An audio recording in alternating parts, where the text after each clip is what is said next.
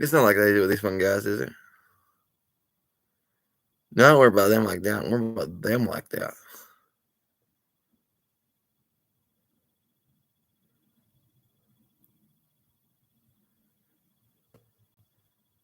Whoever's trying to tell us what to do all the time. See, all the fucking time, and all the fucking time, and all the fucking time, some of us. Because I'm actually like that. I need that job. Because you guys suck at it.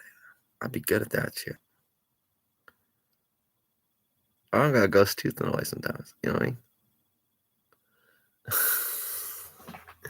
He is an 8, huh? That's what it is.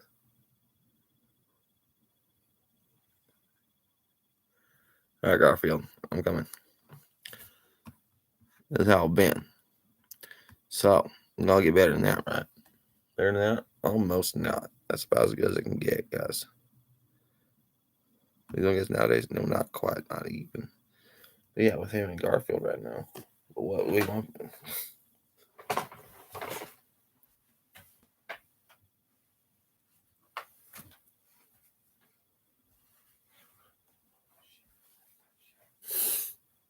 Just for a second.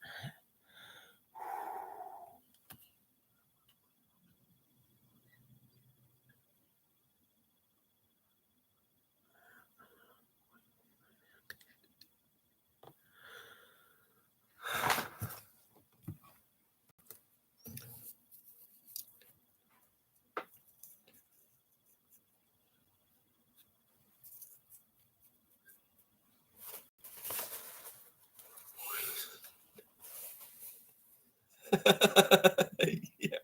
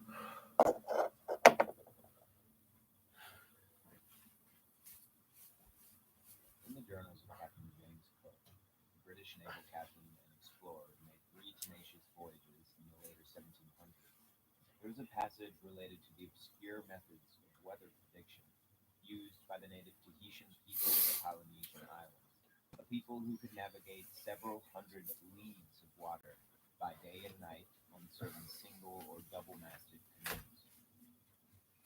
Of their capacity to foretell from which quarter a future wind will blow, Captain Cook says they have several methods, but that he knows only of one. By studying the apparent curvatures of the Milky Way, a Tahitian navigator could predict a corresponding wind the following day. Of their rules, says Cook, I shall not pretend to judge, but I know that, by whatever means, they can predict the weather, at least the wind, with much greater certainty than we can. We learn also of their prodigious knowledge of the nighttime sky and internal memorization of the placement of the stars and corresponding seasons, as well of their belief in the immortality of the soul, the supreme and subordinate divinities, and, of course, of their particular class of priest, the Tahoa. The Tahoa maintained both the spiritual and natural wisdom of the people, and it was to the Tahoa that you would come to be consulted on the gods and the unseen world. For as long as there have been practices of spiritual devotion and religious hierarchies, whether in tribal, nomadic, urban, or temple settings, there have been those who serve as vessels of providence, guides, and wisdom keepers, human channels whereby the flow of prophecy and oracular direction are brought into the world from a greater realm of knowing. These people have attuned themselves to the subtle voices of the spirits, and the methods for hearing what the gods or spirits have to say and discerning their signs in the natural world are quite varied. Whether it took a state of trance, psychedelic frenzy, magical incantation, or pure instinctual sensitivity, there have been many professed behaviors which can provide the oracle or the prophet a certain capacity for mediating between worlds. The Native Americans had their medicine men, who, generally speaking, were healers, religious counselors, and possessed the means to predict events through the natural signs of weather and animals, and guided younger generations into direct contact with the spirits through traditions like that of the Sweat Lodge rite of passage. Often, when we attempt to scan the obscure silhouettes of prehistoric religion, we approach that wide field of phenomena collected under the term of shamanism.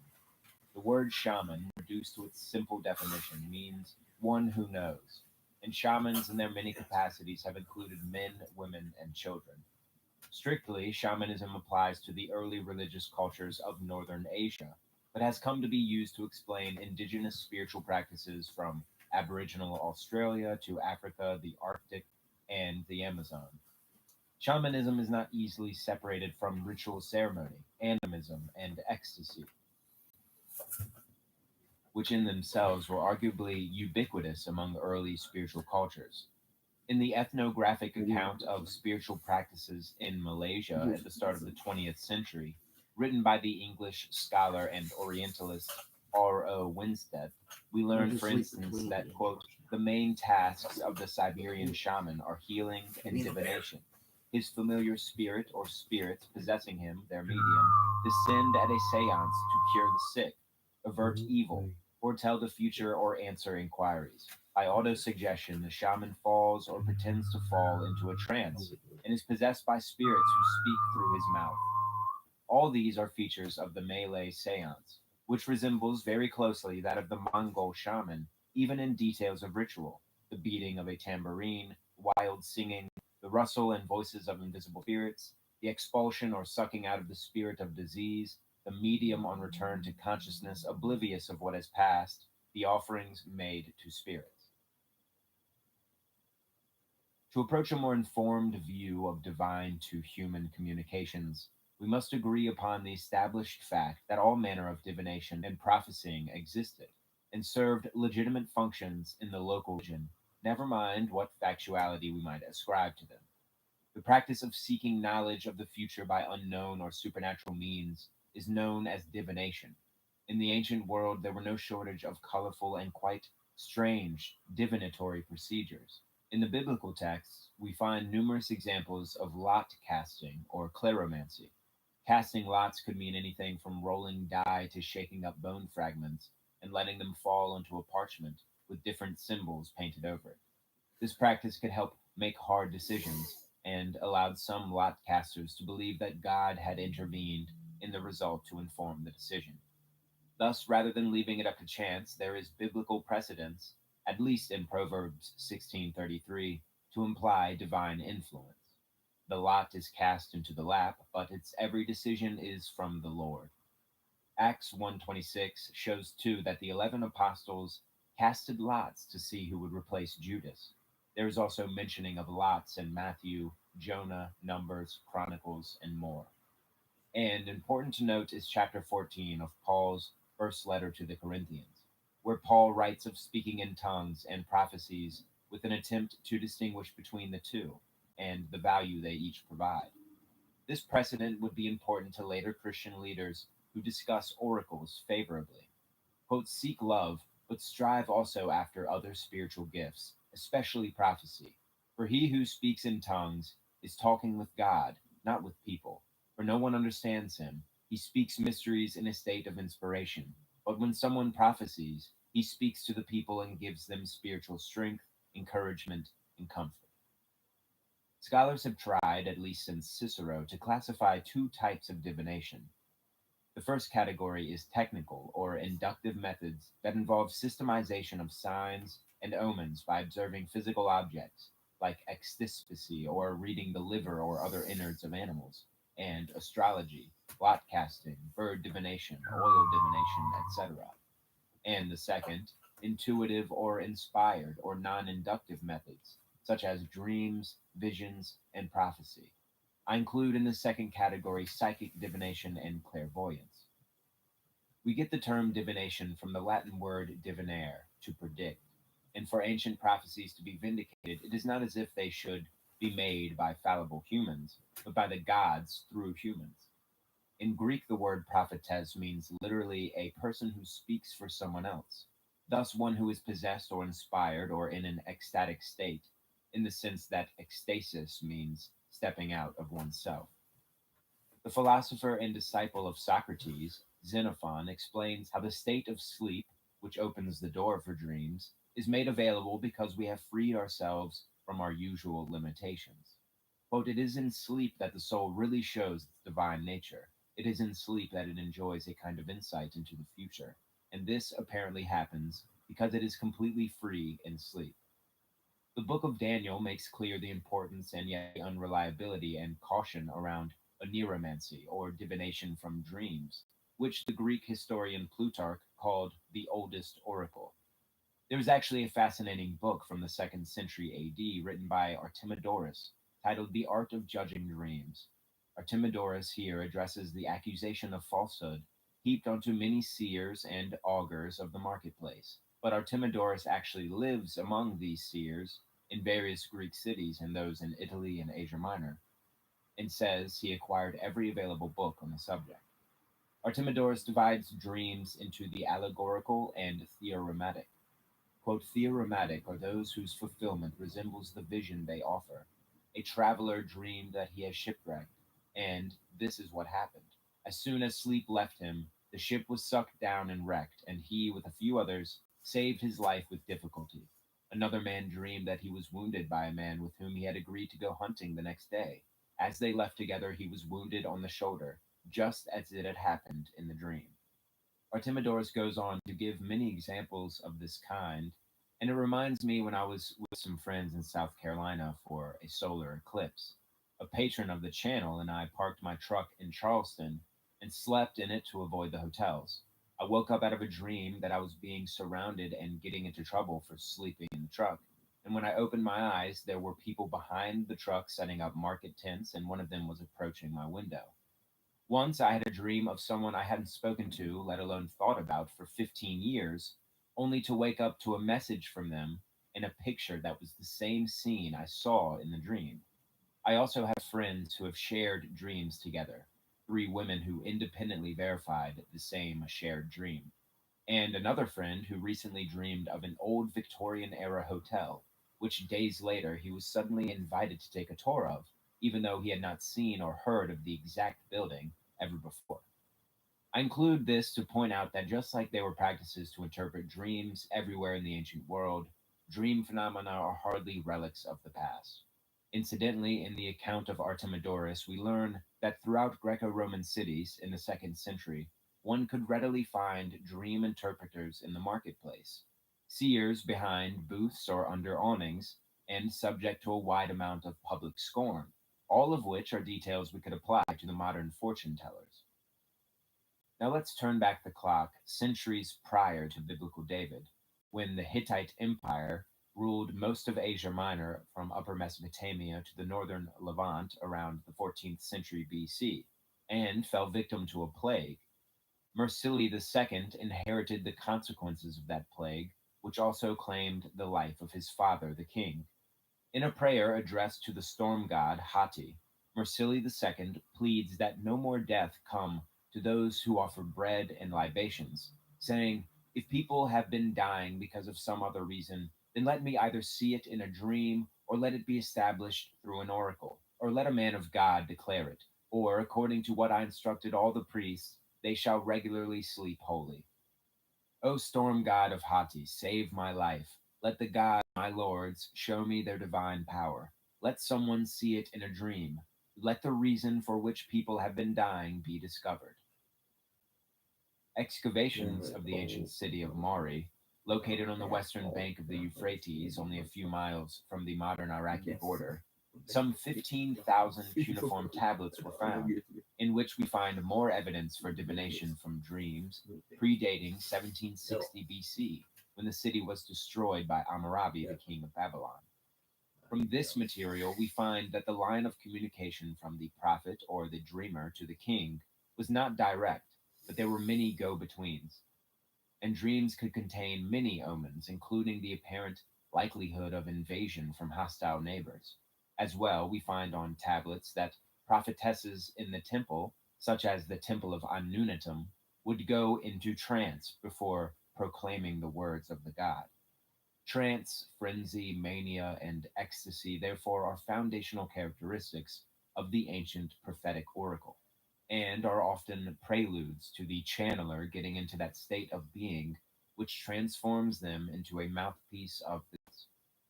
In the 5th tablet of the Epic of Gilgamesh, Enkidu and Gilgamesh are approaching a cedar forest to kill a demon, and Enkidu, in one place, encourages Gilgamesh by saying, "Be furious, like a prophet, go into frenzy."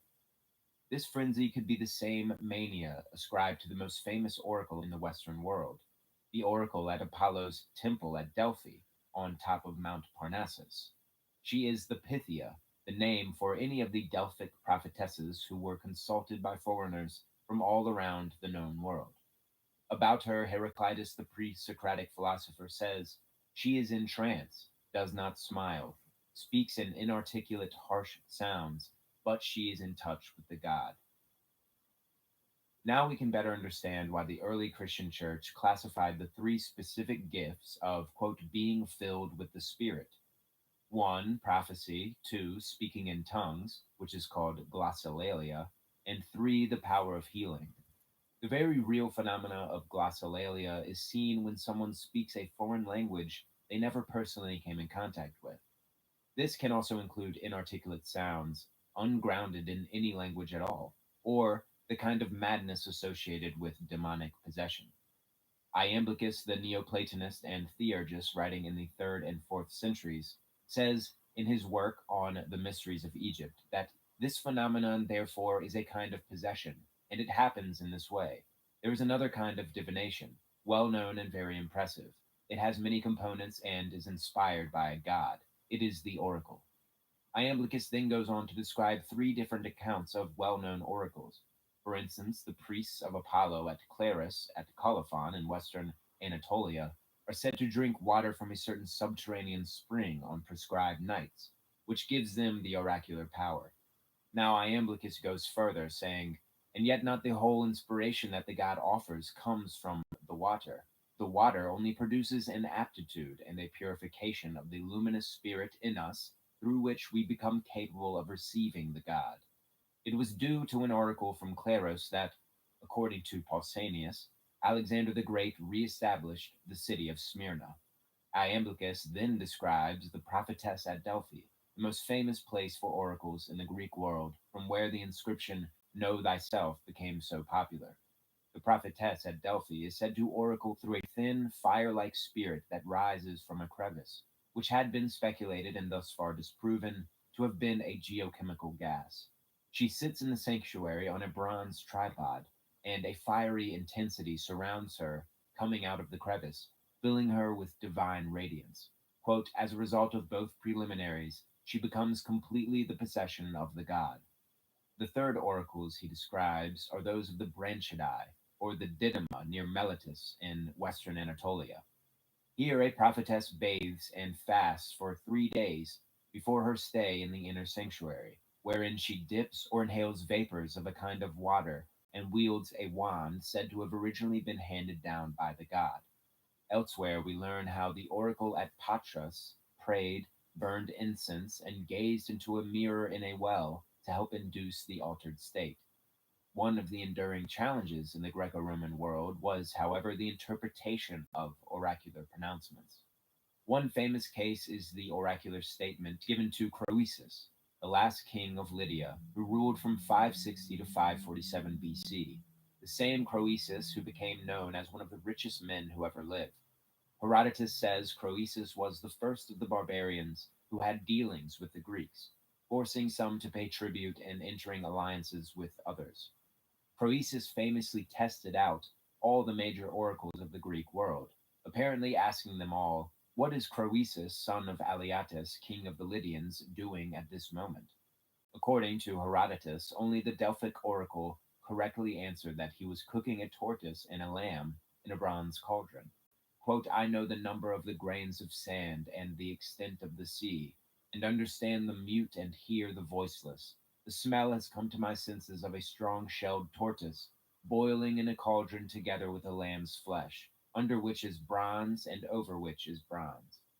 Once Croesus learned of the rising threat of the Persian Empire in the east, he sought out the Delphic oracle again, receiving the oracular statement that roughly read, if you make war on the Persians, you will destroy a great empire.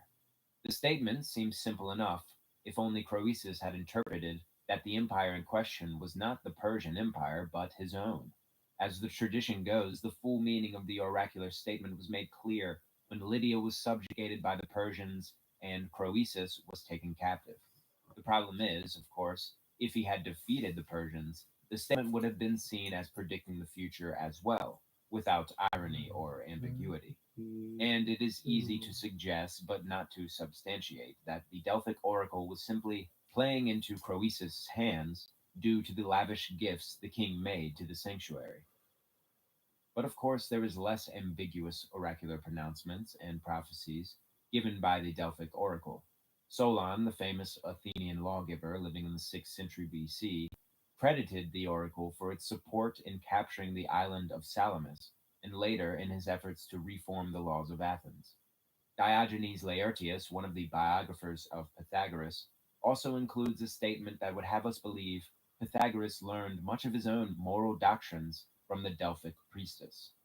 We learn from the first century Roman historian Suetonius in his The Lives of the Caesars that Emperor Nero was given a warning about a 73rd year from the Delphic priestess. Quote, and after consulting the oracle at Delphi and being told that he must look out for the 73rd year, assuming that he would die only at that period and taking no account of Galba's years, he felt so confident not only of old age, but also of unbroken and unusual good fortune that when he had lost some articles of great value by shipwreck, he did not hesitate to say, among his intimate friends, that the fish would bring them back to him. The apparent true result of this 73rd year warning, however, came in the form of a 73-year-old Galba, who became the Emperor of Rome for several months following the death of Nero. Now, although Apollo was the god of oracles par excellence, and often prophetesses were speaking under his influence, another important oracular center in northern Greece was Dodona, where the priestesses were the intermediators for the oracles of Zeus Naos, the patron deity of Dodona. Lead tablets survive dating from around 550 to 167 BC, and the majority of some 4,216 inscriptions contain the question of a consultant, who might ask advice on anything from slaves and marriage to health and travel destinations. One such inscription asks, "Should I marry another woman?" The existence of these lead tablets offer more concrete evidence for the manner of oracular transmission, whereas for the Delphic oracles we rely mainly on voluminous hearsay from second-hand sources. Even the Neoplatonist philosopher Plutarch, who was himself a priest at the temple in Delphi, does not give a personal account of what oracular advice he may have received, if any, during his lifetime, or what pronouncements he may have witnessed. But the Pythia by no means could be compared to the modern day psychic readers who take customers as readily as they come. Oracular pronouncements were not given during the winter months, and for each other month they were given on the seventh day after the new moon. And as Plutarch pointed out when explaining why there were far less oracles in his day due to a smaller population, we could expect many aspects of the oracles at Delphi to have been subject to change, considering oracular activity may have taken place at Delphi for nearly 1,000 years. Now, there was another female oracle at Cumae called the Sibyl, a name which especially stuck in the Judeo Christian tradition and at times is a general reference to many ancient oracles. The Sibyl at Cumae, which was an early Greek colony on mainland Italy dating back to at least the 8th century BC, gave Apollonian oracles in a cave, apparently writing them on oak leaves.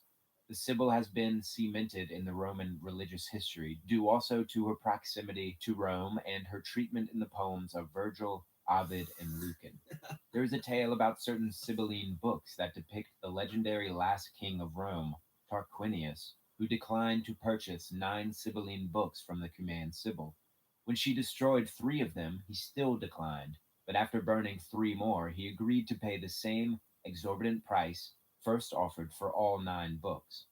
Long after the books were stored in a vault under the Temple of Jupiter on the Capitoline Hill in Rome, where they were tightly protected by the Senate, they were apparently destroyed partially in a fire in 83 BC and later totally burned by order of the Roman general Flavius Stilicho in the later 4th century AD. Not much, if anything, is known about the earlier Sibylline books, and these books are not the same as the collection known as the Sibylline Oracles. This collection of oracles, by the reckoning of scholars, is questionable in terms of date and authorship, and are generally regarded as forgeries composed somewhere between the 2nd and the 6th centuries AD. What is remarkable about this collection, however, is the kind of hodgepodge tapestry of Greco Roman myths, interwoven with Jewish legends like the Garden of Eden and the Tower of Babel, and flourishes of Gnostic and Christian beliefs.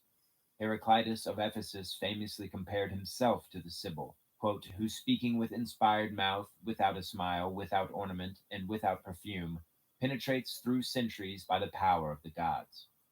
This collection covers everything from the creation of the world, the first sin, the prophecy of Christ, the fall of Rome, the singularity of the one God, and much more.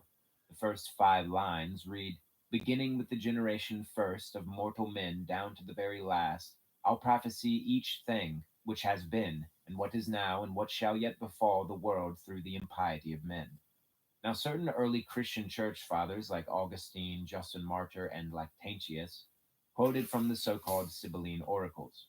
And whether or not the collection we just quoted from actually contains any of the earlier Sibylline books that were destroyed, we may never know. Lactantius, one of the most reprinted church fathers born in 240 AD, uses certain Sibylline pronouncements aligning with Christian beliefs to try and demonstrate that even among pagans there were accounts of the same truths which the Christians now profess. You can find similar patterns among the Christian apologists, such as Clement of Alexandria.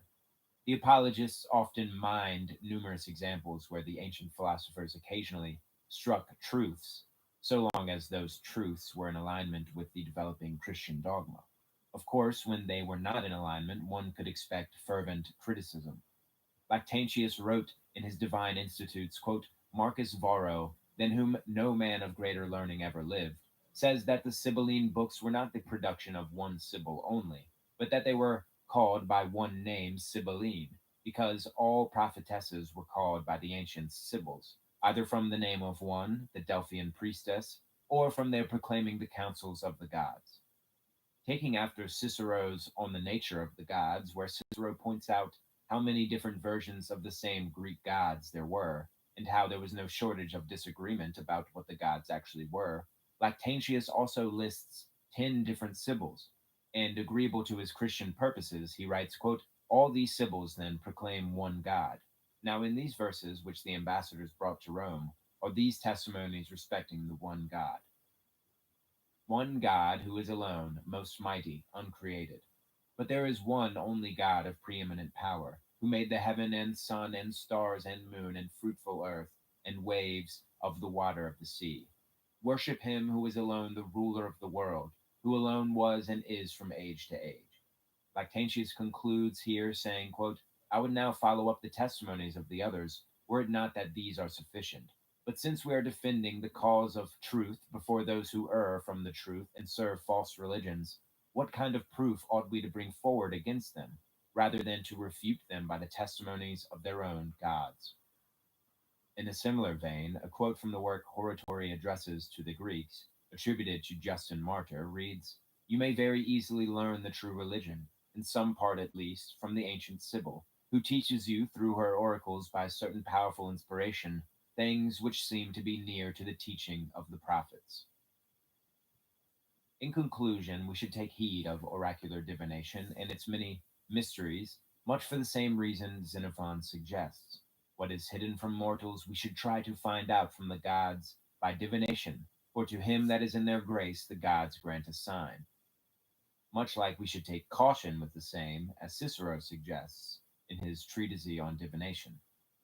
Now, the existence of oracles is by no means limited to a few regions or to the same antiquated religious epoch. The Nechung oracle is still today the personal oracle consulted by the Dalai Lama, the head of the Yellow Hat Order of Tibetan Buddhists. This Buddhist oracle is consulted to prophesy events in no ways unlike the ancient oracles of Greece, Rome, and the Near East. Divination of this sort implies an agency of the gods to many. To others, it was evidence that the individual can, through various means, enter a state of being which aligns their soul to an inner divine knowing, bypassing the limitations of the flesh. For all of us, it should demonstrate that there is so much more to the intricacies of human life, to the creative imagination and the states of being which allow us to express art, literature, and ideas that we cannot readily feel to be attributed solely to ourselves. We could fill many videos quoting the various disagreements or potential explanations of how oracular pronouncements actually work, from Xenophon to Posidonius to Plutarch, Strabo, and Cicero. It is always fascinating to see how universal realities, such as the global practice of various forms of divination, can either be limited by the confines of our present worldview and our personal notions of what's possible, or exaggerated in order to account for whatever alleged anomaly we wish to explain. But what is always more important than these particulars is the mysterious existence of the thing itself. The how is intriguing, but the what and why makes a far greater impact. And there will be times in our lives where we are struck by a sign that is not ambiguous at all, but quite clear with its message. With oracles and divination practices, we check the box for another example of independent religions and isolated cultures emphasizing the spiritual function of the same existences. Whether it be the hidden messages in dreams, the words spoken by a shaman or a prophetess during an oracular ceremony, or the divine signs perceived in the stars or in animate objects, the world is brimming with signals of the divine and voices of the gods. I wonder then what might be possible if we stopped dismissing it all and instead quieted the mind, opened our eyes, and listened to the mystery. If you would like to support the channel and help keep us as active as we can on these subjects, consider supporting my Patreon through the link in the description below. A major goal of this channel is to familiarize you with the sources of ancient esoteric philosophy and comparative religion. From this foundation, we can all the better approach the ancient religions and the great mystery of our lives today. With that, be well. See you soon.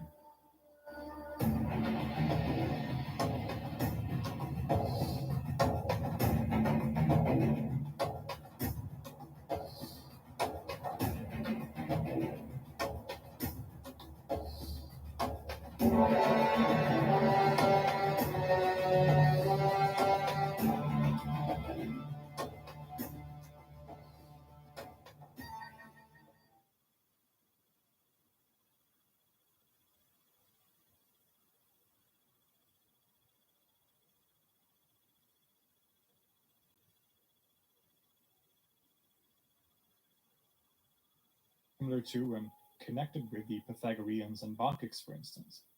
And we indeed see many similarities between the practices of these mysteries and those ascribed to the so called Orphics, including vegetarianism and particular ritual rules such as the prohibition of burying the dead with wool.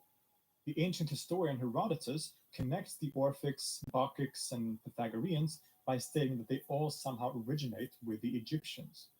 While we should be careful to accept such claims too easily, since this kind of Orientalism was very common of a trope in ancient times, which didn't always represent reality, but at the same time, there are other aspects that might point in that direction.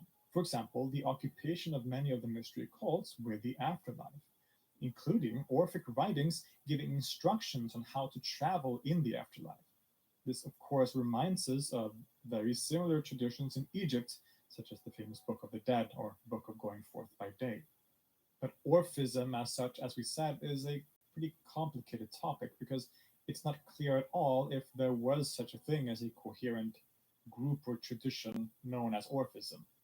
It might have been more so the case that Orpheus as a figure was so strongly associated with Teletai, with mysteries and mystery rites, right, that many of these actual mystery cults, such as the Bacchic cult or the Pythagoreans perhaps, would sort of ascribe their rituals to Orpheus as a kind of authority, as a way of legitimizing your tradition by saying these rites originate with Orpheus. Right? So he becomes a kind of omnipotent symbol for all these ancient um, mystery cults in that way.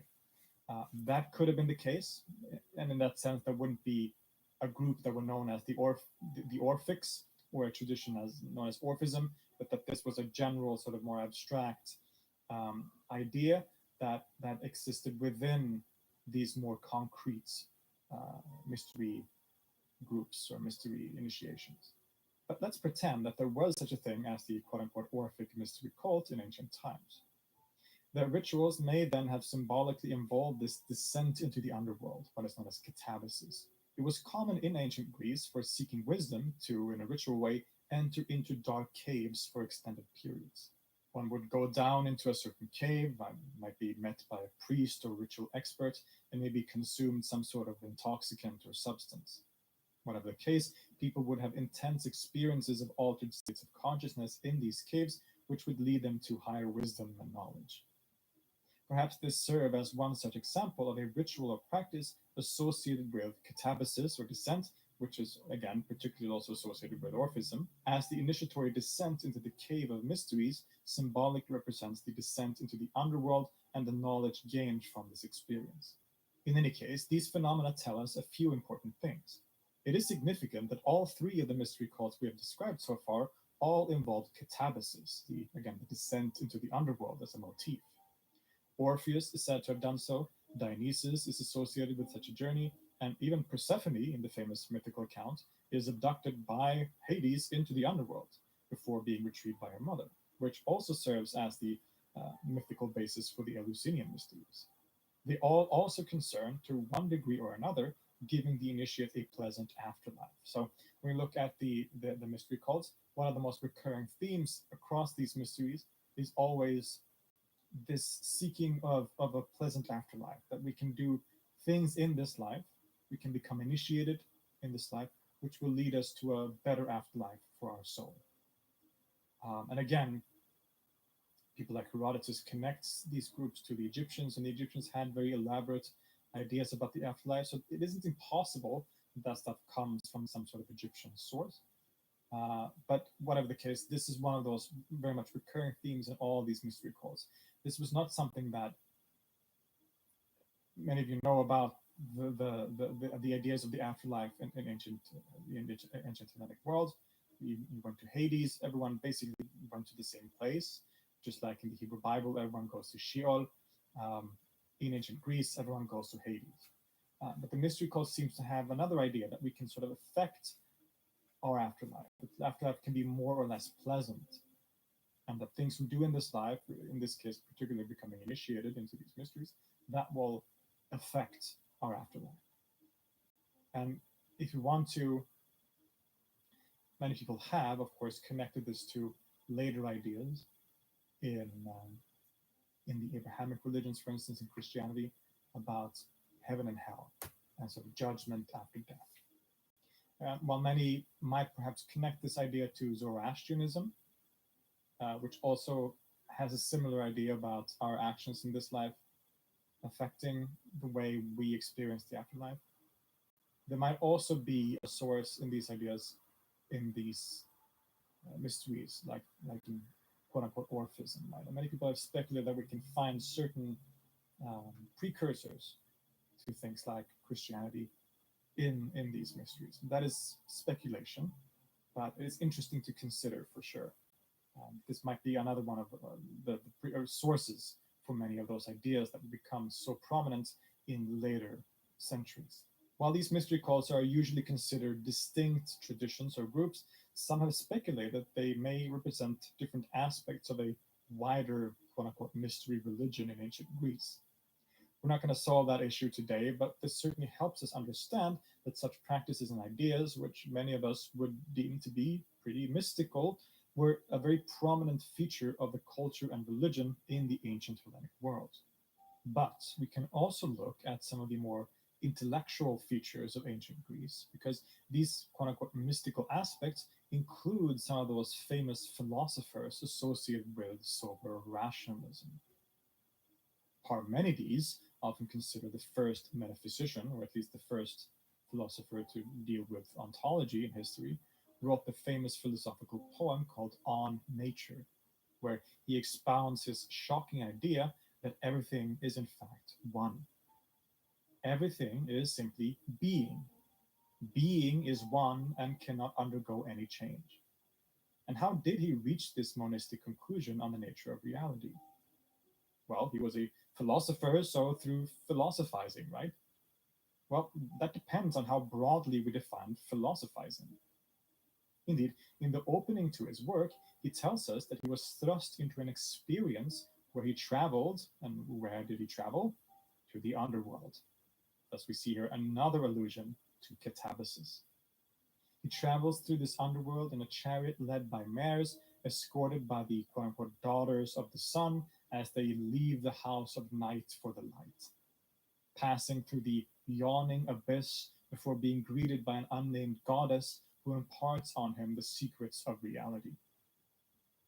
Many have interpreted this as only a sort of poetic, metaphorical ornament at the beginning of the work, but that seems to me at least pretty naive. What certainly seems to be going on here is that Parmenides is describing a very real, to him, mystical experience through which he received mystical insight into the truth of reality. That truth, to Parmenides, was a radical monism. Reality is an undifferentiated whole. It is one and without change. The mundane reality of change and multiplicity that we experience is only our senses and limited minds misleading us. But through mystical insight, he has been given the truth, which he expounds in this famous and influential philosophical work. So here we have one of the most influential and important philosophers in history, who influenced some of the great figures like Plato and Aristotle, having a kind of mysticism at the very core holding up his philosophy. Again, this is one interpretation of the account at the beginning of Parmenides' treatise. Many will still interpret it in a different way, that no, this is just sort of metaphor, just a way of opening it in a poetic way, because it is a poem after all. And that, the bulk of the work is philosophy, and it is philosophy. When you read the work, he is arguing for his case. Right? So he's a philosopher in that sense. But I think we do ourselves a disservice if we discount this very dramatic part at the beginning of his poem, which seems also to connect to ideas of catabasis, of descent into the underworld. There's all this imagery, right, that alludes to the mysteries, for instance, which you will see also in other philosophers. I think we can't discredit that as just being some sort of, poetic metaphor, but that it is alluding to this truth or this knowledge that he's trying to impart, that this will result in some way of a kind of what we would refer to as some kind of mystical experience, or at least some kind of altered state of consciousness. And later figures such as Plato himself isn't much different. Of course, Platonism is strongly associated with mysticism, and a lot of what we call mysticism indeed comes from the Platonic framework and vocabulary. But a lot of this comes from the so called Neoplatonists like Plotinus, who lived a few centuries AD. It isn't as clear in Plato himself unless we project the ideas of Plotinus onto Plato, which many do, of course, so reading Plato through the lens of Plotinus. But in the dialogues of Plato themselves, there are also indications that there's a kind of mysticism at play here. And that, aside from the importance of reason and argument for arriving at truth, there is an even higher source of knowledge, that of mania, or divine madness, through which we receive wisdom directly from the divine. In general, of course, Plato is famous for having esoteric or so called unwritten doctrines. We find references to these unwritten teachings in Aristotle, but they are also important for the later Neoplatonists as a source for their particular interpretation of the master. That there were teachings or aspects of Plato's thought that he didn't express overtly in his dialogues is hard to deny, as we seem to find this stated in his own writings too, particularly in his seventh letter, which most scholars agree to be authentic by Plato himself, where he also, of course, speaks as himself rather than through Socrates in the dialogues. He seems to say here that there are aspects of his teachings that he won't write down, and indeed that can't be written down or expressed in words. He says, quote, "There is no writing of mine about these matters, nor will there ever be one. For this knowledge is not something that can be put into words like other sciences.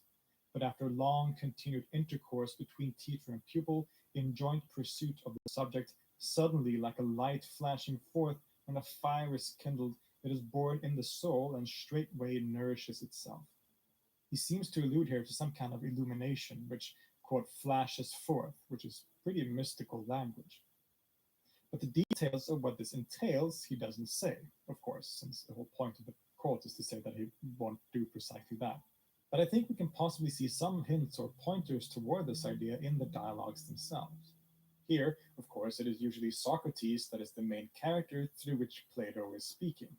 And it can be hard to know if what is said represents Plato's own ideas or is simply a retelling of his teacher Socrates', although I usually tend to lean toward the former option. For example, in dialogues like the Phaedo, which depict Socrates' last moments with his friends and students before drinking the hemlock and dying, we get some interesting contemplations on the goals and nature of the philosophic life, as well as a striking and almost psychedelic vision toward the end. The philosophic life and the way to reach philosophical truths, according to Socrates in this dialogue, involves a turning away from the body and senses to where the soul is left alone. Quote, "And does purification not turn out to be what we mentioned in our argument some time ago, namely, to separate the soul as far as possible from the body and accustom it to gather itself and collect itself out of every part of the body and to dwell by itself as far as it can, both now and in the future, freed, as it were, from the bonds of the body."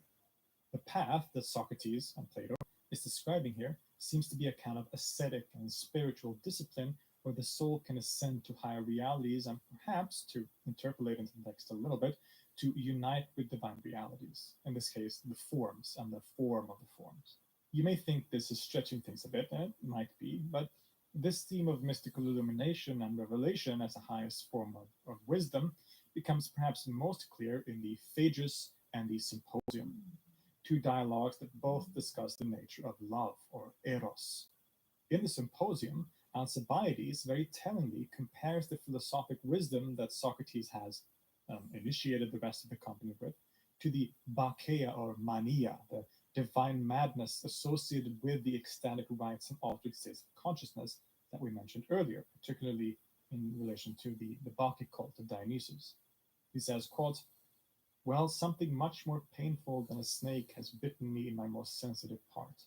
I mean my heart or my soul, or whatever you want to call it, which has been struck and bitten by philosophy, whose grip on young and eager souls is much more vicious than a viper's and makes them do the most amazing things." Now, all you people here have all shared in the madness, the Bacchic frenzy of philosophy. And in my opinion, it is in the Phaedrus that this sentiment is most strongly expressed, as the dialogue is a positive celebration of divine mania or madness. The famous story takes place in the wilderness outside of Athens, where Socrates sits down next to Phaedrus, who reads him a speech that Lysias has held about love and friendship. At first, Socrates seems to agree that erotic love is something dangerous. It makes people go mad with desire, hindering their moral faculties and clear thinking. But then, through an intervention of his guiding daimon, Socrates changes his mind and instead holds a new speech in praise of mania or madness, or erotic madness particularly. He makes a clear distinction between human madness brought on by things like diseases on the one hand, and on the other hand, a divine madness or mania that is given by the gods. And this kind of madness is the highest and most beautiful of states that the soul can experience, at least in this life. He furthermore divides divine mania into four categories: prophetic mania, such as the Oracle of Delphi being inspired by the god to speak; Bacchic madness, associated with the rituals and initiations of the cult of Dionysus; poetic mania, that is, when the muses influence a poet, or maybe musicians, for instance, to create beautiful art; and lastly, erotic mania, or the madness of love, which he sees as the most exalted of them all. In an absolutely beautiful section, Socrates or Plato explains that the soul can become enraptured by beauty in the world, that one becomes mad with divine madness and illumination. He explains that before we as souls came into our bodies, we knew the true realities, in Plato's thought, the forms, intimately and directly. But most of us have forgotten now, being caught up with the world of matter and change. But there still remains a remembrance of that original knowledge within us.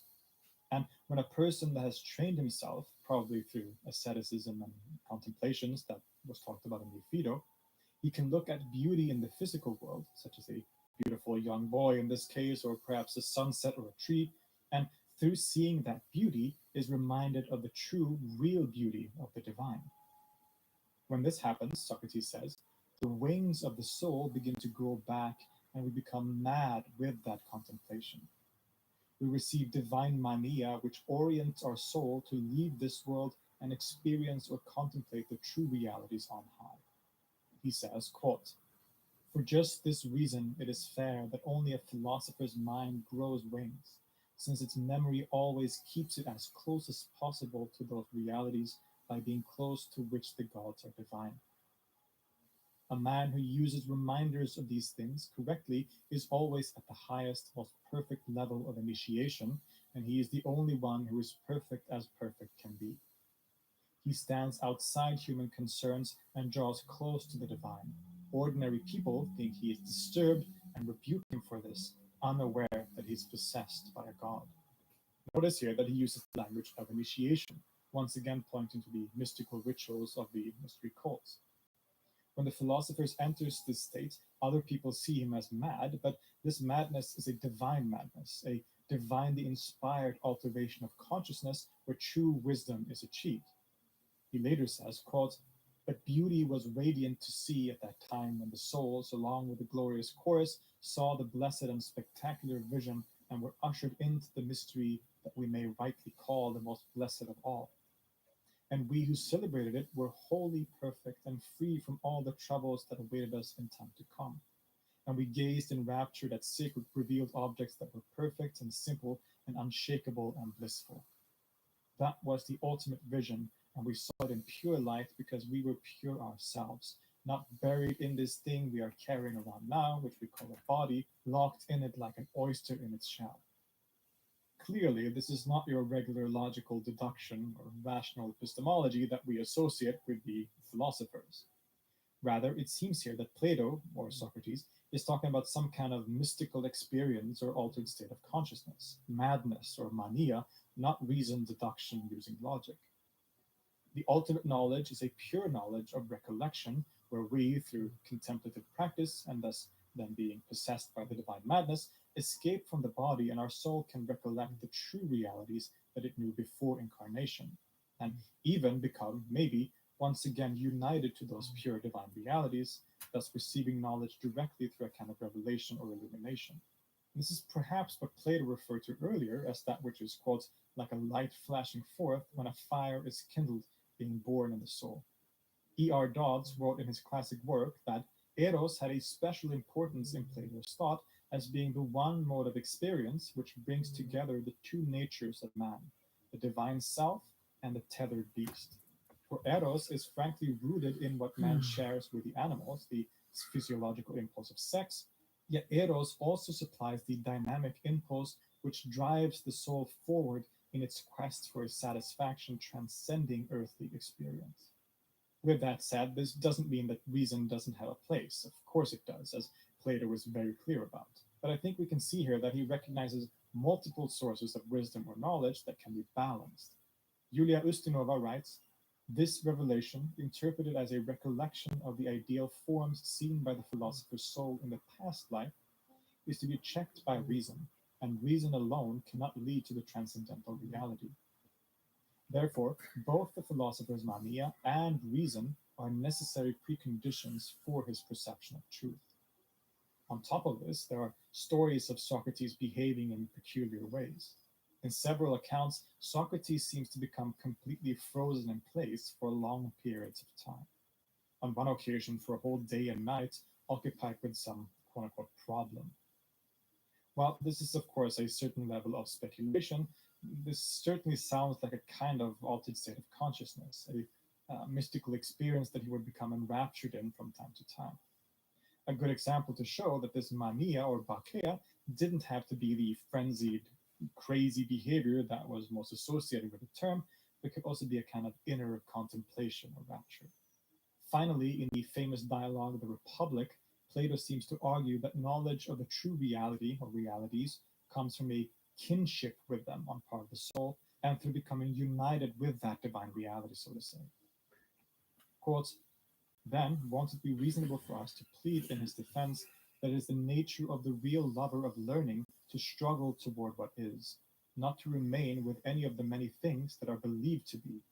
That, as he moves on, he neither loses nor lessens his erotic love until he grasps the being of each nature itself with the part of his soul that is fitted to grasp it, because of its kinship with it, and that once getting near what really is and having intercourse with it, and having begotten understanding and truth, he knows, truly lives, is nourished, and at that point, but not before, is relieved from the pains of giving birth. If we read this through the lens of someone like Plotinus and the Neoplatonists, we can of course interpret many of these words and phrases as referring to a kind of mystical experience and ontology that I've alluded to before. The soul has a kinship with these realities could be read as referring to the idea that the soul's home is in the divine world of the nous. It is the nous. And her having intercourse with it also certainly smells of a kind of unio mystica, the soul becoming united with the higher realities.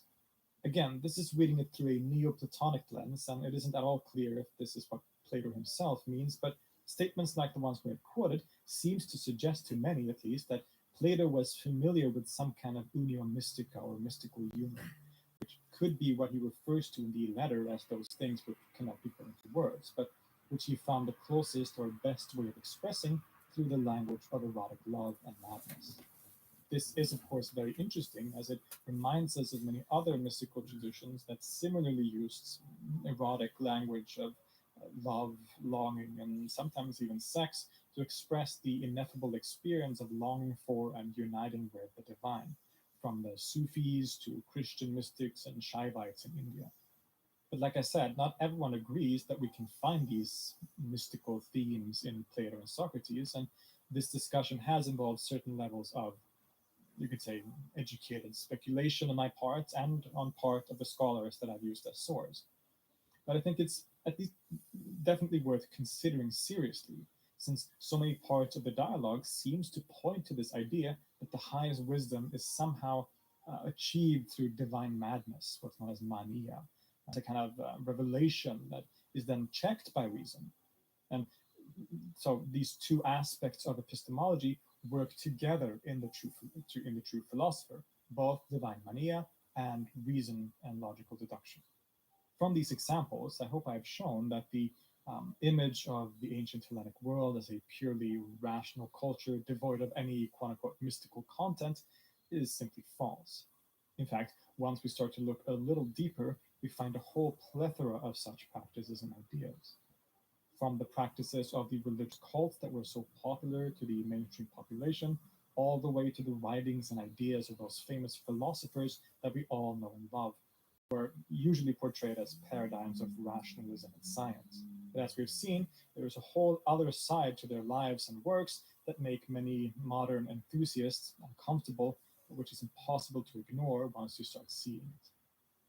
Of course, as always, this has just been a very general overview of a few examples of what we could call mysticism or mystical experience in ancient Greece. Um, that word mysticism, we all know it's a word that has issues, and using it in this context like this, sort of, the academic inside me is sort of screaming at me. But I think if we base it on this working definition that we've had, that we established at the beginning of the episode, and we're all also aware of the problems with the term that were discussed both here and in previous episodes, I think we can sort of get away with it. And so, with that in mind, this has been just a few examples of what we might be able to call mysticism in ancient Greece, or at least examples of some kind of altered states of consciousness as a means to wisdom in the ancient Hellenic world. There is, of course, a lot more that we could discuss, so please let me know in the comments if there's any particular topic within this wider subject that you would like me to cover in the future. Like I said, there's plenty of stuff to get into there. So yeah, feel free to leave me suggestions. As always, I would like to thank all my patrons who keep this channel going. This really is the best way to support this channel. As you probably know, the YouTube algorithm can be very unpredictable, and so to have people support me monetarily like that is truly so appreciated, and I'm very thankful for that. I would highly, of course, appreciate if anyone else wanted to become a patron too. So we'll leave links to that in the description and in the pinned comment. You can also support the channel by a one-time donation through PayPal. There are links to that there too. Um, what else? If you want to find me on my socials, I'll leave some links here. I'm on Instagram, I'm on TikTok, I'm all over the place. So go follow me there if you're interested in some of my work, including some of my music, as well as the work I do here on Let's Talk Religion. And speaking of music, I also have another channel that is dedicated primarily to music. So many of you will know that I make the majority of the music for the videos on this channel myself. And so on my other channel, which is called Philip Holm, I post music, my own music, as well as music content generally. So if you're interested in that, go check that out. For now, I hope this has been an educational and interesting video on quote unquote mysticism in ancient Greece. Look forward to more videos on similar topics in the future, and I will see you next time.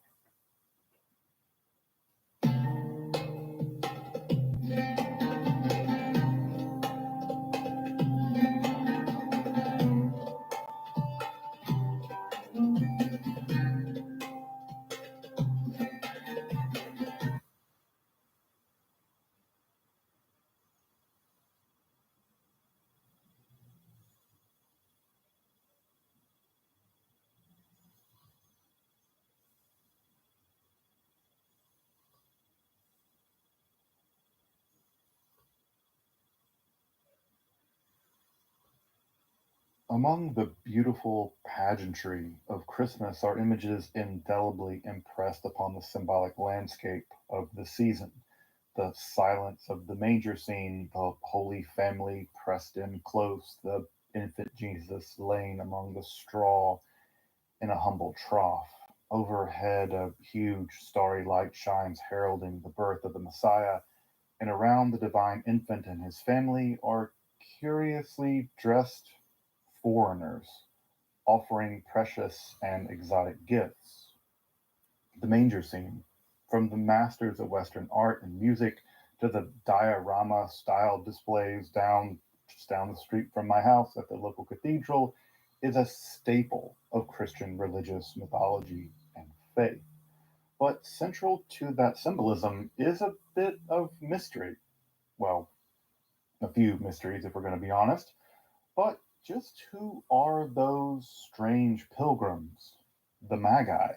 learned wise men, sometimes even kings or Zoroastrian priests from the far east, following a miraculous star to that manger in Bethlehem.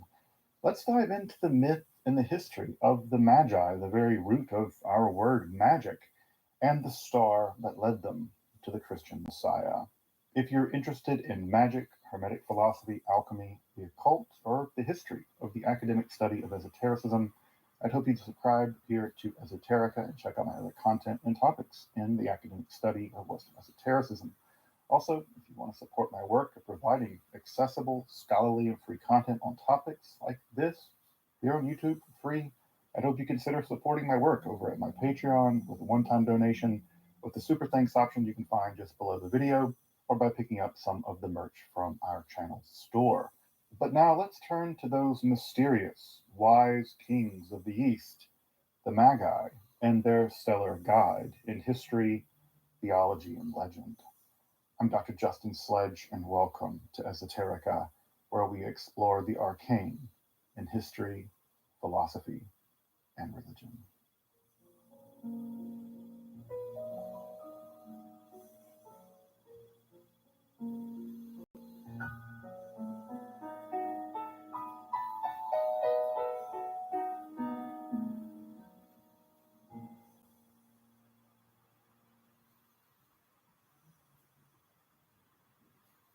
Disentangling myth from history is a fraught task. On the one hand, there's just the technical difficulty of trying to figure out the Rankian wie ist eigentlich gewesen, the what really happened for the historical Jesus, along with the historical Magi of that period and leading up to this story in the Gospel of Matthew. Often, that historicizing comes across as an attack upon the mythology upon which faith relies. But that's the task. This is an academic channel. However, there's also a second, and to my mind, be very frank, equally important task. It's to take faith very seriously. Not literally, but seriously. And in that way, I also want to ask in this episode, what did the Magi and the star mean to the early followers of the Jesus movement?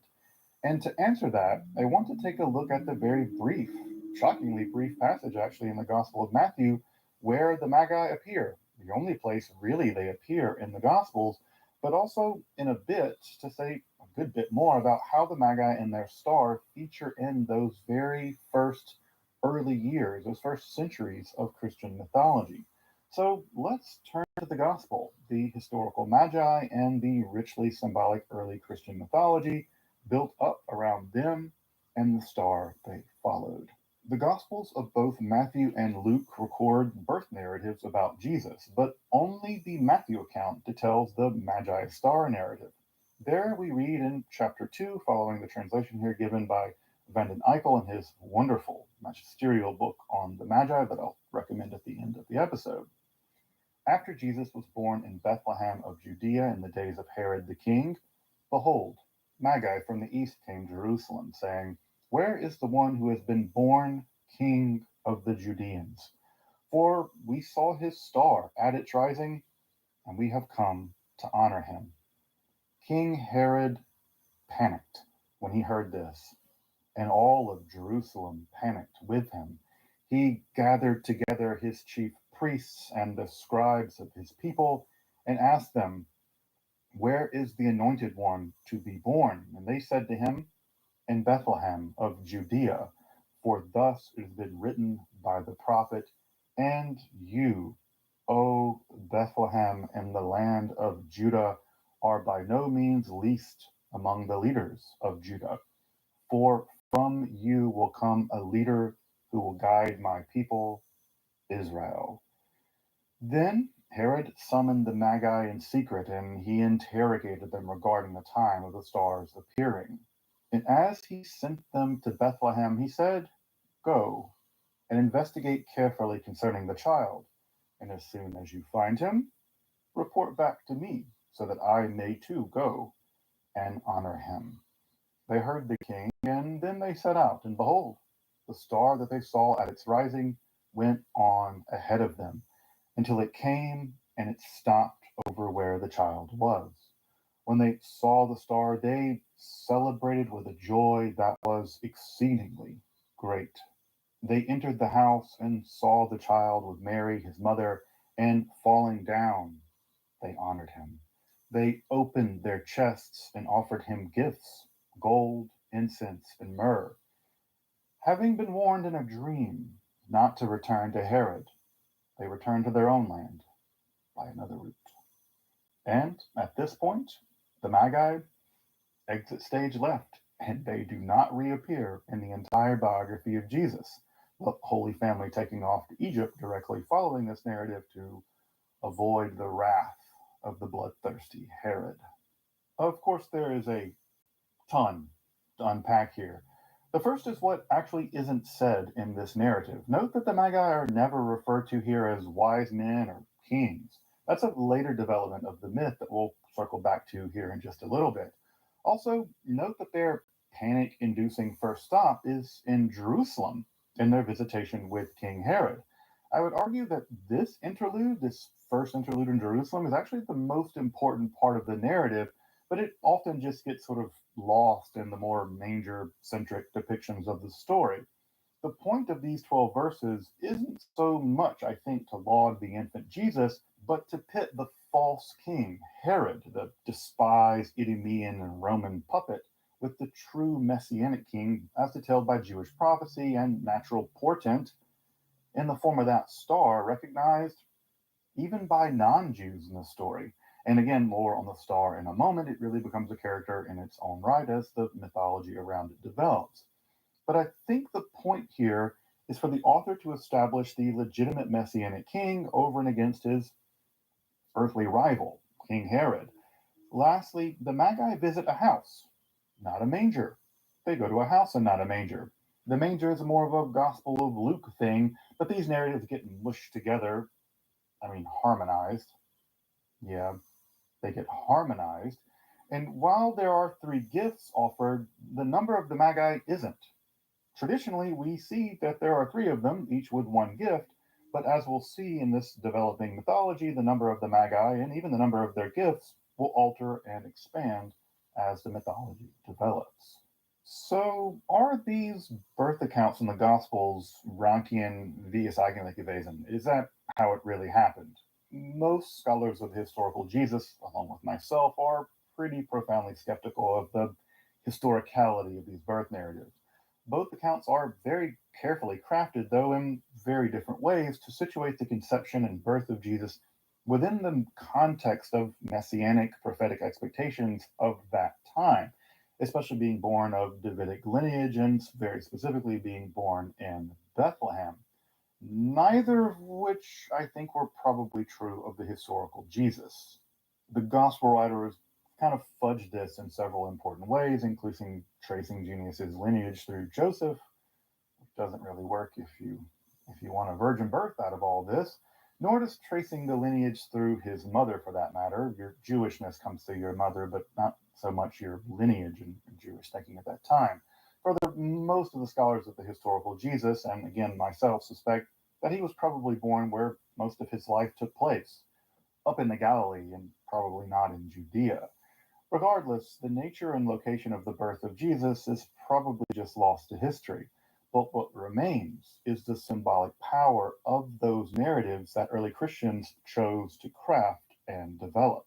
And that the writer of Matthew chose, of all the narrative decisions available to them, to choose the Magi and the star is important and absolutely worthy of scholarly analysis and worthy, frankly, of recognition for its incredible symbolic beauty as mythology, regardless of any historical reality.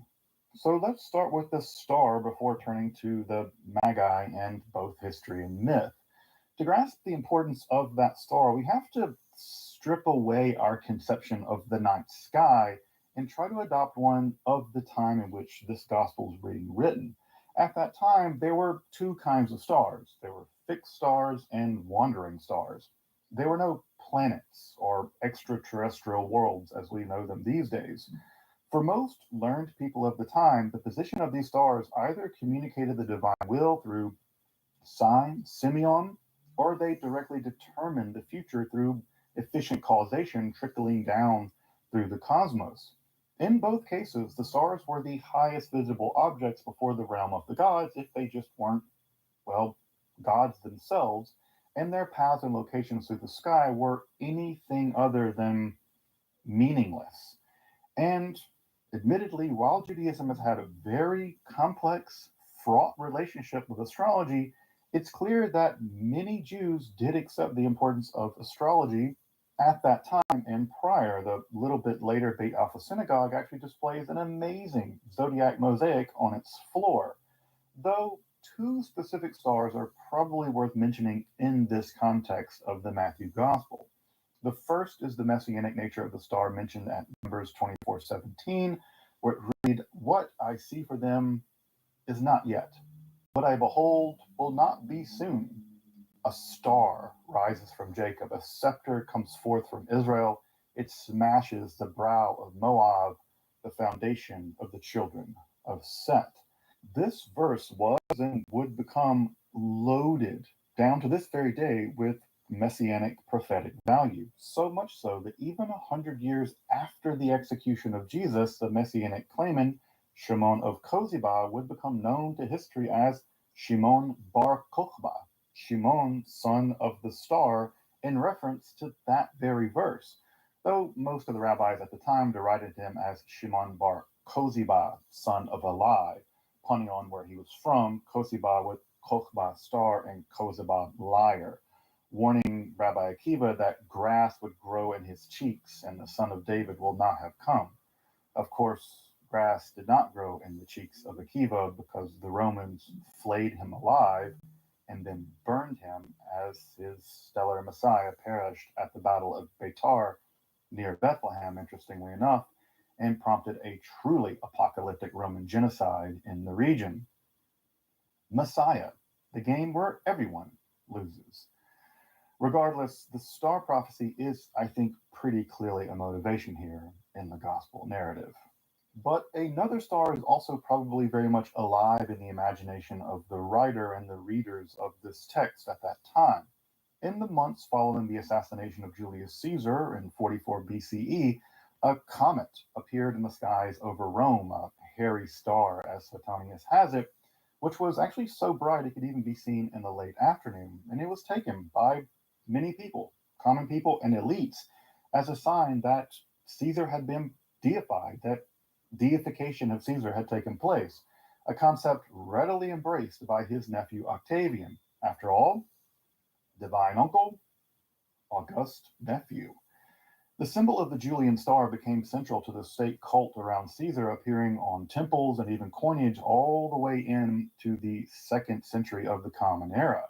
Thus, for a learned, literate person living in the Roman Empire, penning a gospel, which is, by the way, a kind of literature actually associated with imperial declarations at the time, so it's already kind of invoking some imperial idea, the divine Julian star, the general astrological worldview of the time, and the indigenous Jewish messianic star prophecy, given all this, it's not at all surprising to find a stellar herald of the Messiah in the text. Of course, it's also possible that the text does recall an actual astrological event sometime around the birth of Jesus, and a lot of ink has been spilt trying to sort that out, from Halley's Comet appearing in 12 BCE, the conjunctions of Jupiter, Saturn, and Mars in 7 and 6 BCE, a hypernova over in the Andromeda Galaxy in 5 BCE, which is going to collide with us in a few billion years, a couple supernovae in 4 and 2 BCE, and much else besides. Though, honestly, I think that if the author wanted to be specific about the nature of the star, and astrological science at that time was well developed enough that they could have, if they wanted to, well, they didn't. And the fact that they didn't tells me that, at least in part, the function of the star in this story is primarily, maybe even exclusively, symbolic. And as we'll see very shortly, the star itself will go on to become a character in the birth narrative itself. It will outshine all other stars in the sky, including the sun. It actually becomes identified with an angel, and eventually it becomes identified with Jesus. So, Jesus Christ, literal superstar. While the star that they followed is complex and probably symbolically overdetermined, who followed it is equally complex. Who were these magi? Magi. Already by the first century, the Magi were a complicated and polarizing group in the ancient world.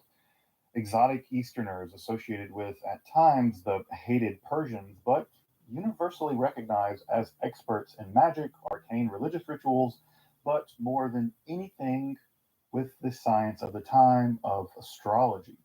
But to get their symbolic function as it appears in this myth, let's turn to what we know about the actual historical magi, the historical magi. The term magus, from the Old Persian magu, magush, though the etymology is opaque here, first appears on the Bisuton inscription of Darius I around 522 BCE, which actually names a Median magus named Gamata, the son of Cyrus II, the former king who the Greek historian Herodotus will actually know him as Smerdis. The term is attested in a wide variety of ancient Near East languages: Old Persian, Elamite, Akkadian, Aramaic, Parthian, Sasanian, and it's denoted always in the form of magus or magush, denoting it as a technical term, being transliterated from language to language rather than being translated from magus to some other term in those languages. It appears that they were a Median priestly group, the exact nature of which is heavily debated now in the literature. Some scholars see them as a priest class, a specific Median tribe, as Herodotus notes, or something perhaps akin to the Israelite Levites, who are uniquely tasked with ceremonial life or specifically trained ritual experts. However, in this earliest period, they are not yet associated, much less uniquely associated, with the emergent Zoroastrian religion. That's going to come a bit later. At this point, in fact, in the oldest text, Agathas and the Avesta, the term for priest in those earliest Zoroastrian texts is Athravan, not Magus or Magush. So the Zoroastrians already have a technical term for priest at this early period. From surviving documents of this, again, earliest period, it appears that the Magi were typically associated with receiving ritual foodstuffs, specifically barley and wine. And by the time of Darius I, they're also functioning basically as the official priests of the Achaemenid kings. Here, their cultic functions include a wide range of sacrifices of livestock, including horses, libation offerings to rivers and mountains, memorizing and reciting scriptures. Some of their names seem to indicate that they were specifically memorized, like Hafiz and Arabic names now, along with a range of state bureaucratic duties. Their geographic distribution also became incredibly wide, and they are attested at a wide range of cultic functions, from Persepolis over in what is now Iran, all the way over to the Elephantine Island in Upper Egypt. They do not seem to serve a specific god, however, and the Magi appear in ritual contexts associated with the Persian Ahura Mazda, the Elamite Humban, and overseeing flour stores at the temple at Inanna at Uruk in Babylon. This religious polyvalence has led some scholars to see them as kinds of, I don't know, religious mercenaries, or a type of religious apparatchiks of the Persian state, kind of having their finger in the pie of, well, lots of religions. I know that's a strange image. Sorry. The Magi are also well attested in Greek literature as early as the Persai of Aeschylus, and even about 500 BCE in a fragment of the wonderfully cantankerous philosopher Heraclitus. The most sustained discussion of the Magi in history, frankly, is from Herodotus, the Greek historian, where we learn that they were the direct counselors of kings of Persia. They interpreted dreams and they performed libations and sacrifices, including the horse sacrifice, which again may be a sort of Indo-Persian kind of religious ritual like the Ashvamedh found in the Rig Veda, all of which, again, these functions agree with other ancient Near East sources.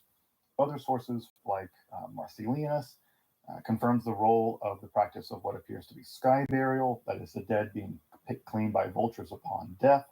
Xenophon recounts that the Magi were the tutors of the Persian kings, and they performed a range of ceremonies, including the coronation of new kings. Curtius Rufus has the Magi carrying sacred flames before battle and chanting hymns alongside the Persian warriors. Again, more monthly horse sacrificing like the Ashvamedh, and guarding the tombs of dead Persian kings. Aristotle ascribes to them a dualistic religion, with Zeus or Mazdes ruling in goodness, and Hades or Manus in the role of the evil god, and images of them officiating are attested in grand monumental inscriptions, little golden figurines, and seal stamps found all over the Persian Empire, prior to the Persian Empire, and well into the Sasanian period and beyond. Certainly by the Parthian and Sasanian period, they are known for keeping alight sacred flames and had consolidated a religious ceremonial monopoly in the region. And as we've seen, very little can be known about the exact religious beliefs of the Western Magi in the earliest period. It appears that they do, however, at some point come as a group to become disciples of the newly emergent prophet Zoroaster, or the newly adopted prophet Zoroaster. Now, this is a very thorny issue in Zoroastrian studies and Zoroastrian scholarship.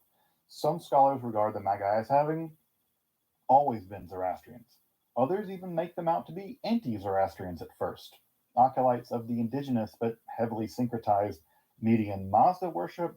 Some of them see them as kind of religious mercenaries and functionaries of the state religion of a highly syncretized version of Zoroastrianism and Persian religion or Persian religious interests more generally. As we've seen by Xerxes I, they're functioning in an official capacity in the state, especially tending to sacred fires, offering libations, including the juice of the homa plant, livestock, and probably horse sacrificing, along with a range of ceremonial and, frankly, just bureaucratic functions in the empire. But when and to what degree they become associated with the emergent religious or religious reforms of Zoroaster isn't exactly clear. However, by 520 BCE, Darius I had definitely begun to introduce a kind of Zoroastrian prioritism, declaring that Ahura Mazda was the highest of the gods, but he didn't dismiss other gods such as the Elamite Humban, the sun god Mithra, which was very popular, or again the fertility goddess Anahita, again very popular, all of whose devotion continued well through the Persian Empire, not to mention lots of other versions of Christianity and Judaism, Buddhism too. What seems to have happened is that the Magi class of priests would eventually accept a syncretized Zoroastrian doctrine sometime in the first half of the 4th century BCE and continue to work in the ecumenical policy within the state's Persian policy of religious toleration. Now, that wouldn't always work, but as we'll see, in general, the Persians were quite religiously tolerant and tolerant in general. Now, this is not the place to discuss the Zoroastrian religion in general. If you want a general introduction to Zoroastrianism, check out Philip's channel, Let's Talk Religion. He has a great video on the topic, and I think he's going to remake it just pretty soon. But I do want to mention that we do know a little bit about a few actual Magi from roughly this time period, though mostly from periods after the period of the composition of the Gospel of Matthew. The best documented Magi we know of was Cartier, who served as chief priest during the reign of 4 Sasanian kings during the 4th century of the Common Era. Again, a bit beyond our time frame, but I think he's worth mentioning because we do know something about an actual Magi.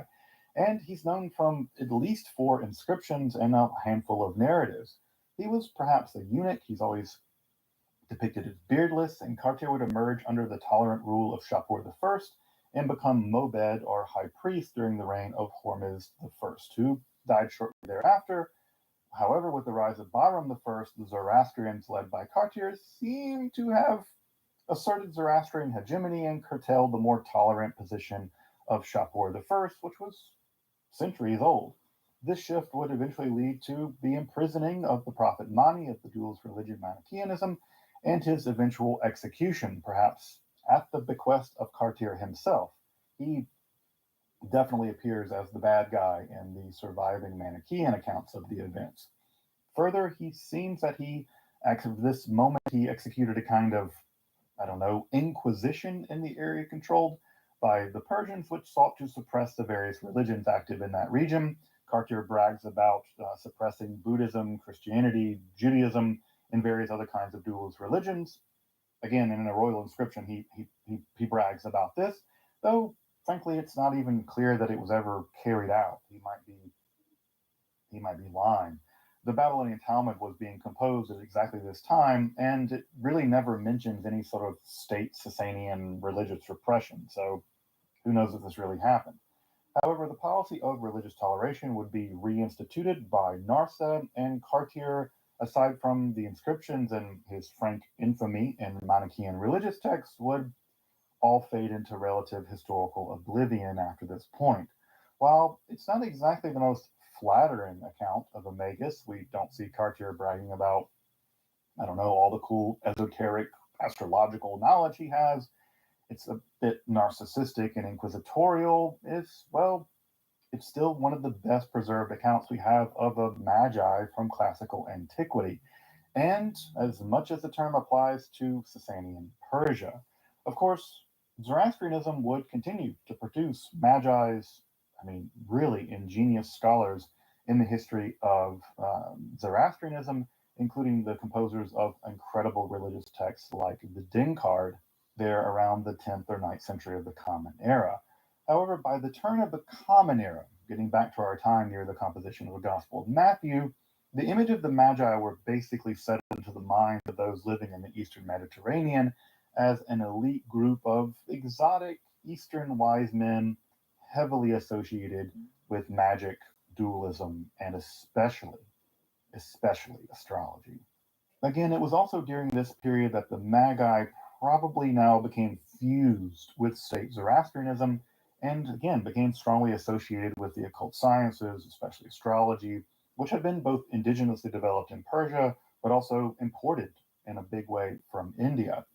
For the Greeks, however, the religious rituals of the frankly hated Persians were typically denoted as what the Magi do in the word mageia. This anti Persian bigotry led to the dysphomism such that malevolent supernatural causation, for lack of a better phrase, honestly, entered their language as it did ours, as the term mageia, magic.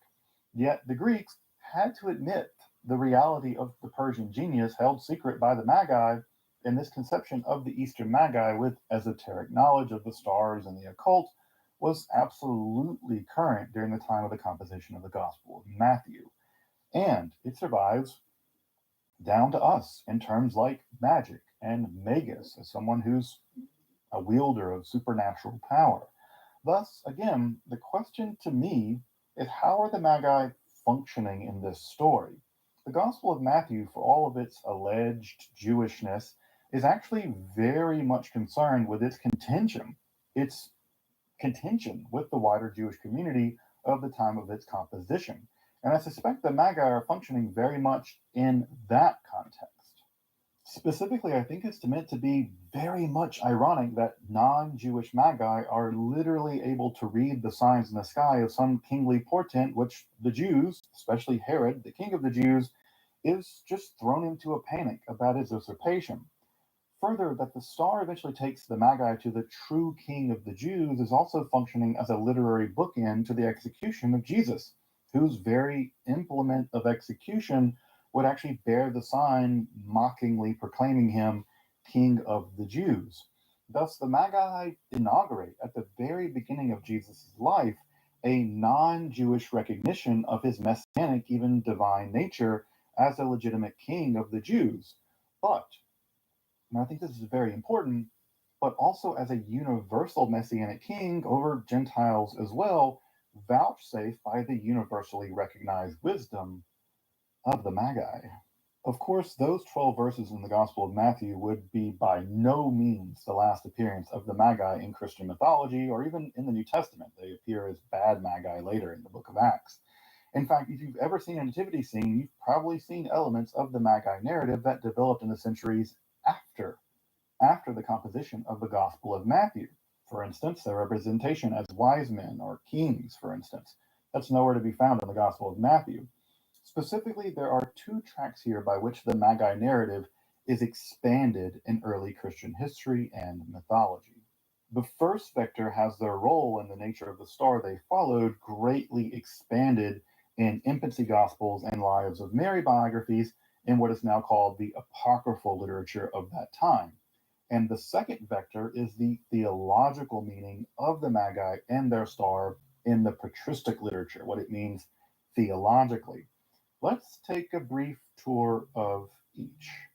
Apocryphal literature are texts composed in the early centuries of Christianity that basically act as they're like Jesus fan fiction. You like the stories of the Gospels, but you want more, and so you make more up. They're legends and stories about the figures of the early Jesus movement, often told in the form of Greco Roman novels, very much like the form of Luke Acts, frankly. Of course, with the early life of Jesus being very scantily recorded, where in the world did he go? Maybe India. Maybe go to India. In what became the four canonical Gospels, tales of Jesus' early life, including his birth, they're bound. People love these stories. In fact, one of these tales, Jesus turning clay chunks into birds and throwing them into the air, it appears to be taken from the apocryphal infancy gospel of Thomas or some similar source. That story of Jesus turning the clay into birds, that ends up in nothing less than the Quran. So that's a thing. Now, are these stories historically reliable? No, probably not. But frankly, neither are the gospel accounts of Jesus' birth or his trial, for that matter, probably. But they do tell us about the Magi and the star, what the Magi and the star meant to early Christians. And that information is, to me and scholars, incredibly important in itself. For instance, in the Proto-Evangelium of James, this is from the latter half of the second century, it further emphasizes the kingship of Jesus, along with the Magi directly making their way to Bethlehem. They don't stop in Jerusalem in this one. I think that's frankly how it plays out in most people's mind when they actually think of the birth story. They don't really talk about the part where it stops off and they chat with Herod for a minute. And it focuses on how the star outshines every other star in the sky, something that doesn't happen in the Gospel of Matthew, thus showing the ascendancy of Jesus above all other earthly kings. Again, this is a neat new detail kind of developed out of Matthew, but not really there. Further, the Magi are led not to a house in this document, but to a cave to present their gifts to the infant king. The cave here is probably serving as a kind of literary bookend as the title of being King of the Jews that I mentioned a moment ago. Jesus being born and eventually buried in a kind of cave or rock cut tomb. In another document, Pseudo Matthew, a Latin gospel, like a text from the 6th or 7th century of the Common Era, the Magi are again led to a cave, but now 2 years after Jesus' birth. It took them a couple years to get there. This Pseudo Matthew text has them traveling from the east, but remember, it never tells you how long it took them to get there. It just says that they traveled from the east. Pseudo Matthew has the star appearing upon Jesus' birth, and it takes them 2 years to get to Jesus. He's already a toddler by the time they get there, and they seek out the king born to us, as opposed to the king born only to the Judeans, thus greatly expanding Jesus' kingship to both Jews and Gentiles like the Magi alike. Along with the traditional three gifts, they also bring Jesus gold coins, though the text here is probably pretty corrupt, and this is probably symbolic, acting as a kind of royal tribute to the toddler king Jesus. The 6th century Armenian infancy gospel, based on an early Syriac text, gives us actually the exact date when the Magi arrive, January the 8th. Also, we learn that the Magi are also kings, along with the names of the kingdoms that they're kings of. Melkon is the king of Persia, Gaspar is the king of India, and Balthazar is the king of Arabia. So you can break out with your We Three Kings on your caroling rounds next time, thanks to the Armenian infancy gospel. However, they go on a 9-month journey, the star appearing at Jesus' conception, and then an angel telling them to get going, and boy, do they go with their 12,000 troop army. I imagine the music and the pilgrimage montage of the Magi here is definitely a White Striped Seven Nation Army. This is why, when they arrive to Herod, all of Jerusalem is said to have been thrown into a panic. They think they're about to be under a siege. The Armenian infancy gospel is by far the most detailed of these Magi narratives, with in depth conversations with Herod, secret esoteric documents passed down from Adam to Seth and then given to Jesus on the second day of their visitation. They stay there 3 days in this one. These documents somehow survive the flood, and they're given over to the infant Jesus, who can somehow read them. I guess he is Jesus. Upon reaching Jesus, by the way, they and their armies actually dance in joy. So it's not just the three Magi dancing, it's, 12,000 troops or so. Jesus is actually here given a much fuller array of treasures, and they're all meant to sort of enthrone the infant as a messianic king. As they depart from the Holy Family, they're actually given over to ecstatic visions of the life and messianic future of Jesus, though this gospel does end with a somewhat depressing note. We're actually told that the three kingly magi were not children of the kingdom and that they were going to denounce the Savior despite all this other stuff. Perhaps teaching that no amount of good deeds, mystical visions, or kingly wisdom can prove as a substitute for the simple faith in the Messiah. In the positively surreal revelation of the Magi, which was preserved in a single Syriac copy of the 8th century over there in the Vatican Library, which there are all kinds of silly conspiracy theories about, that tells us the experience of the Magi's encounter from their own perspective. Again, we have the Magi as kings, but now there are 12 of them, probably mirroring the tribes of Israel, the disciples, or the zodiac, maybe all of them. And they emerge from the most easternmost part of the world, a land called Shir. Perhaps this is from the Hebrew word for song, a land that is dominated by ritual purifications, by bathing, and other strange and interesting, wonderful rituals. In their land is also a cave of treasures of hidden mysteries, which will be eventually mirrored by the same cave that they encounter the baby Jesus in. Though in this tale, the star they follow is the outstanding character because the star is none less than Jesus himself. In this story, while the Magi are ritually purifying themselves through immersion, the star appears to them and only them, shining brighter than the sun. They follow the star into the cave of treasures in their own land, where it becomes the form of a person and speaks to them about his, well, Jesus's literal star, the Jesus's literal impending advent.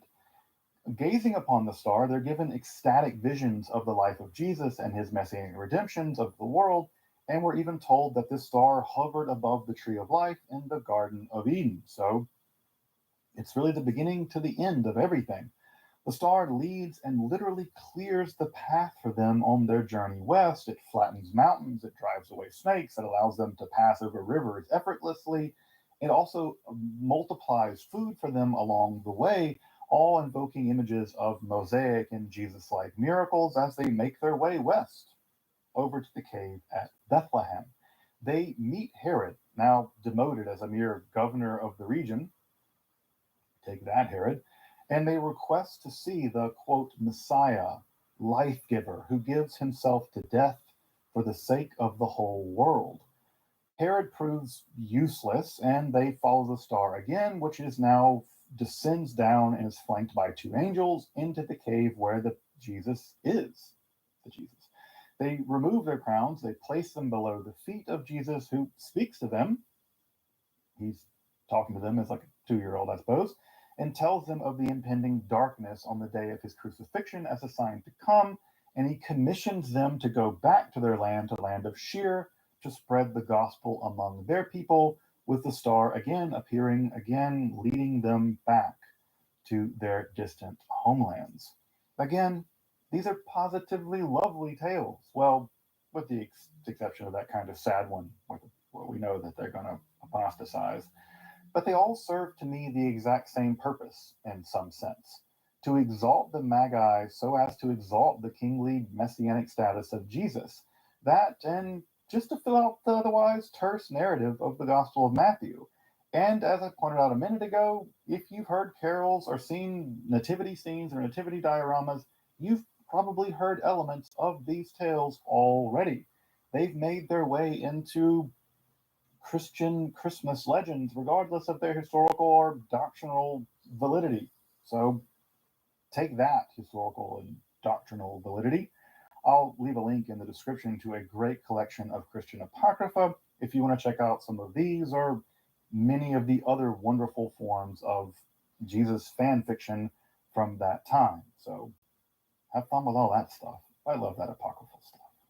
Of course, the account of the Magi and their star wasn't going to be just grist for the mill of ancient Jesus fan fiction writers. It was also going to have a much more boring task to play, to underwrite patristic theology. I kid. I really actually love studying the early church fathers. I really do. I'm being honest. But That's also because I'm Jewish, and it's just like reading a bunch of manuals for role playing games that I don't ever want to play. But as early as Ignatius of Antioch, theological speculation on the nature of the Virgin Mary and the birth of Jesus were already in currency. In a bit of an oblique reference to the birth of Jesus, Ignatius kind of breaks into a hymn, which is, I think, really worth quoting in full. It's not terribly long, and it's frankly incredibly beautiful and a bit metal. It says, "A star shone forth in heaven above all the other stars, the light of which was inexpressible, while its novelty struck men with astonishment. And all the rest of the stars with the sun and the moon formed a chorus to this star, and its light was exceedingly great above them all." And there was agitation felt to whence this new spectacle came, so unlike everything else in the heavens. Hence, every kind of magic was destroyed, and every bond of wickedness disappeared. Ignorance was removed, and the old kingdom abolished, God Himself being manifested in human form for the renewal of eternal life. And now that took a beginning, which had been prepared by God. Henceforth, all things were in a state of tumult because He mediated the abolition of death. Mediated the abolition of death. It's pretty impressive. As we'll continue to see, this is a core theological concern about the star inaugurating a kind of apocalyptic period marking the beginning of the end of this fallen, sinful world and the arrival of a new one. Further, it's also worth mentioning that one of the things that's destroyed in the tumult here of Ignatian of Antioch's hymn is precisely magia, magic. Somewhat ironic considering that the central role of the Magi for recognizing this star in the first place, a point that could not have been on accident for the learned Ignatius. Finally, the star is revealed to be something just more than any normal stellar object. It's wholly supernatural, even kind of quasi divine in nature.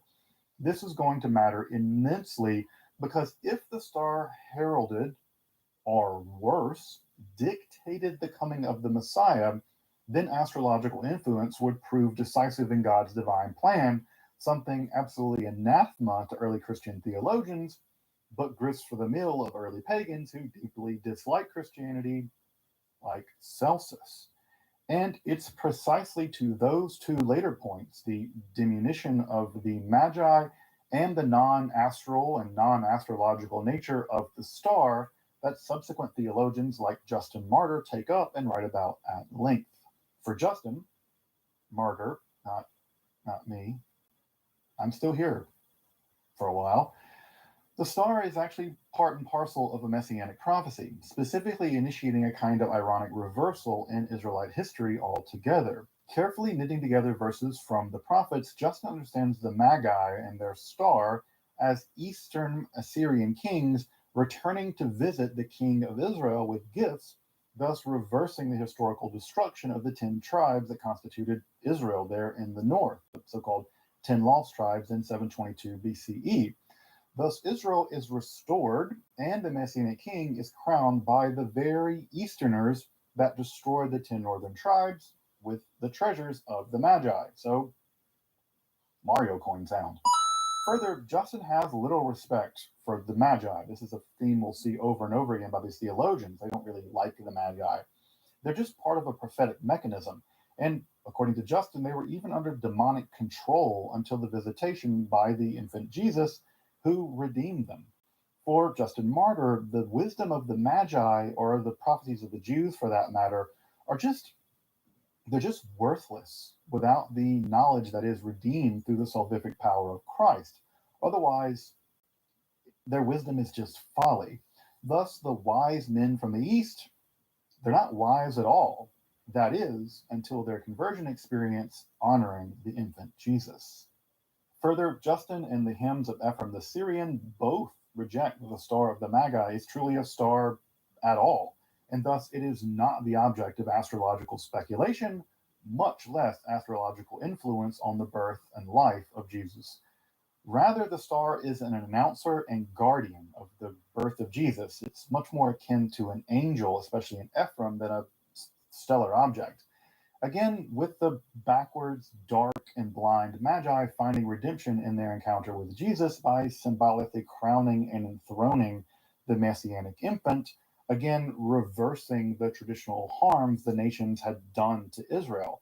This is just sort of like symbolic reparations to Israel and the crowning of Jesus as the King of Israel.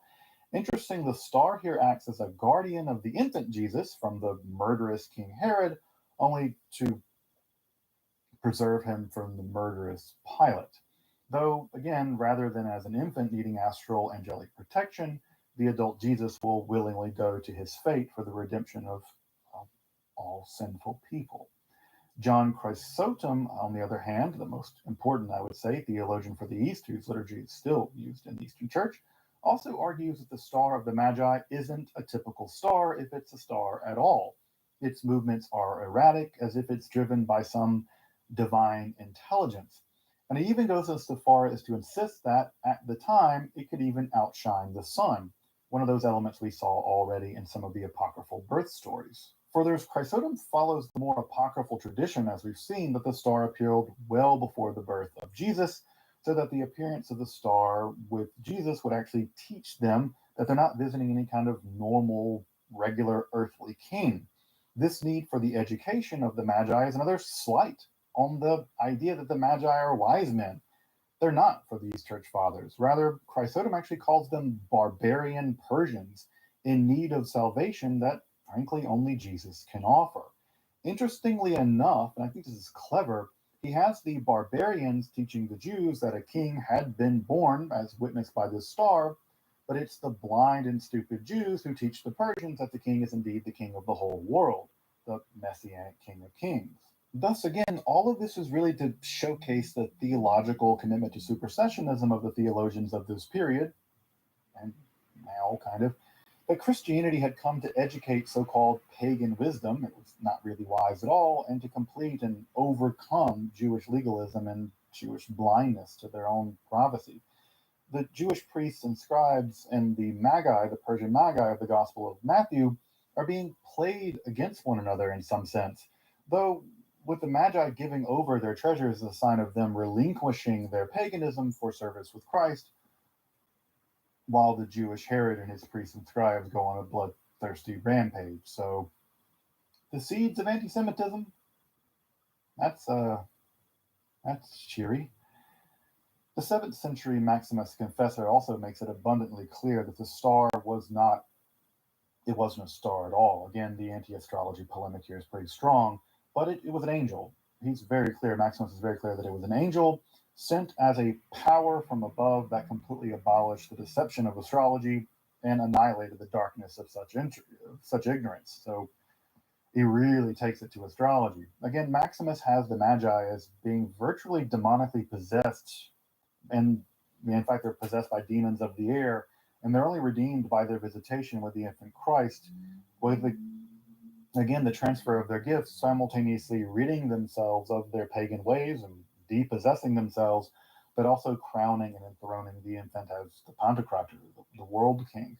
This repeated theme of the conversion of the pagan Magi, but the recalcitrant Jewish rampage of Herod, of course, would set the stage for the conversion of the Gentiles.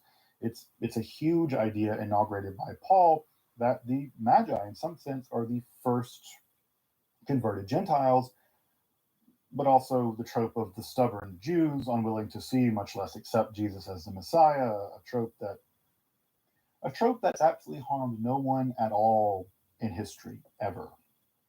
That has never hurt any. All right. I didn't really expect this to become a nearly hour-long deep dive onto the Magi, but here we are. As you can see, these 12 verses in the Gospel of Matthew have been the grist for the mill of fan fiction, theological speculation, esoteric interpretations of Christianity, dioramas, everyone loves dioramas, art, Christmas carols. I mean, hell, some of you have probably even dressed up as Magi for like Christian pageants and stuff. But as we've seen, the Magi and their star had only a very tenuous, even frankly stereotype connection to the actual Magi of ancient Media and Persia, and their connection to state Zoroastrianism. We never get any mention of the Zoroastrian character. In fact, they're probably just stock characters for the Gospel of Matthew, kind of like, I don't know, Gandalf like wizards with like beards and pointy hats are for everything. Now,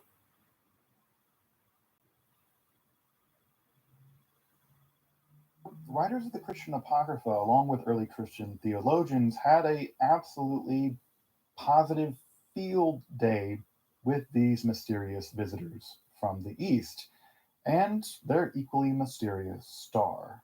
All in all, producing a wonderful collection of lore, hymns, tall tales, anti astrology polemics, and theological speculations on the Magi and the star that led them on their way.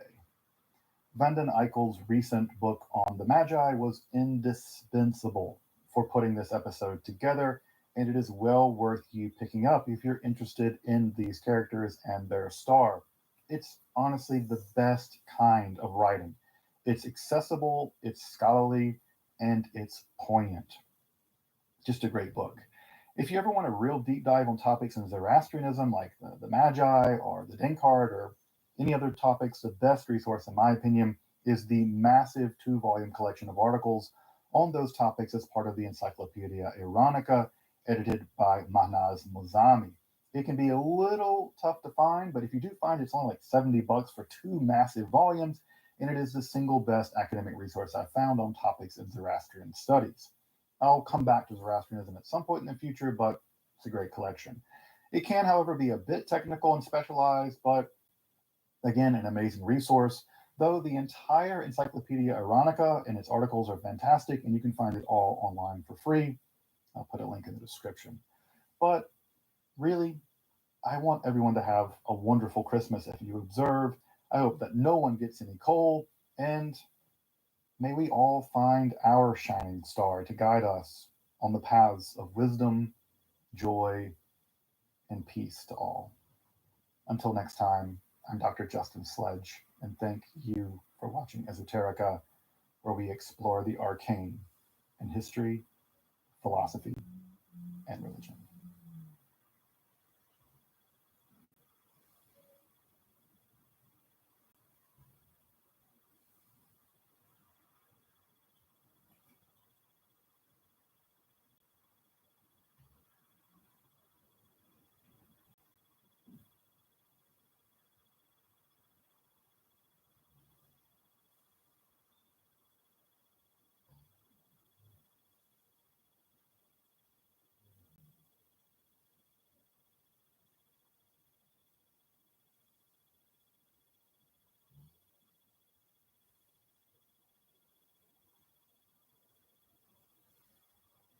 Naloxone reverses an opioid overdose, even if you mispronounce it. For the record, it's naloxone. Na, like, is naloxone addictive? Nuh-uh. Lox, like naloxone keeps humans safe, like locks keep bikes safe. And own, like naloxone can save lives in our very own communities. So let's head down to the pharmacy and pick up some over-the-counter naloxone. And if you forget the name, ask for the nasal spray that reverses overdoses. They'll know what you mean. Get informed at factsfightfentanyl.org, sponsored by the California Department of Public Health.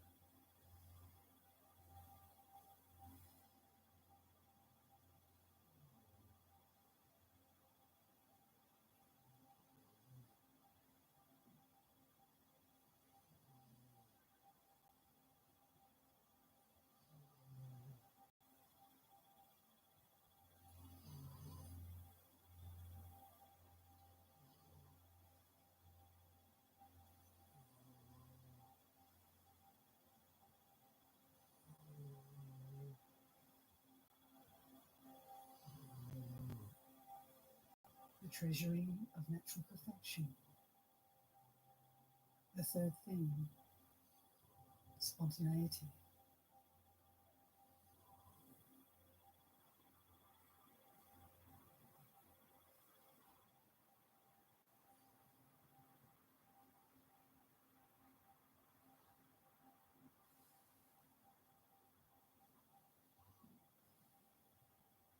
The disclosure of spontaneity.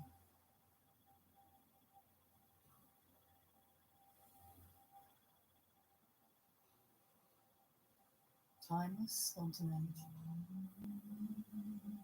forever present, is created by no one. It is the pure mind that, like a wish-fulfilling gem, is the origin of all our samsara and nirvana.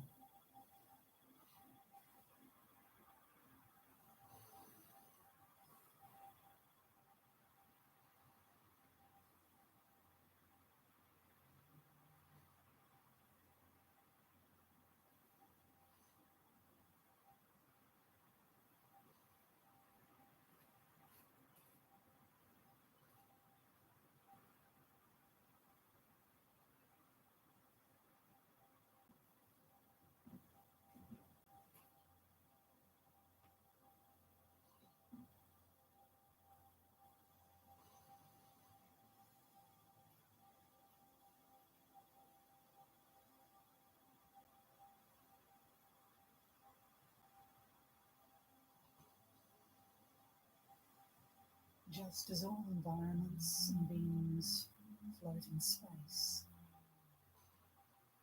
so samsara and nirvana never crystallize in pure mind.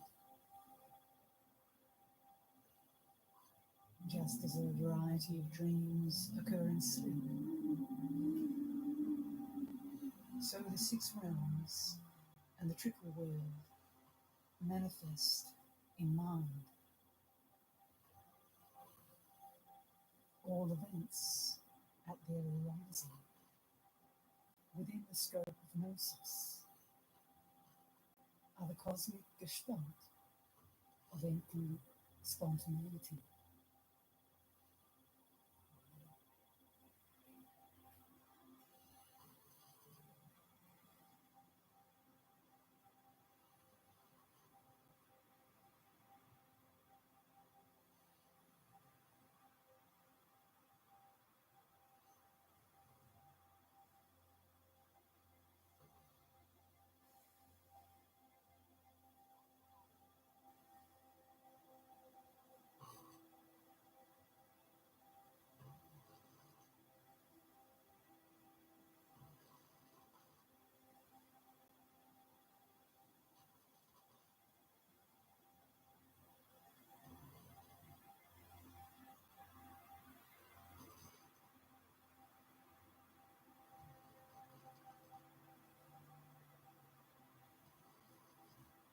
The Gnostic ground and its gestalt emanation, neither identical nor different from each other, occur in the medium of timeless Gnostic spontaneity as the potency of the display samsara and nirvana appear impure or pure, respectively. But in the moment, non-discriminatory spaciousness,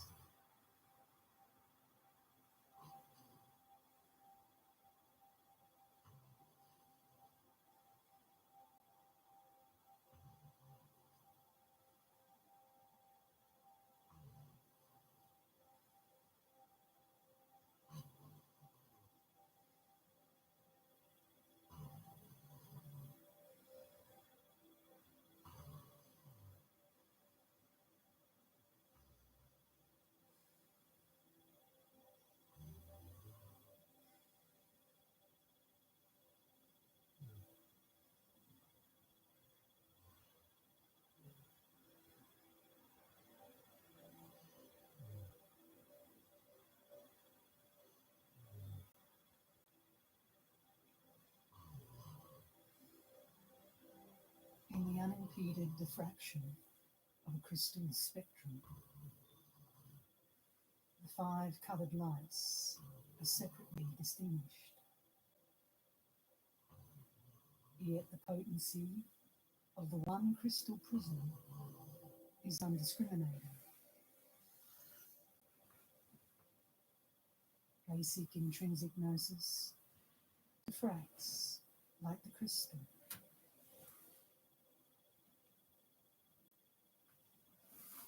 Its emptiness is the dimension of pure being. Its intrinsic brilliance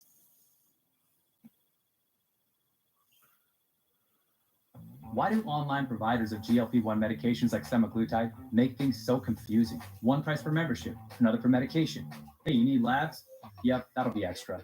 And Fridays, we decided to change the game by keeping things simple. One price, every month, all doses, and everything is included. Fridays is certified by Legit Script, so you know the medications are produced safely by accredited pharmacies. Take a look at our Trustpilot with over 1,000 5-star reviews. Visit joinfridays.com to get started today. is the dimension of perfect enjoyment. And as the indeterminate medium of its emanation, it is the magical dimension of gnosis.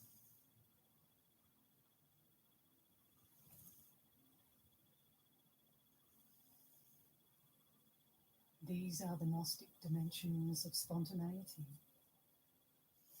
in the spacious ground.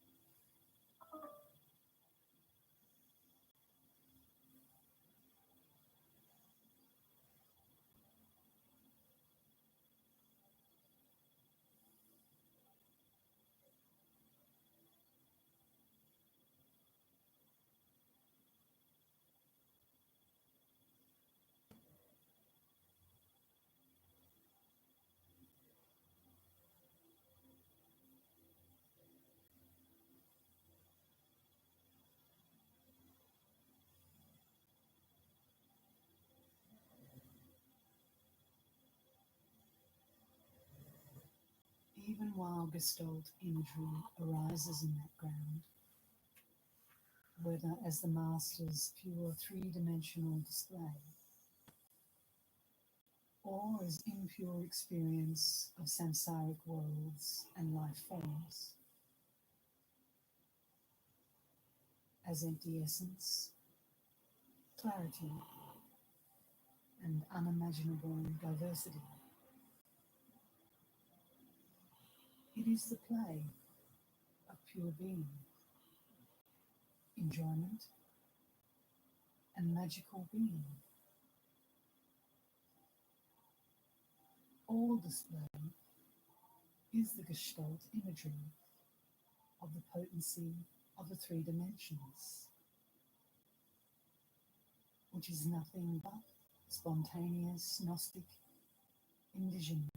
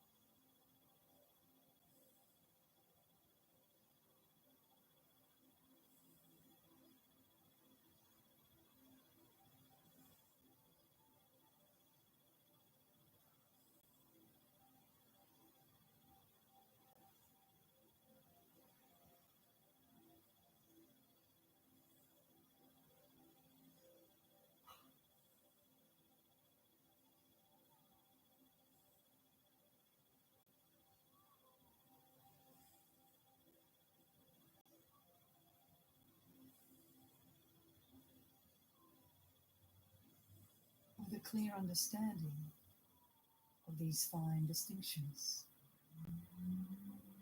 all experience of samsara and nirvana is realized as the three dimensions of spontaneity in pure mind.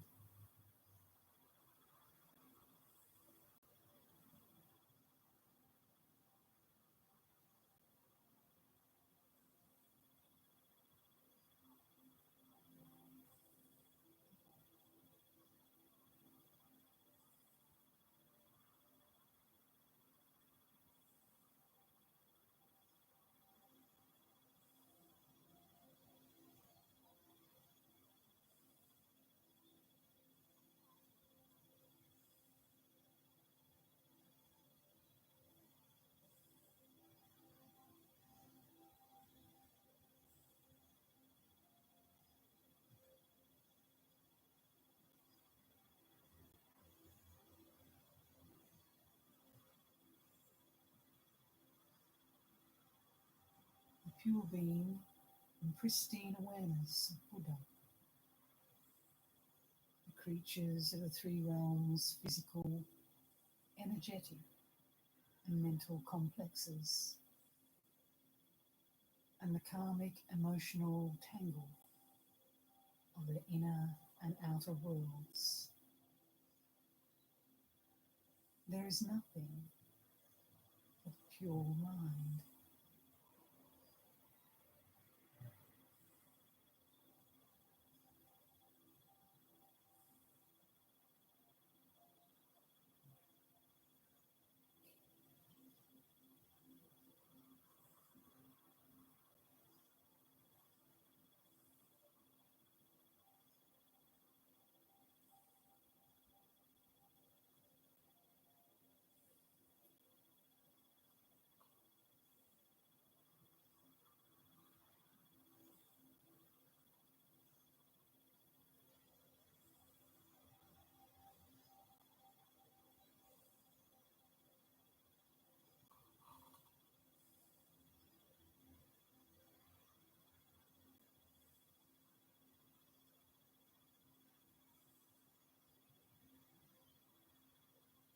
The matrix of spontaneity is the source of all and everything.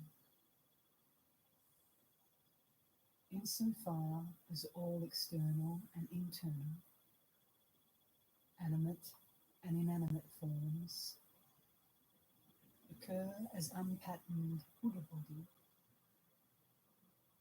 a circle of ornamentation.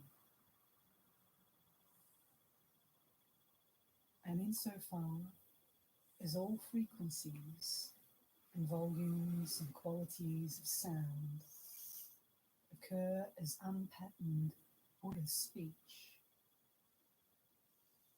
a circle of ornamentation.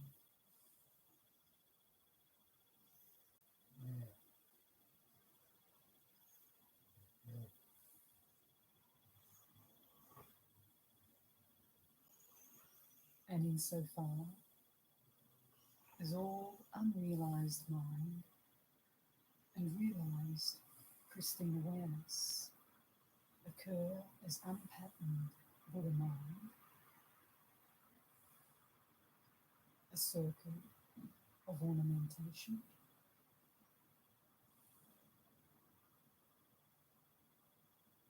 And insofar as ideal conduct and quality are also unpatterned, spaciousness is the precious wish-fulfilling gem.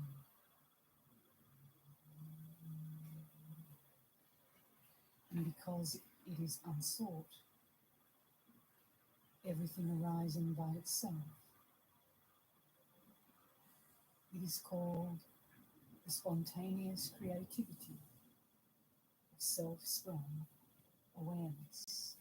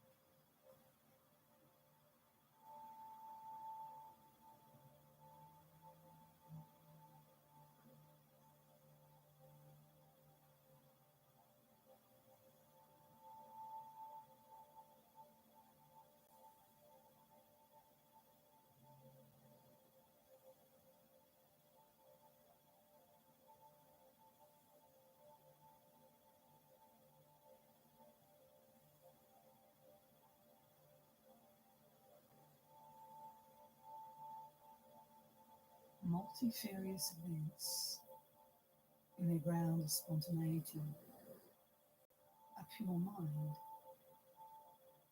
perpetual spontaneity. So the three Gnostic dimensions, unsought, are naturally present. Since moral discipline is thus redundant, relax into the authentic yoga of non-action. The matrix of spontaneity requires no discipline. So do not try to gild the lily.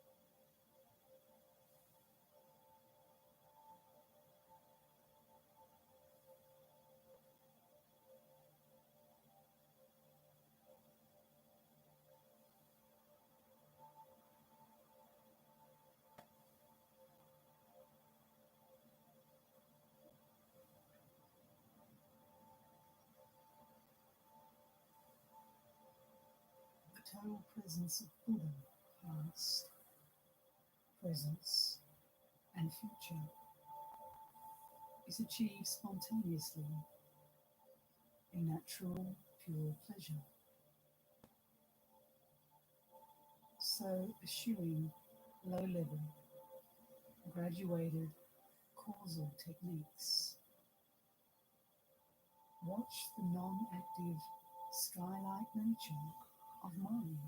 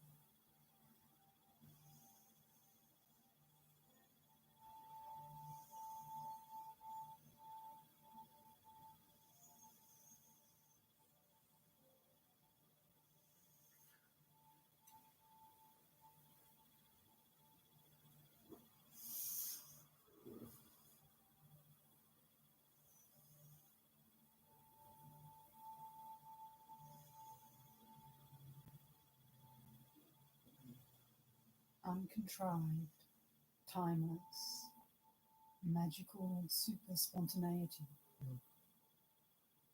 just as it is, in the here and now, cannot be contrived. And jumping through all the hopes and fears of the strobe-like mind, recognize unsought super spontaneity in spaciousness.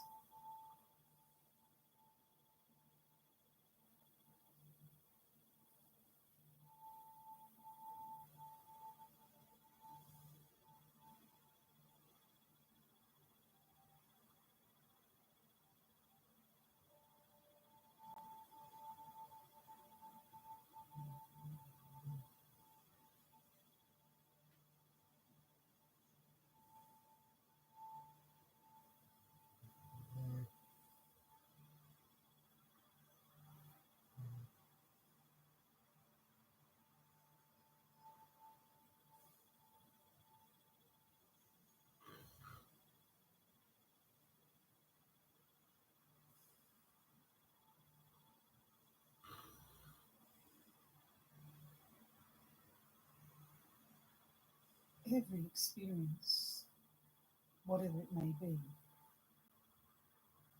is the uncontrived triad of essence, nature, and compassion.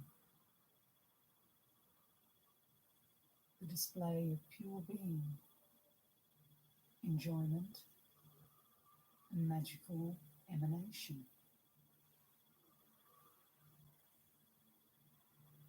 Since samsara and nirvana are the three-dimensional matrix of pure mind, spontaneously perfect in uncontrived hypersameness, samsara is not to be rejected here, nor nirvana attained.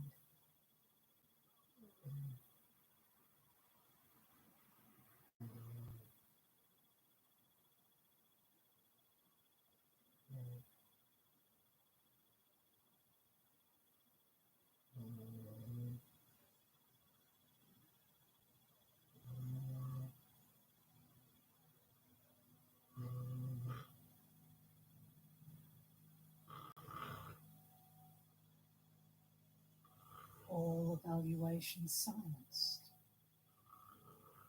we abide at the heart of reality, where every experience is pure mind, and timeless spontaneity is disclosed as the key.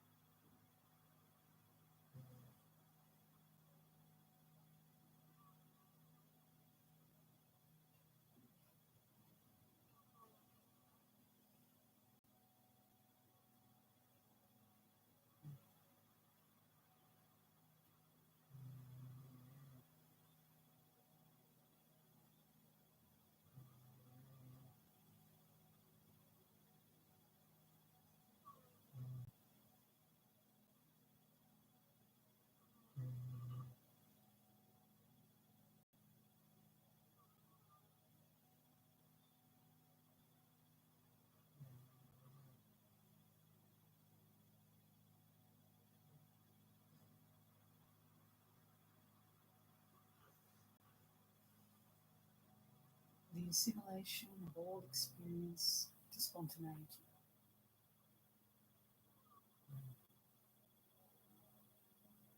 All experience is assimilated to spontaneity.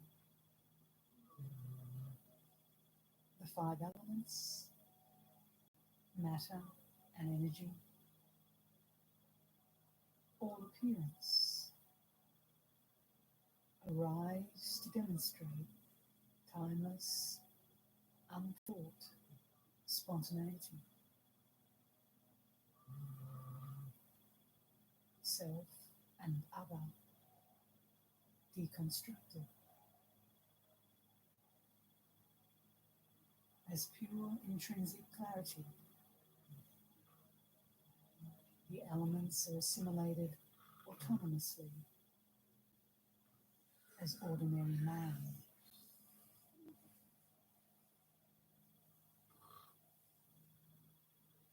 Let the six senses relax in the anal perceptual field.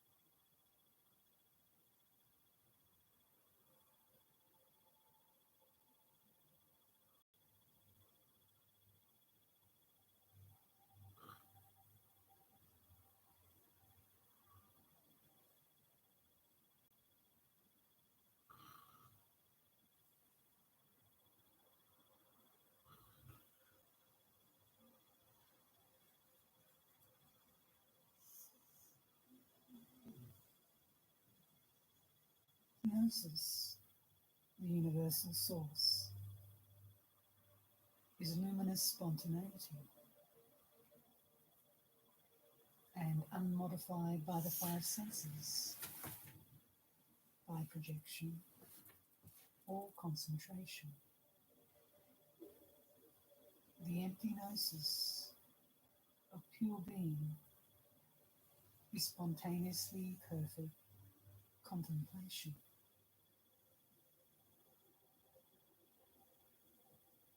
With incisive recognition, just leave things alone in simplicity.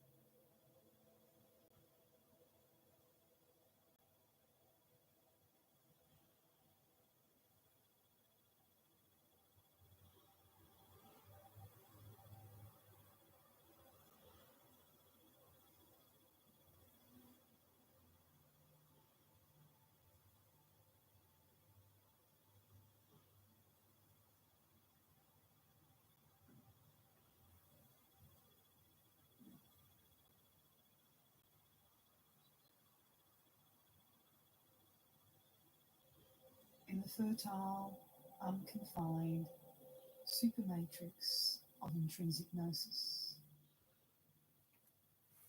whatever appears in the field of mind through sensory perception as a crucial locus of seamless sameness is assimilated to spontaneity's natural concentrated absorption.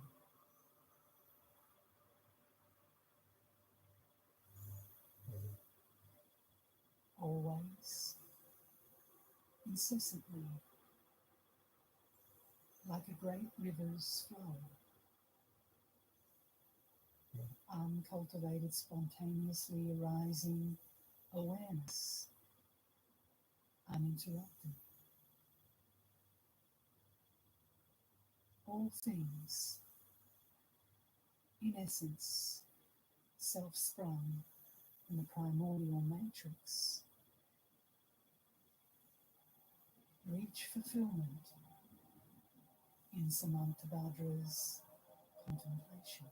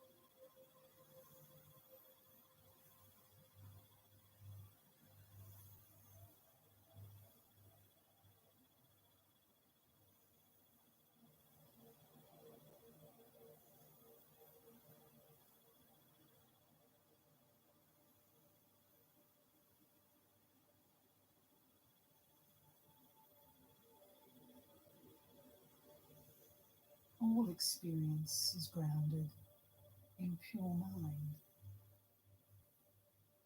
and pure mind is like space, that universal simile. Just as everything is contained in the matrix of space, through the very lack of exertion, naturally pure. So, our inner and outer experience is spontaneously assimilated in the crucial non-action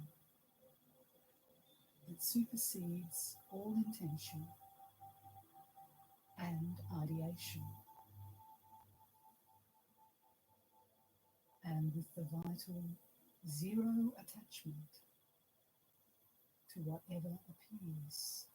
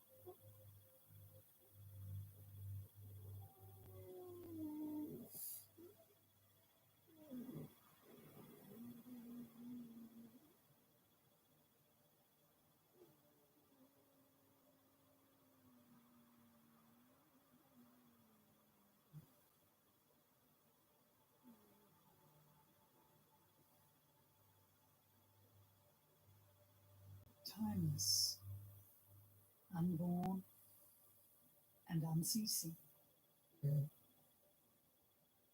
motionless, without coming or going. The Master's contemplation is all-inclusive.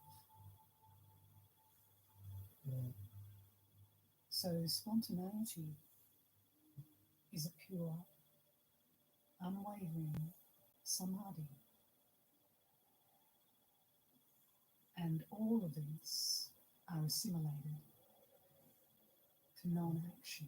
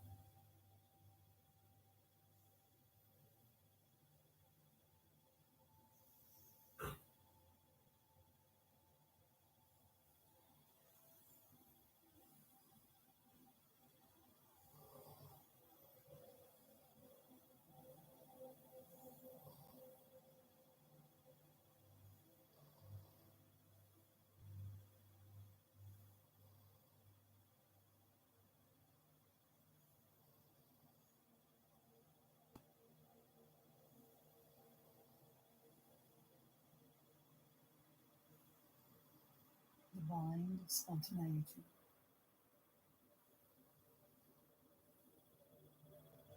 All and everything is caught in the bind of spontaneity.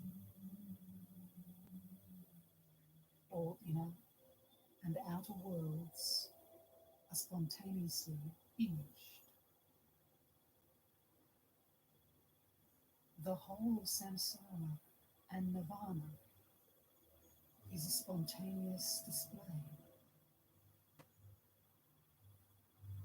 and pure mind is primordial spontaneity.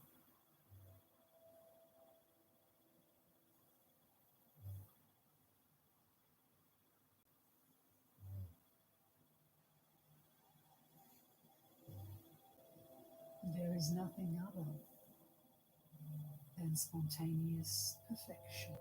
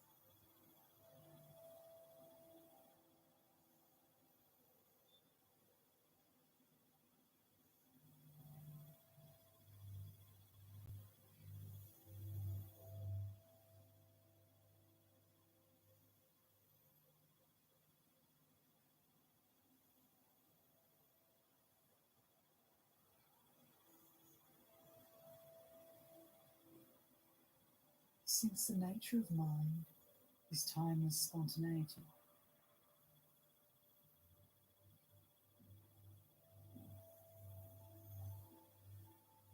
pure mind contains the ground, the source, and the essence. Because spontaneity is unattainable through the 10 techniques, forced concentration upon view and meditation is redundant.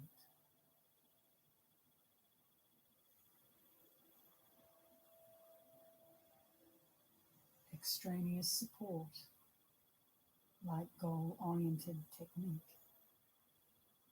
is superfluous.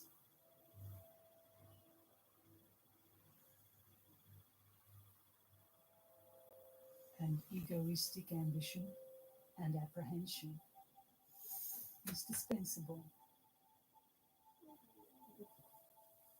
Spontaneity is alpha pure being here and now.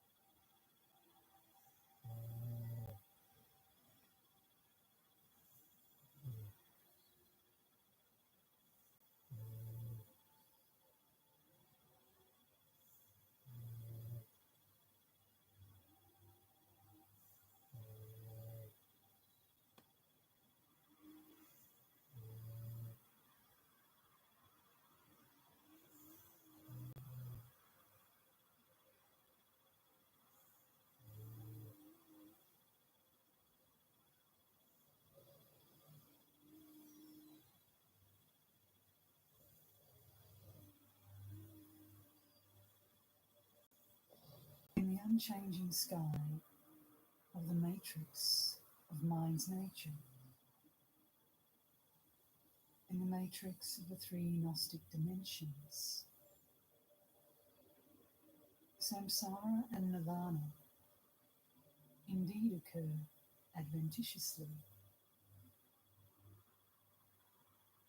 yet they never move from this threefold matrix. The display is a treasury of equivocal, compassionate magic.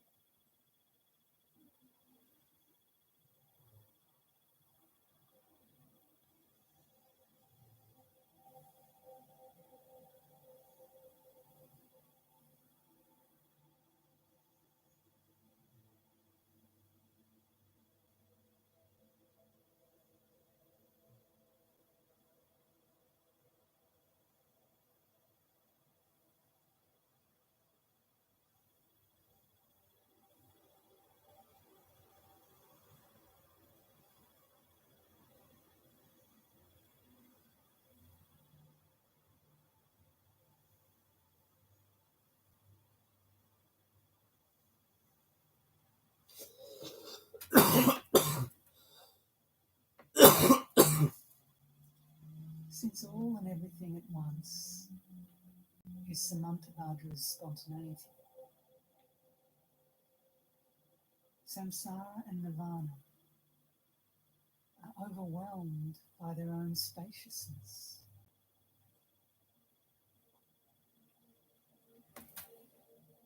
Since everything is all good, including the bad,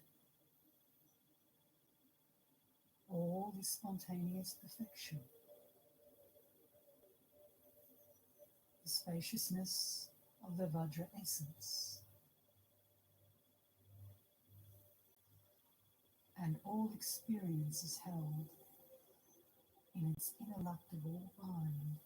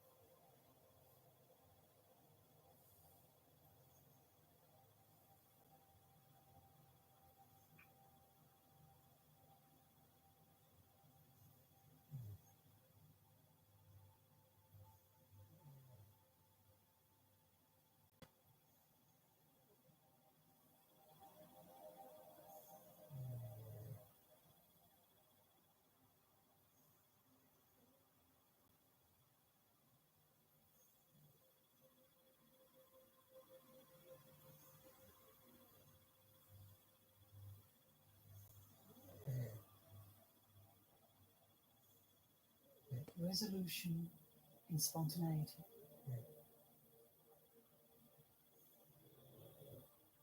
Resolution is spontaneously accomplished within non-spatial spontaneity, lacking inside or outside. All experience is indisputable, motionless, auto-envisionment, an all-embracing matrix without top or bottom. It is utterly ambiguous,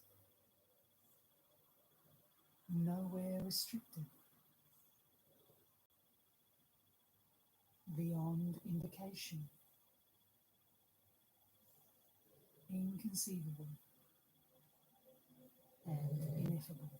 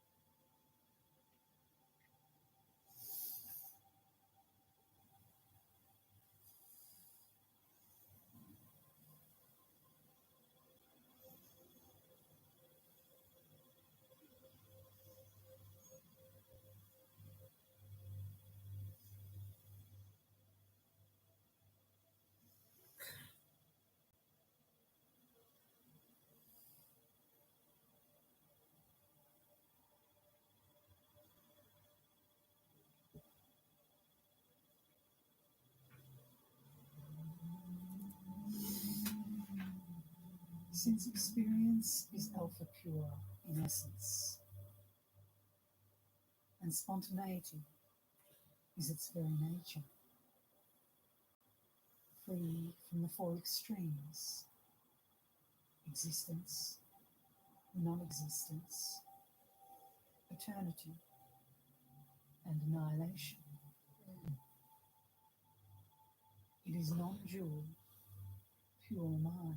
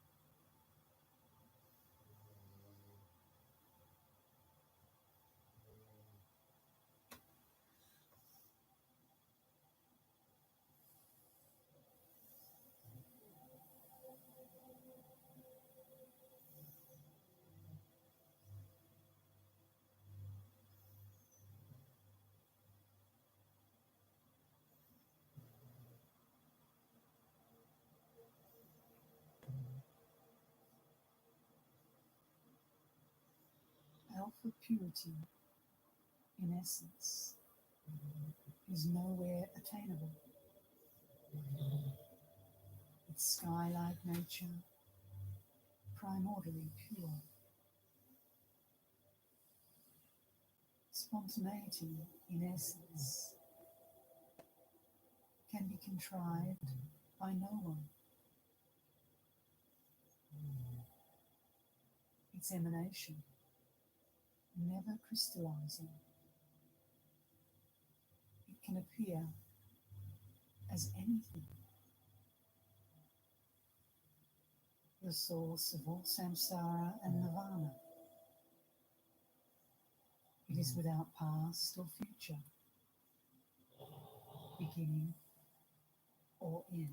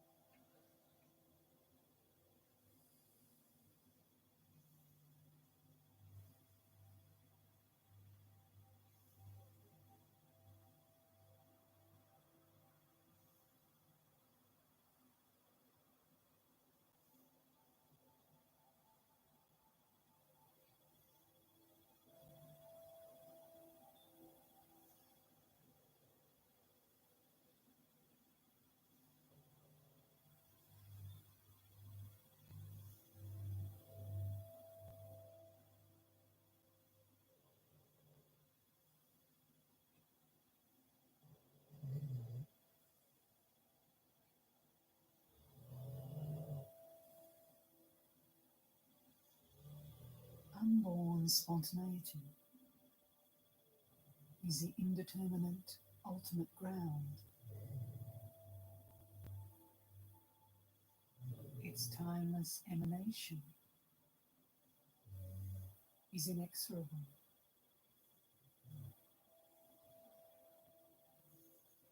Its empty empirical mode is non-referential.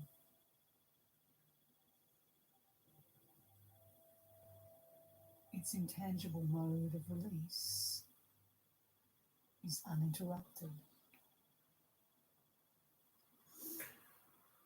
In the place of its arising, its resolution is inevitable. And that is dissolution into pure being. The all-consuming spaciousness of the ground.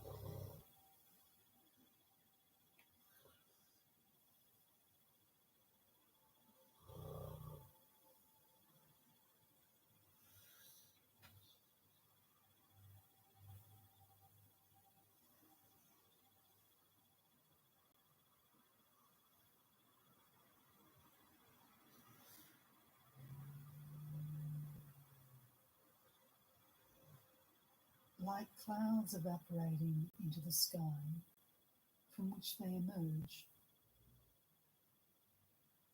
like coloured light retracting into a crystal prism.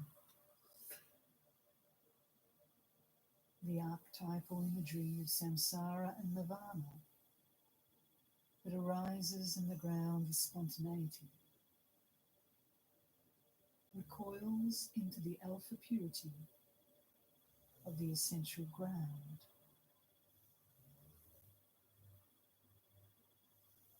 This convergence in the spaciousness of spontaneity,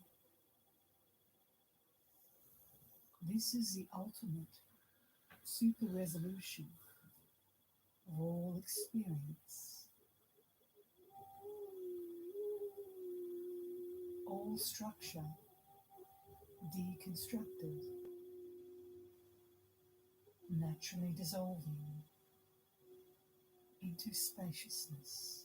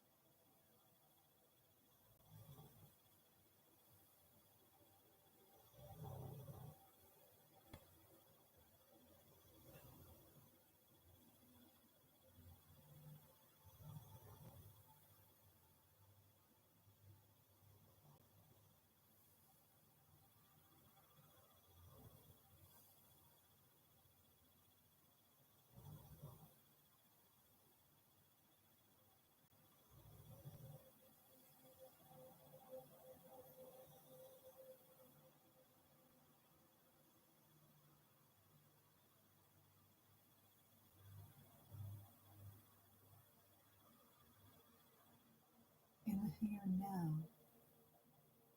whatever appears, all objective appearances melt into pure being, into the natural disposition of the six sensory fields.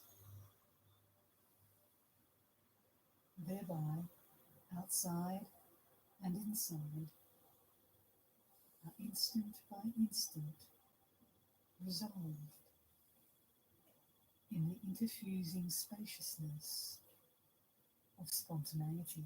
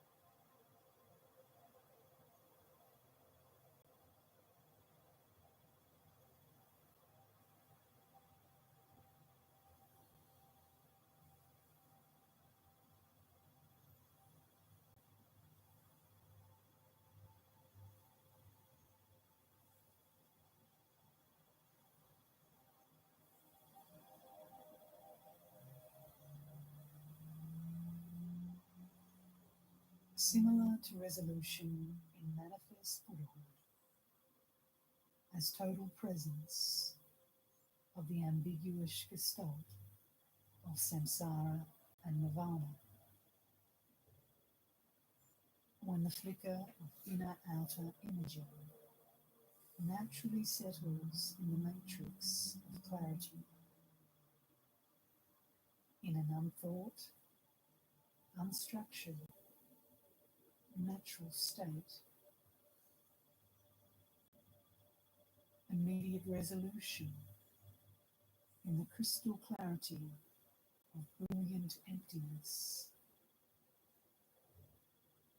is known as settling in the cavern of jewels.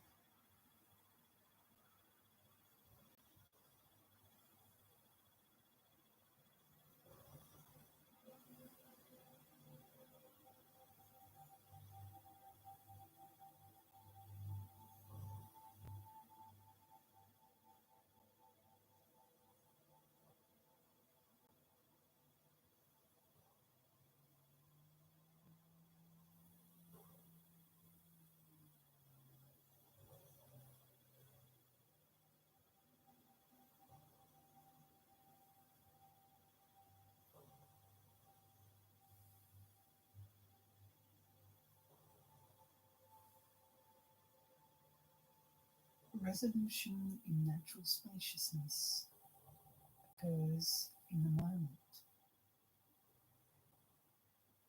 There can be no subsequent liberation into the present ground. Obsessive concentrated absorption, imprisoning basic space, provides no occasion for freedom from divine trance.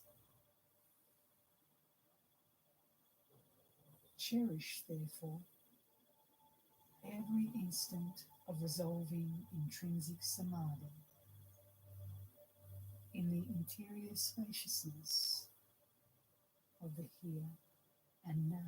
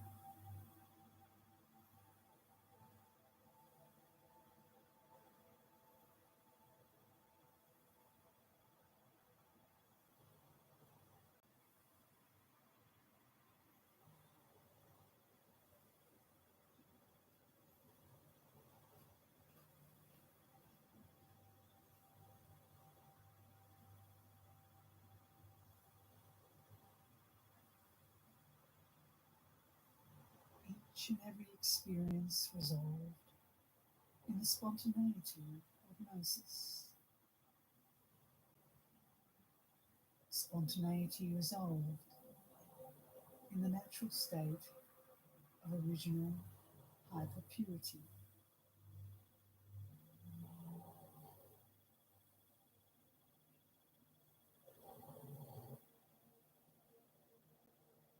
And alpha purity resolved in the inconceivable and ineffable. That is the ultimate resolution of spontaneous perfection.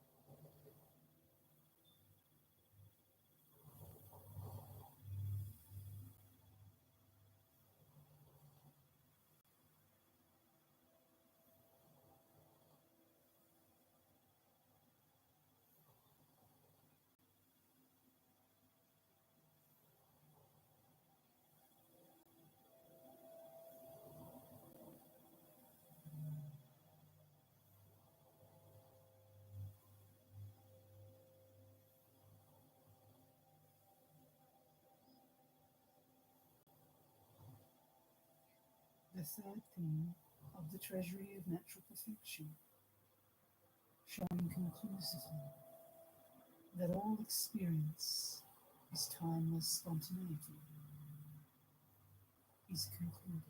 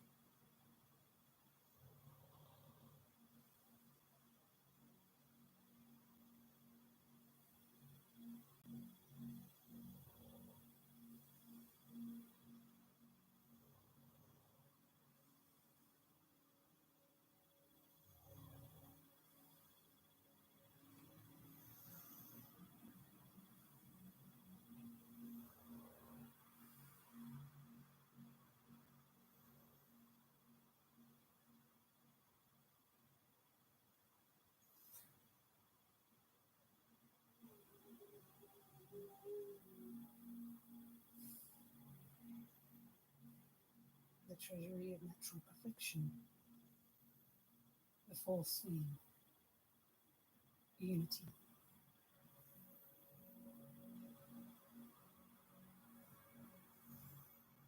The disclosure of unitary self-sprung awareness.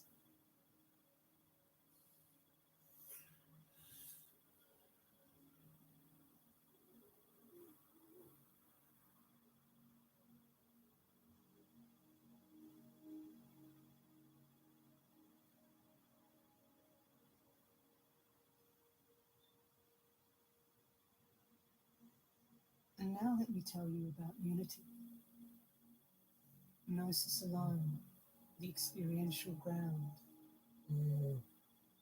appearing as multiplicity, yet unmoving from unity. Self-sprung awareness is a unitary source.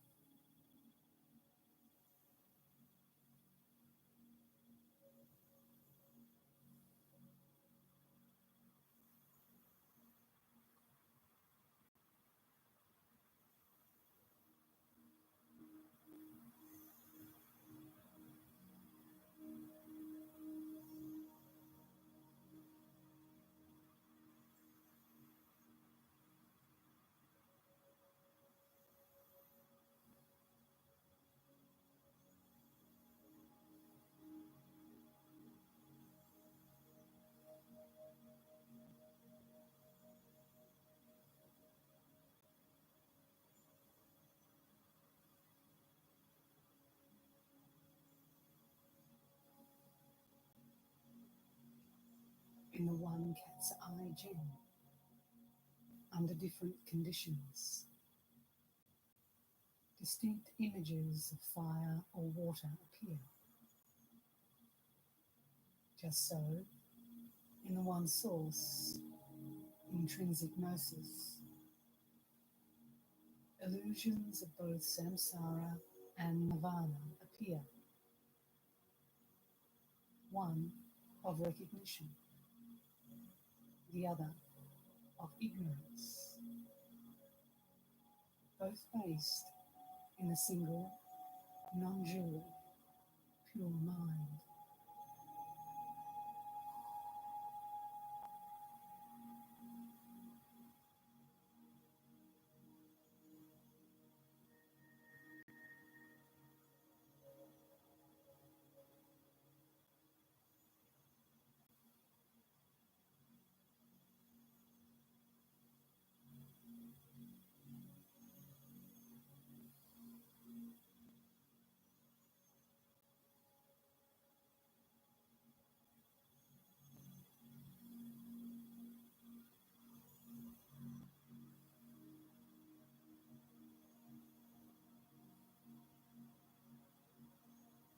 Samsara and nirvana,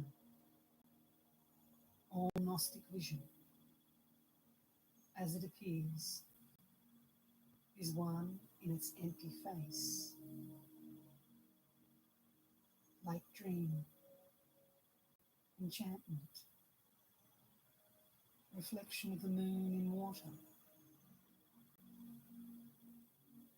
like the four visions and evanescent celestial space. One in ultimate emptiness, total emptiness. It is simplicity itself.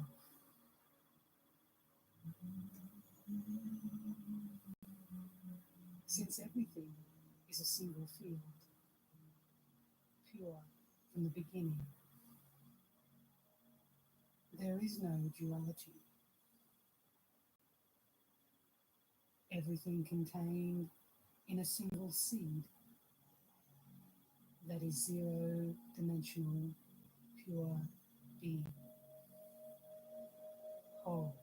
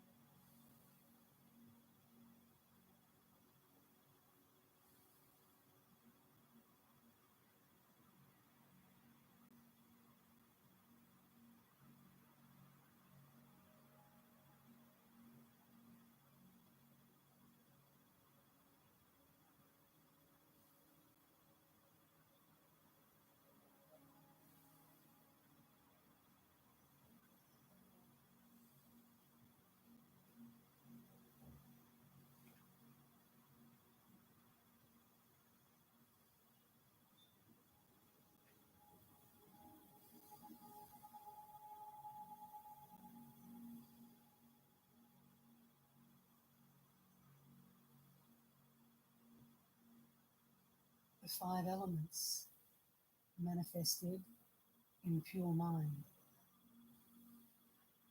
unoriginated, cannot escape unitary sameness, though appearing to exist. The six types of beings are empty form.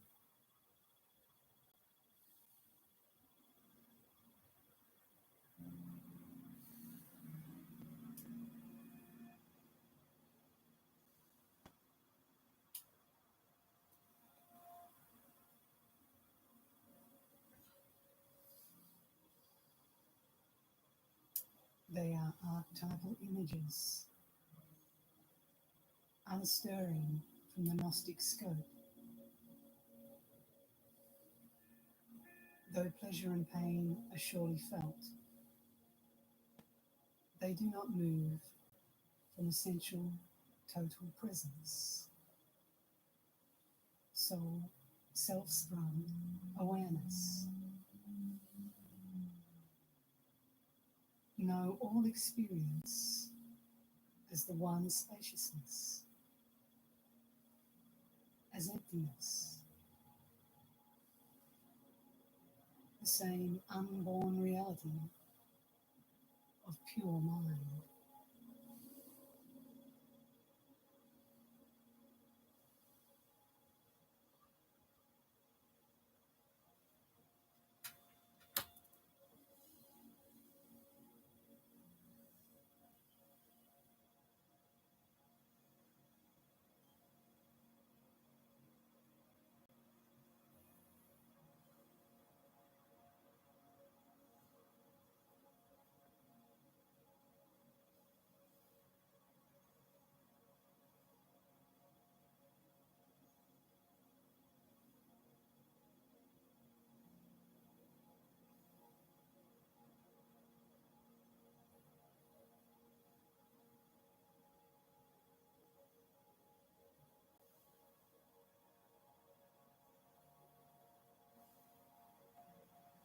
Actual spaciousness is a supermatrix of intrinsic gnosis, where lies the soul dynamic of all Buddha.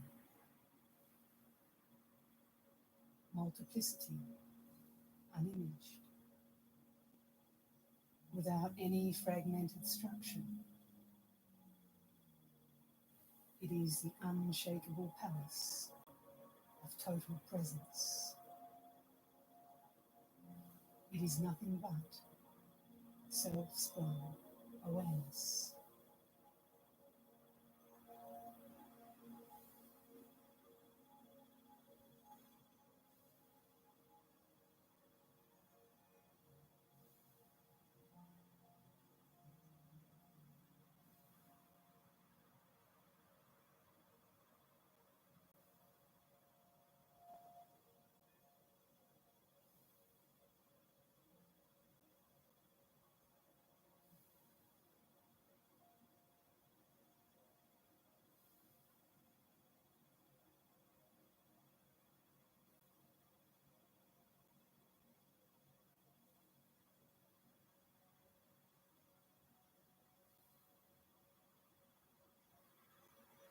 A wish-fulfilling gem, a cornucopia of precious experience.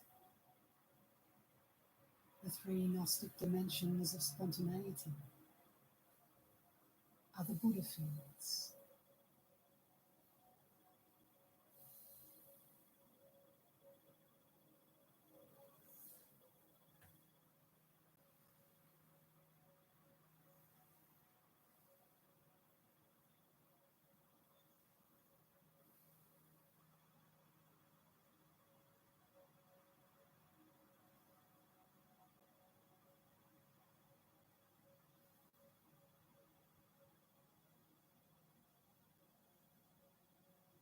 Within the soul holistic matrix made by no one,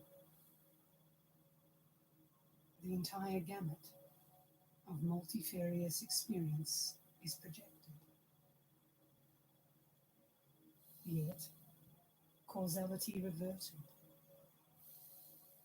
Experience is one in its projective base, as the brilliant emptiness of the vastness of reality, shining in the timeless, non-spatial, pure sky.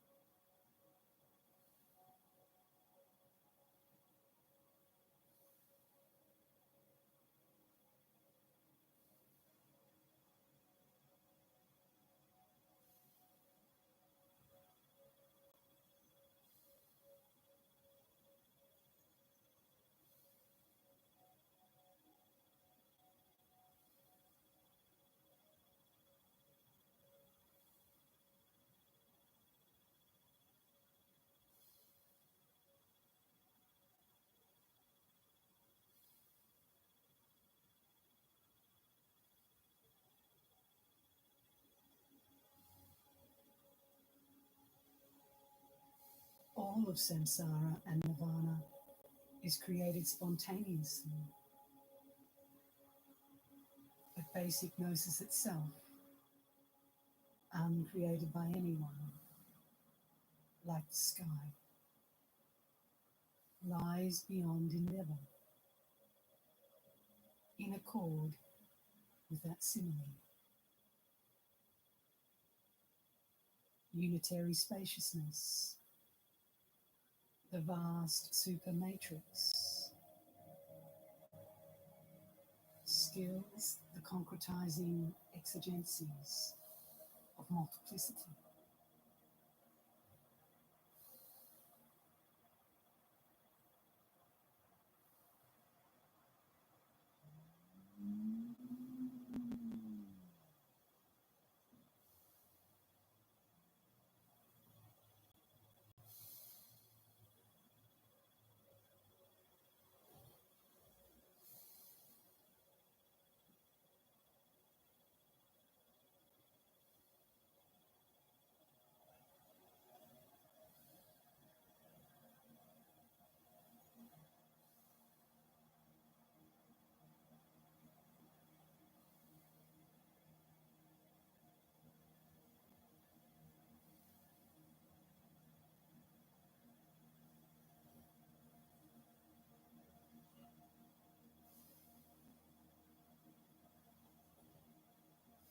At the heart of the matter, beyond affirmation and negation,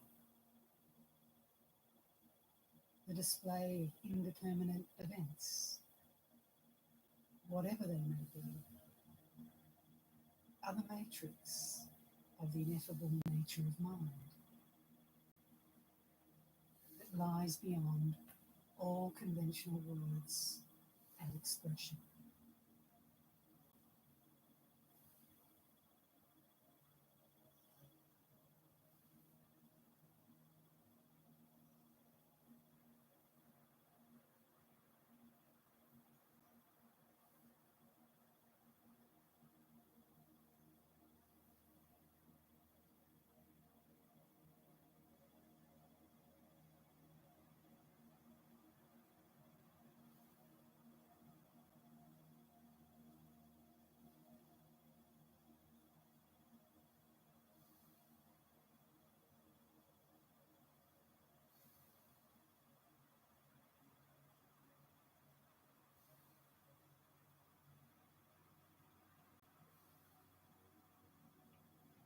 In total presence, the essence where everything happens,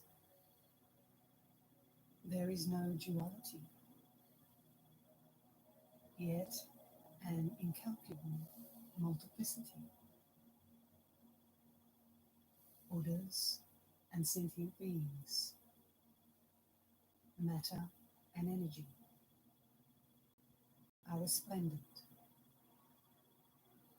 all unmoving from the one immediate reality.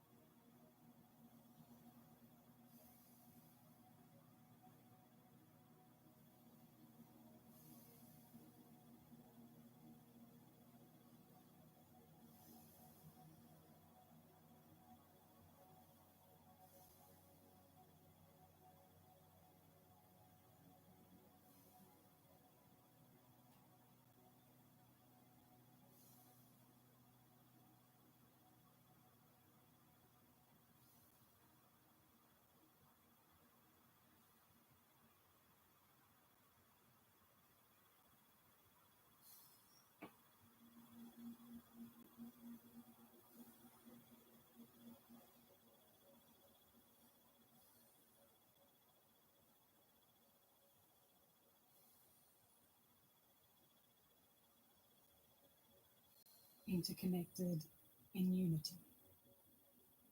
Everything is perfect and complete. And that is the exalted quality of pure mind. Whatever manifests in that very moment, all conventional imputations are resolved.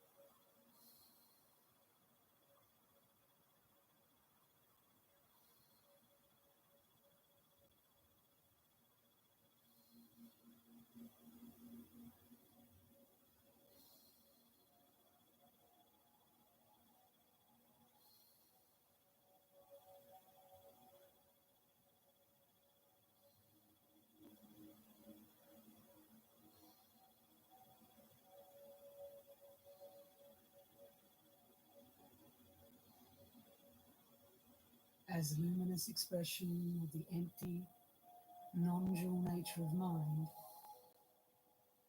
both external phenomena, objects of knowledge, and all internal phenomena bear pristine gnosis in the reality that is neither one nor many, are disclosed here as a single field of Gnostic realization.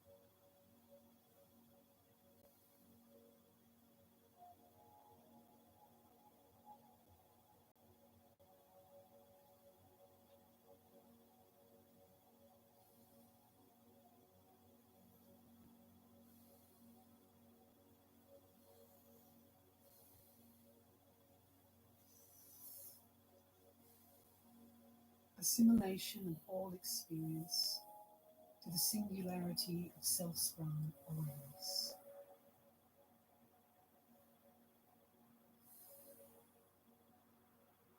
The assimilation of all experience to the one taste in the imaged field of empty, delusive appearances. Whatever appears let it rest in its uncontrived singularity. And in that moment, it dawns only as brilliant emptiness.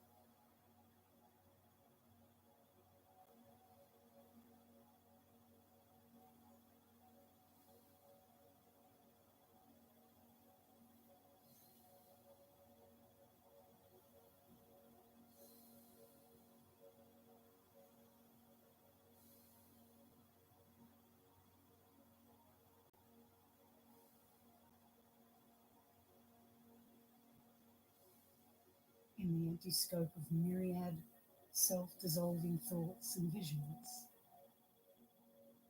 whatever moves, relax and let it alone, just as it falls.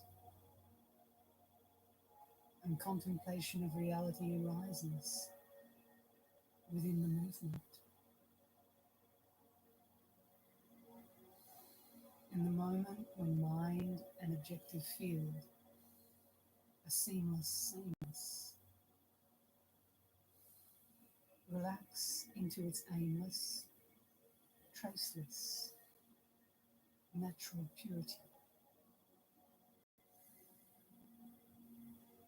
And internal luminosity shines as heightened, pristine awareness.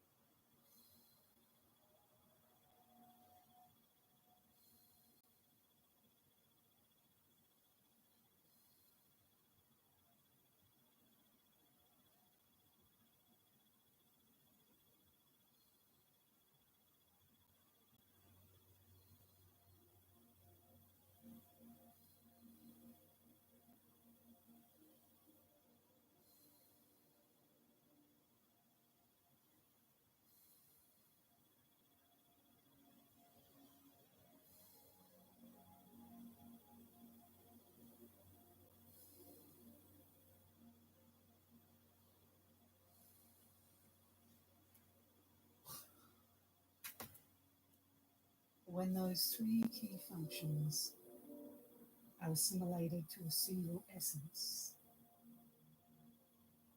realization and non-realization are always the same. Mind and its field are one in pure being. Glitches and veils are one in the dynamic of sameness. And without intermission, we enter upon the natural state. Without tightness or looseness, we discover the definitive essence. Without a break, we abide in the reality dynamic. And willy-nilly, there's no transition or change.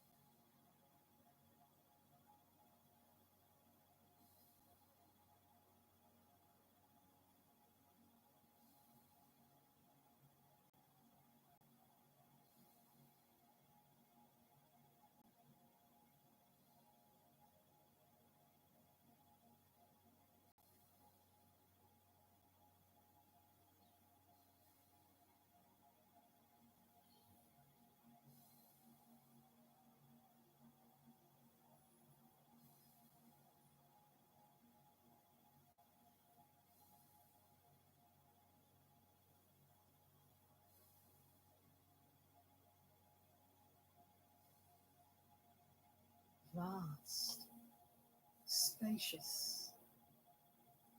The mind of the masters is the same as the sky, ineluctable. It is the matrix of the holistic seminal seed, released as it stands, with neither realization nor non-realization.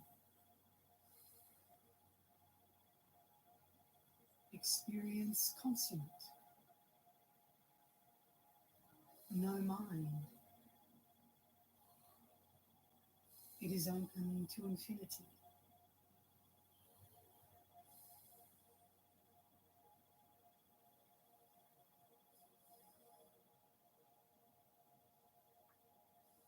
On the pinnacle of the forever unfurled victory banner, the rising sun and moon illuminate the microcosmic realms.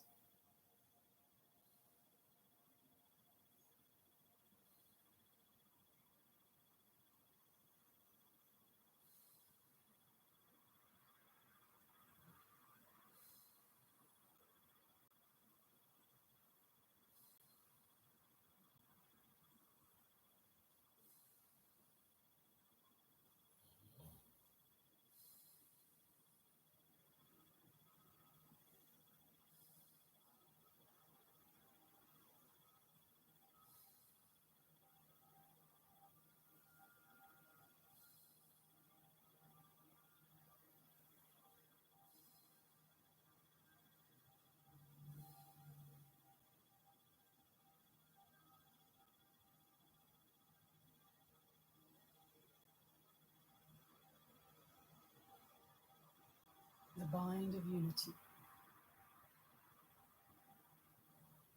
the one intrinsic gnosis, binds all experience,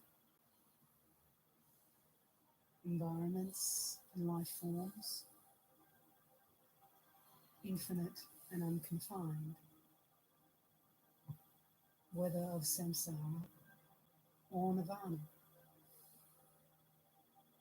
arise in spaciousness. Spaciousness, therefore, embraces all experience at its origin.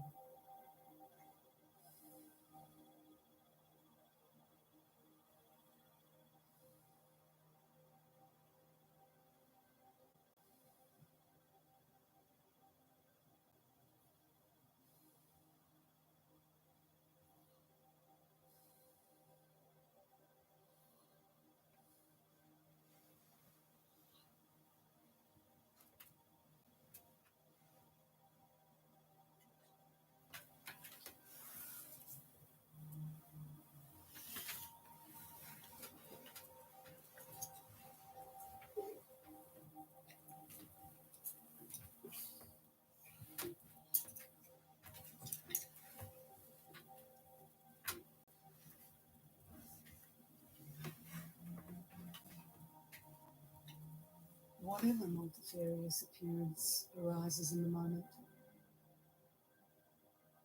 inalienable, it is never anything other than gnosis, bound in the matrix of self-sprung awareness.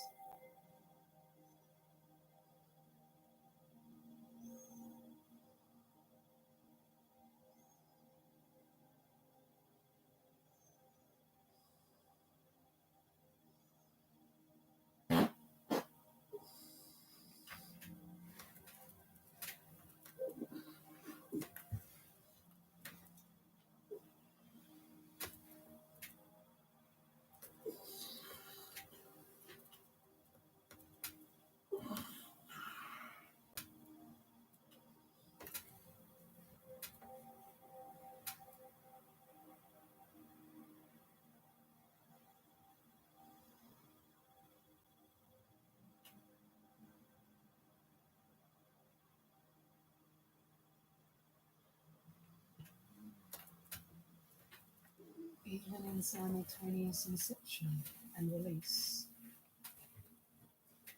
fading into spaciousness, since it does not become anything other than pure mind. It is bound by the one all-consuming original reality.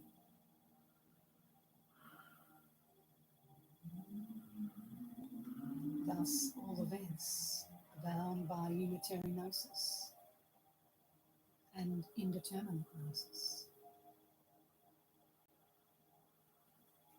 The essence of total presence is bound by the heart of reality without transition or change. Instantaneous, unconditioned fulfillment.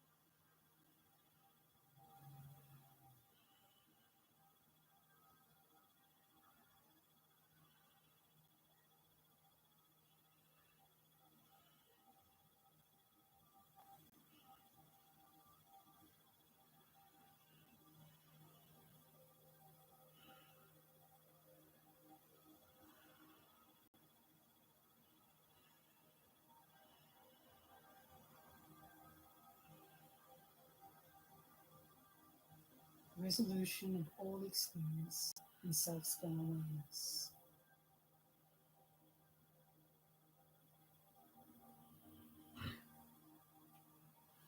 There is only one resolution,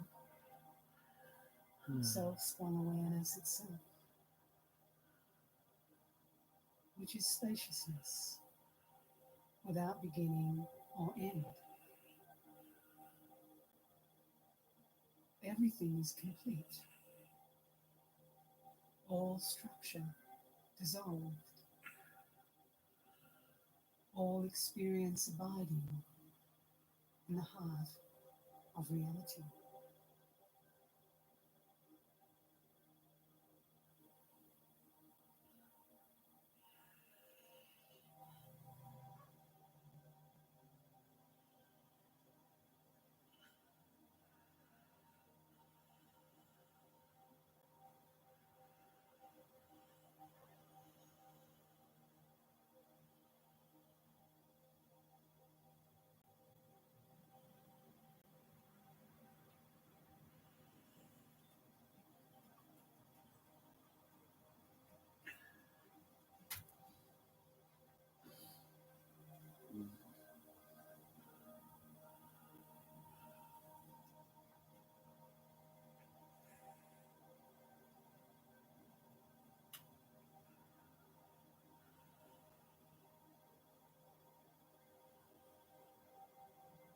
So experience of inner and outer, mind and its field, nirvana and samsara,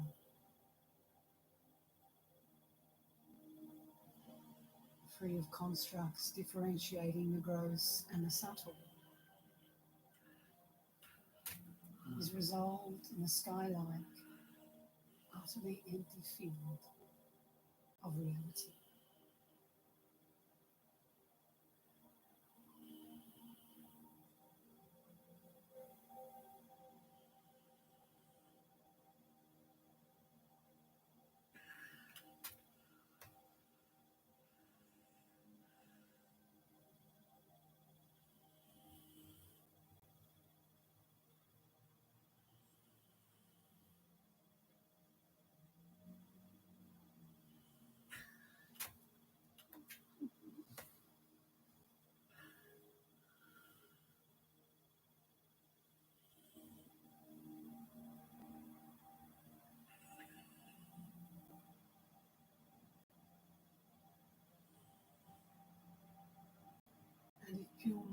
is scrutinized, it is nothing at all. It never came into being, has no location, and has no variation in space or time. It is ineffable, even beyond symbolic indication, and through resolution in the matrix of the Gnostic dynamic, which supersedes the intellect. No mind. Nothing can be indicated as this or that, and language cannot embrace it.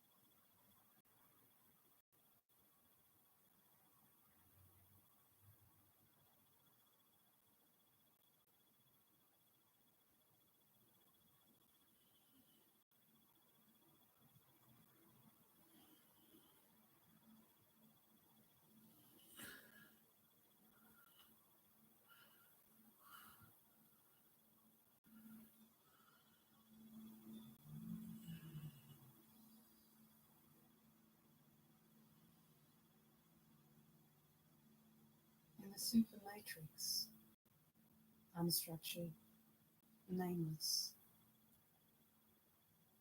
all experience of samsara and nirvana is resolved. In the supermatrix of unborn empty gnosis, all distinct experiences of gnosis are resolved. In the supermatrix beyond knowledge and ignorance, all experience of pure mind is resolved.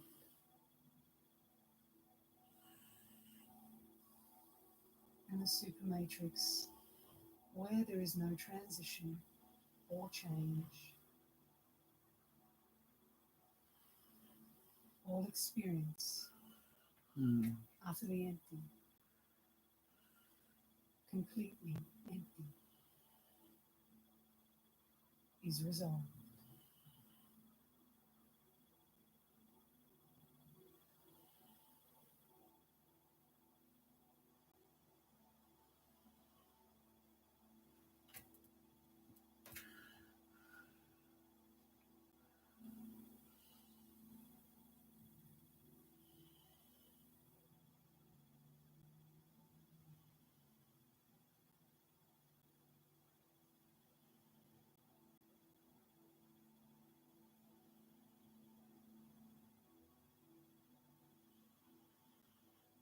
The fourth theme of the treasury of natural perfection, showing conclusively that all experience is basic Gnostic awareness alone, is concluded.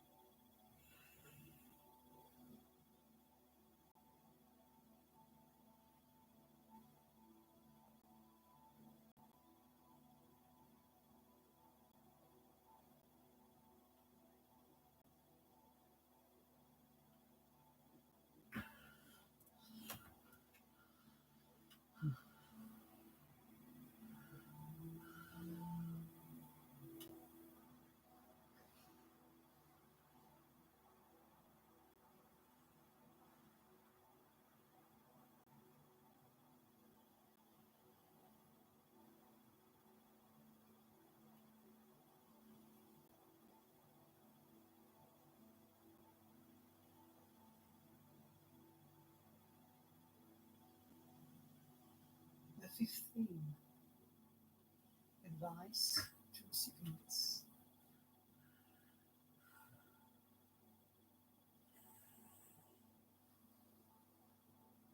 The elixir of this most profound approach should be offered only to the most favoured and brightest, not to adherents of the lower approaches, to those caught up in their moral conditioning, or to unfortunate, narrow-minded people.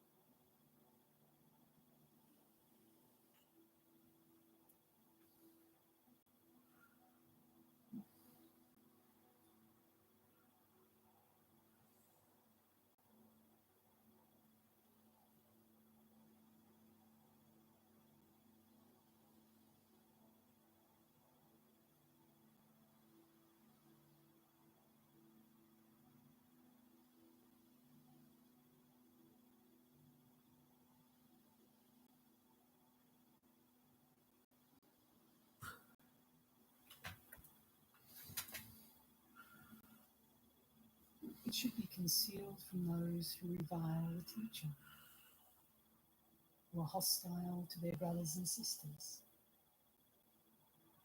who violate secrecy and gossip, who are faithless, avaricious, and dishonest, and who are preoccupied with mundane affairs.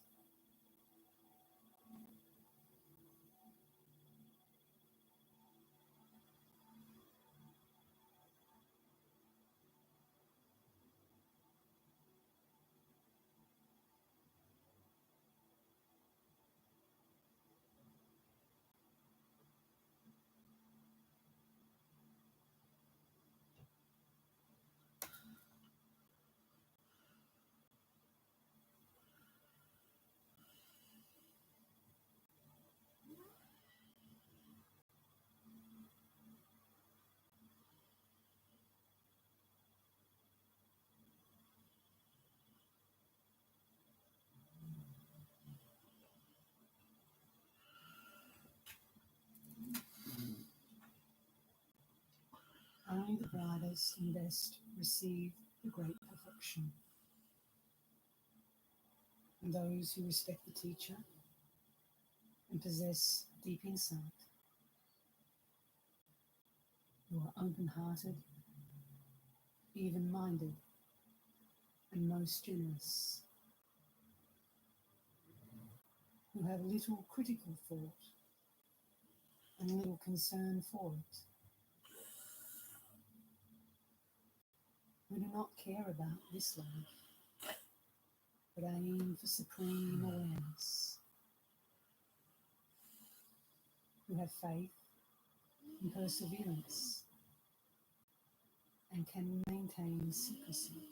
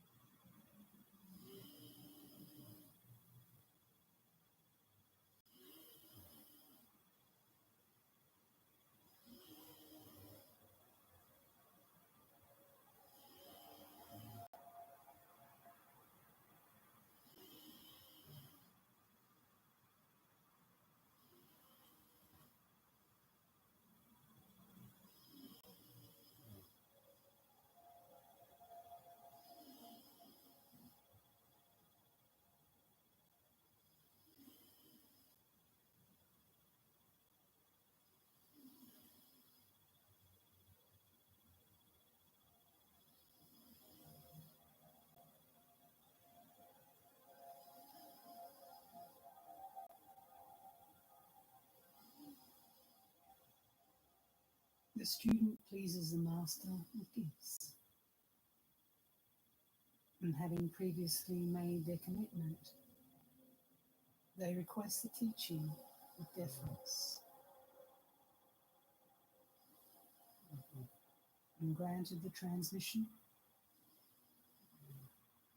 they accomplish it appropriately, and finally surrenders to the natural state of being.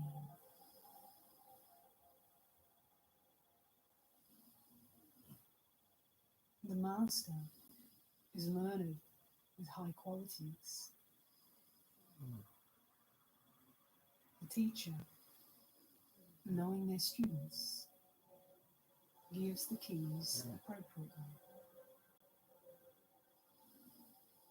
to conceal them from the unsuited.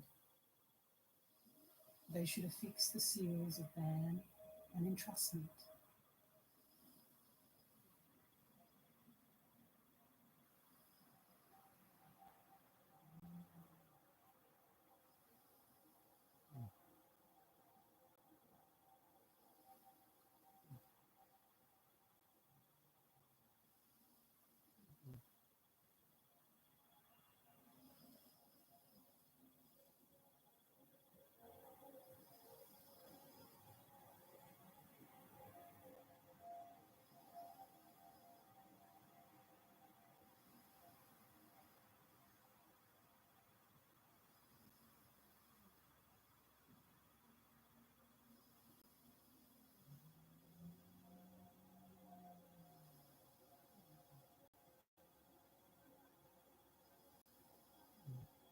Entrust the essential teaching of definitive meaning to talented and favoured heart sons and daughters.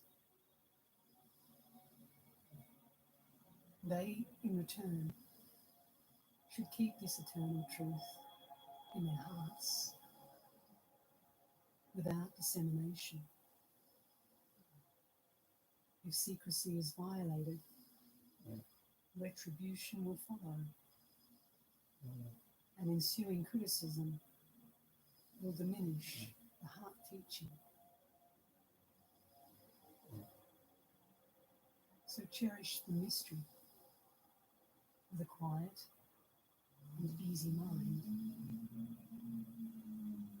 and attain the kingdom of pure being in this very life.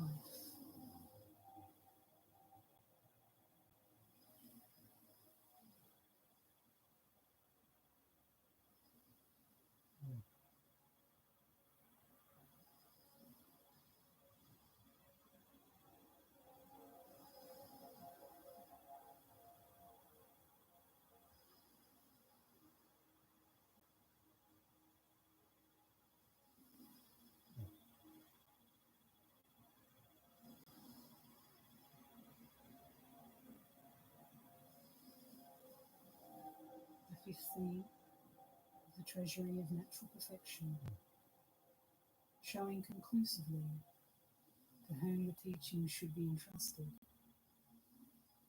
is concluded.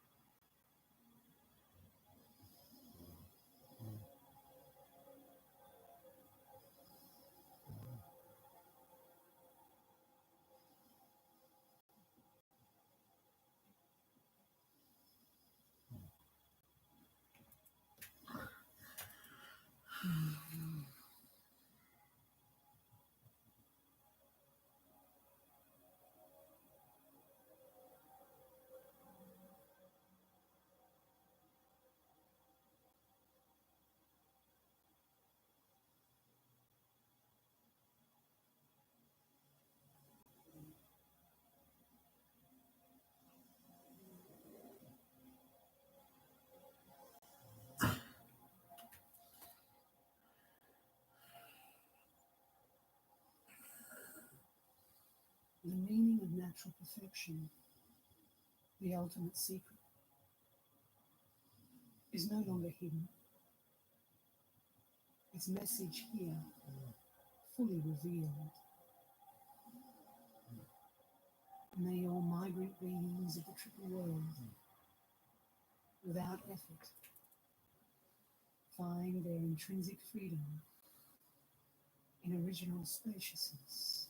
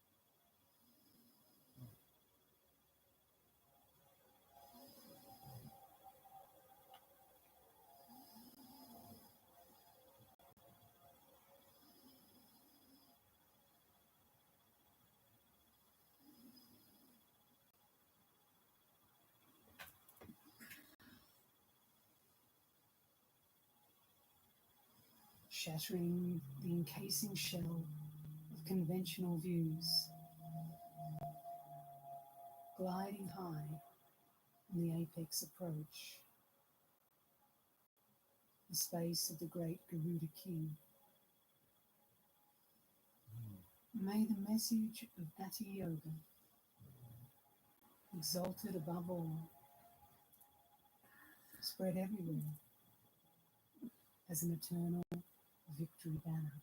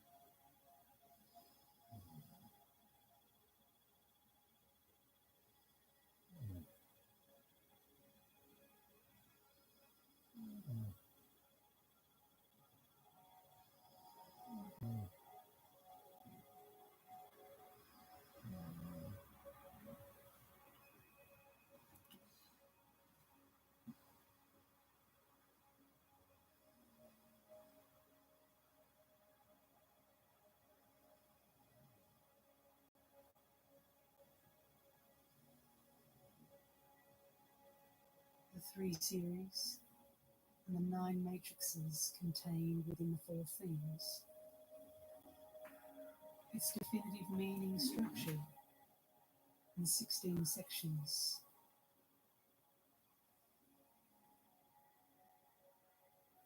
This exegesis of the precious treasury of natural perfection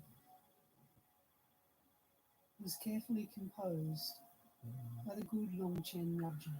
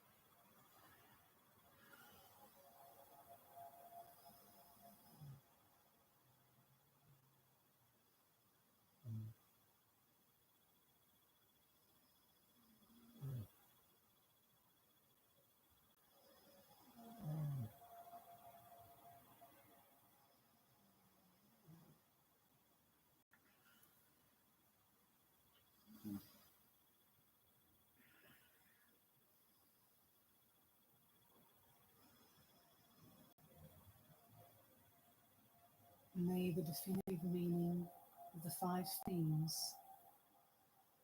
in this treasure house of natural perfection, finely adorned by its pearls of breadth and depth,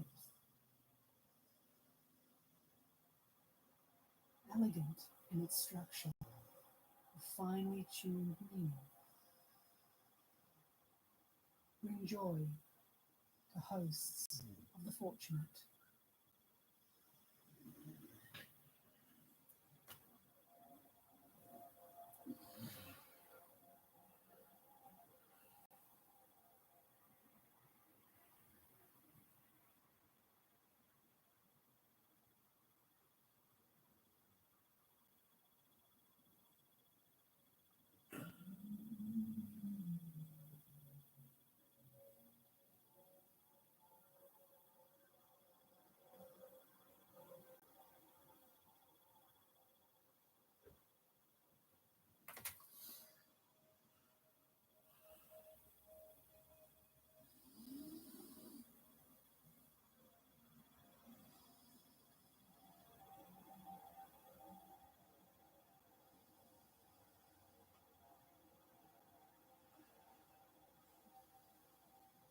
The treasury of natural perfection, composed by Longchen Rabjan, a yogi of the supreme approach, is concluded.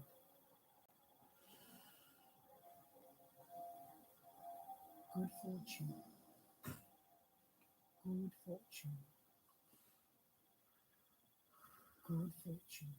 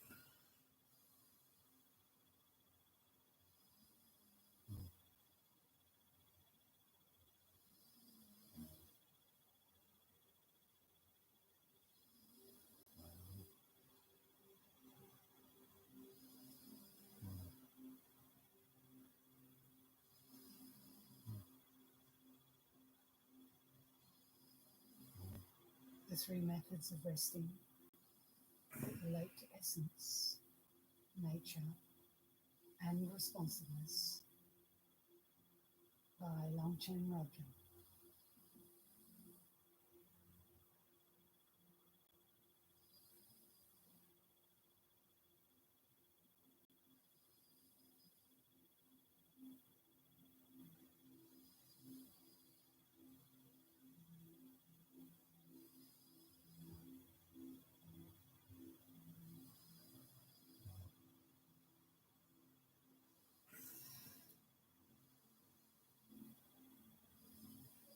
Now, the spiritual instruction that the expanse of enlightened intent is the true nature of phenomena is given in stages. The larger scope to be embraced is that this expanse is equal to space, beyond imagination or description.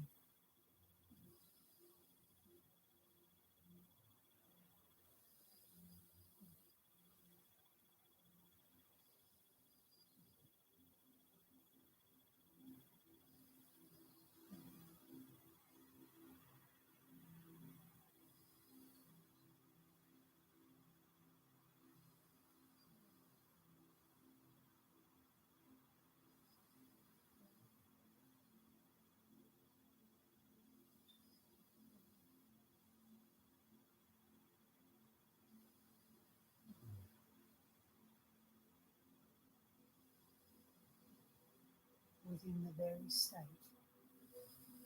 that is the vast expanse of awakened mind, the concepts of ordinary thinking do not occur.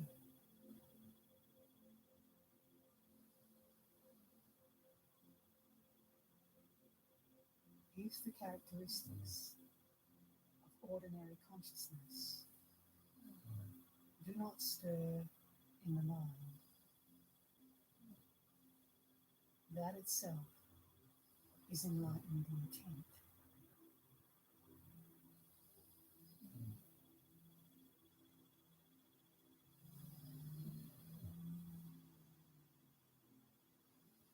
The unique state of Buddhahood.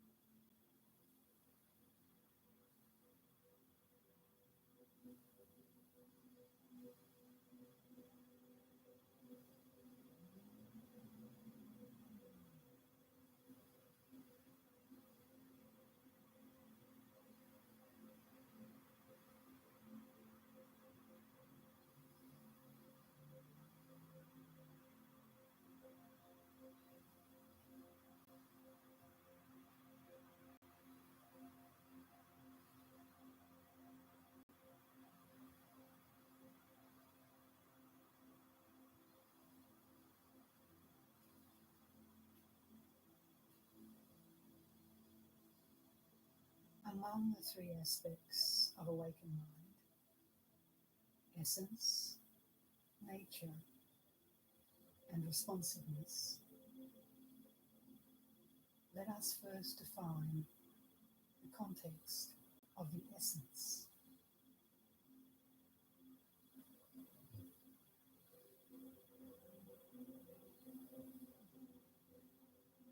It is mind itself,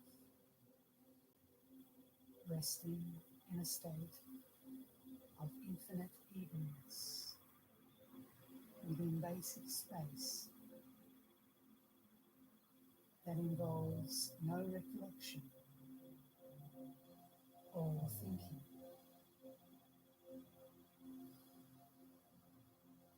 free of the occurrence of or involvement in thoughts, free of hope and fear.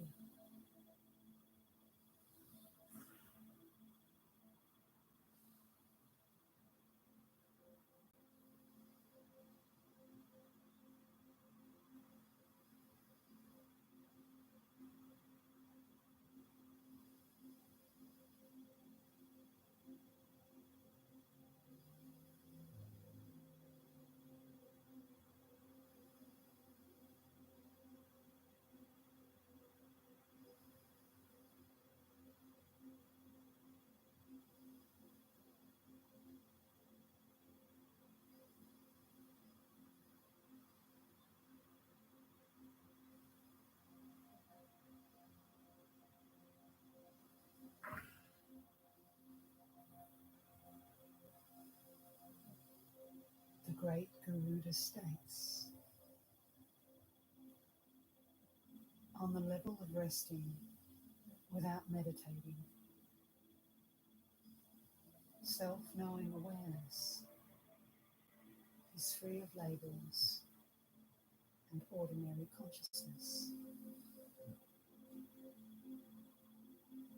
for it is the transcendent field of everything.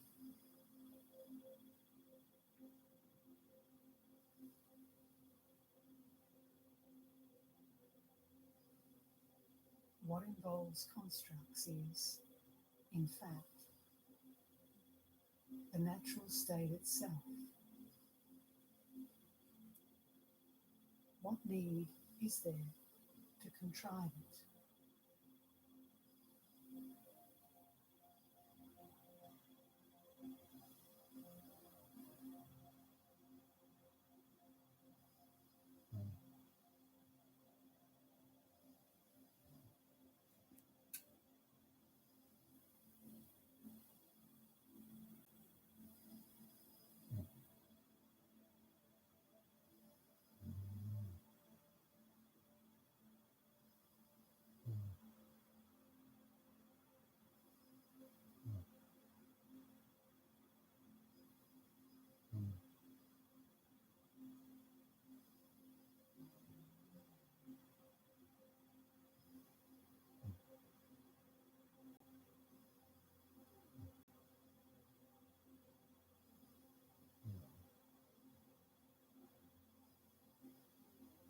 in a state of enlightenment, the true nature of phenomena,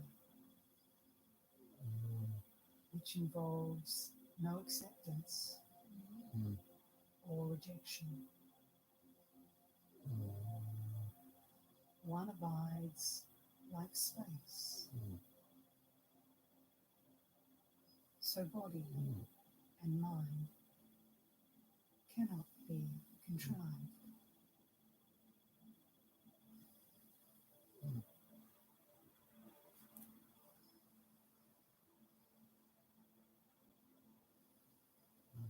Since there are no deeply ingrained concepts, there is nothing to meditate on.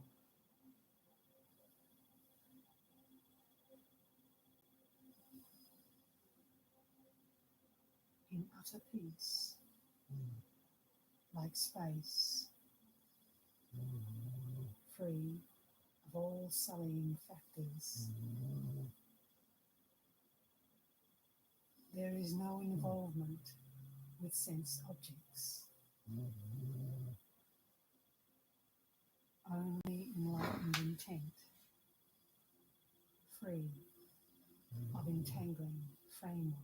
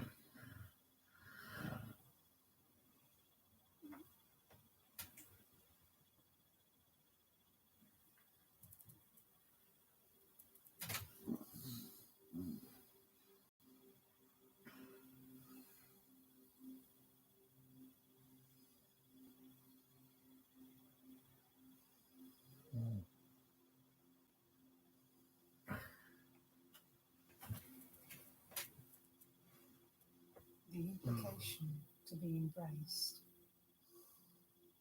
is that awareness is the supreme unity of lucidity and emptiness.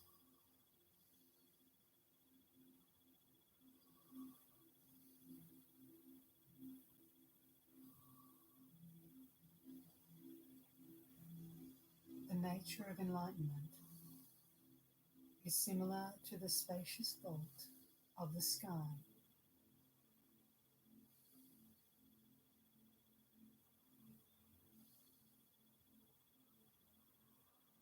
The most sublime form of meditation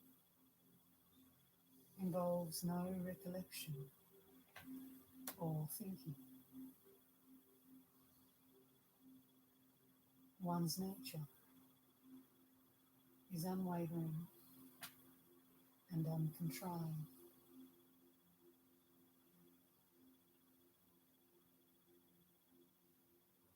Unplanned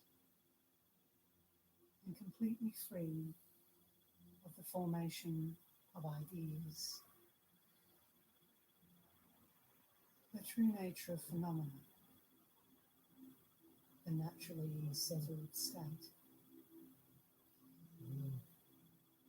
is without transition or change throughout the three times.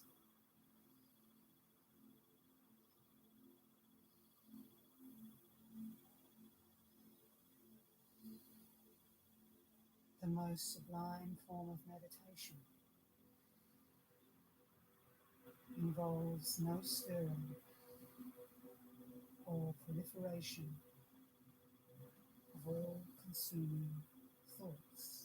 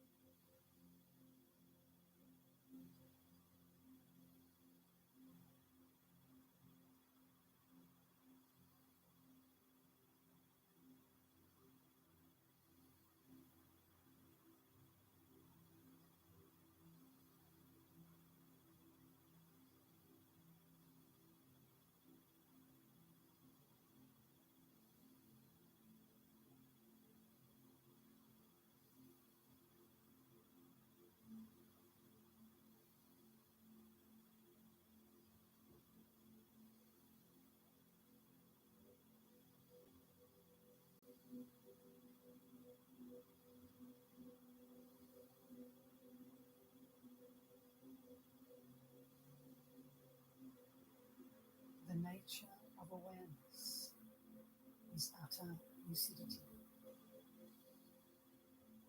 comparable to the sun and moon when they shine unobscured in the sky.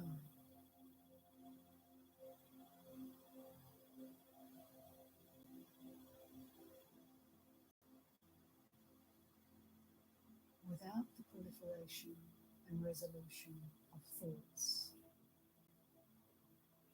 Rest with alertness.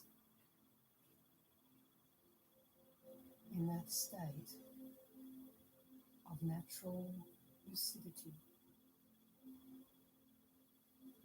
elicited in all its nakedness. Then spontaneous presence becomes evident in its own right.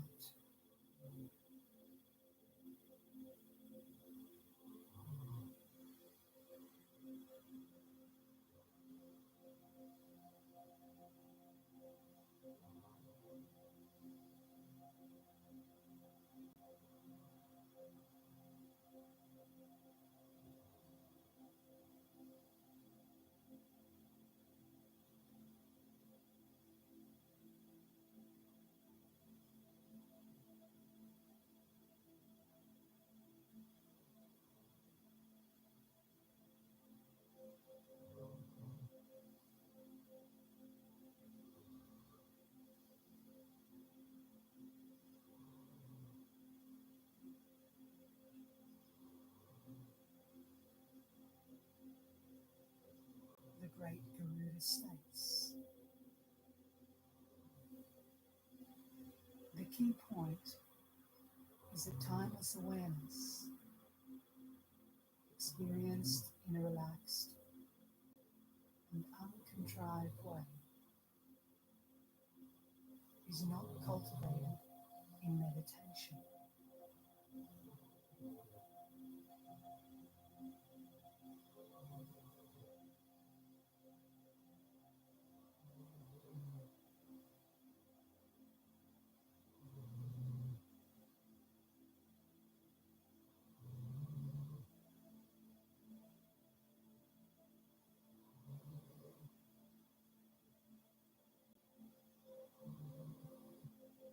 Without cause and free of conditions.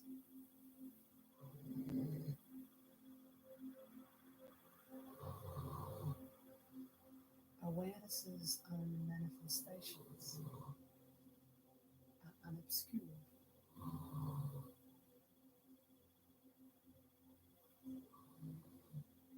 Free of effort,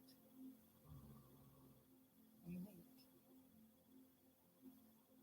and not created by anyone or anything. Timelessly perfect hard essence expresses itself in the spontaneous presence of sense objects.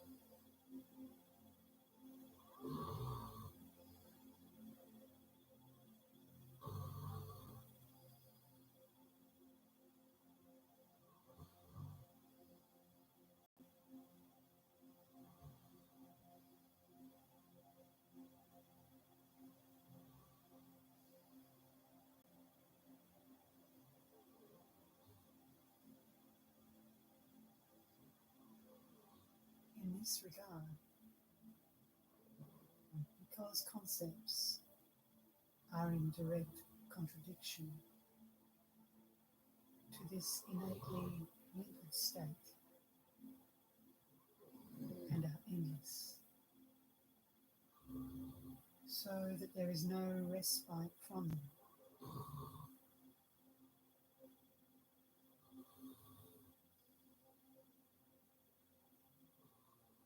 You should abide in the natural limpidity of the nature of being, the naked, inherently pristine state that is free of concepts.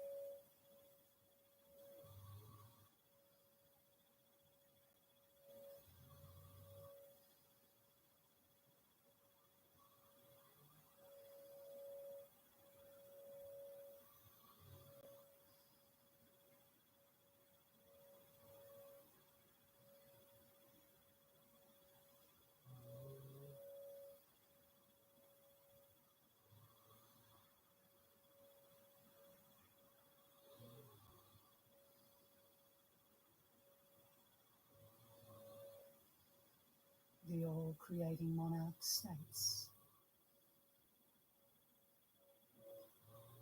Concepts that enumerate the characteristics of sense objects are countless. Nothing is what it is by being produced, and concepts only undermine concepts.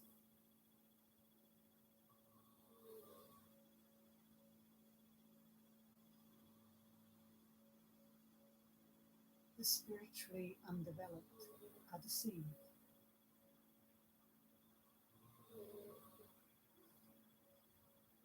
And are like water that has become sullied.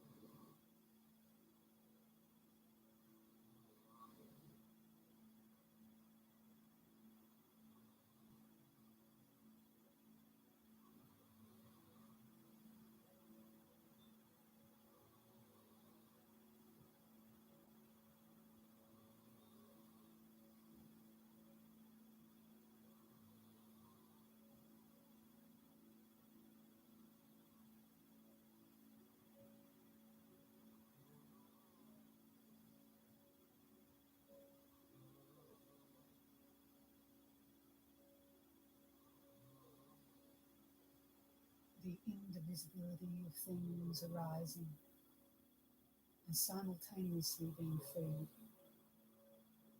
is embraced in all its nakedness.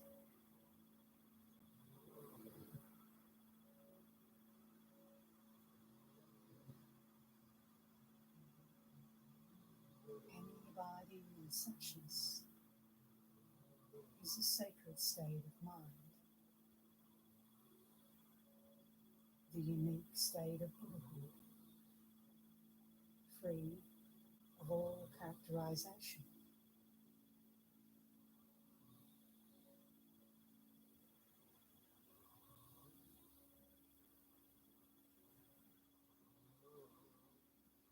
It is the unwavering, basic space of phenomena, a state of evenness, transcends reifying concepts.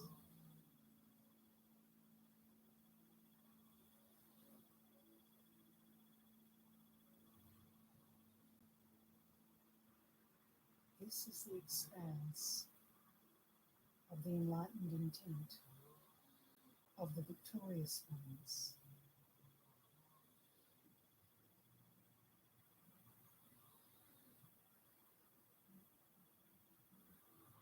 The sublime, spacious nature of being.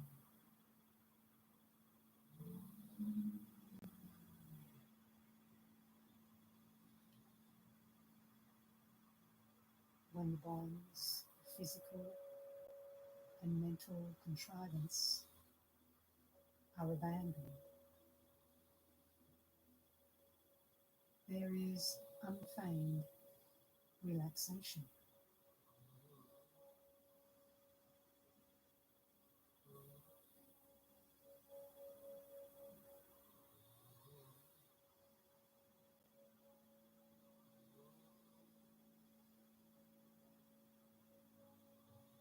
No matter what recollection stirs in the mind,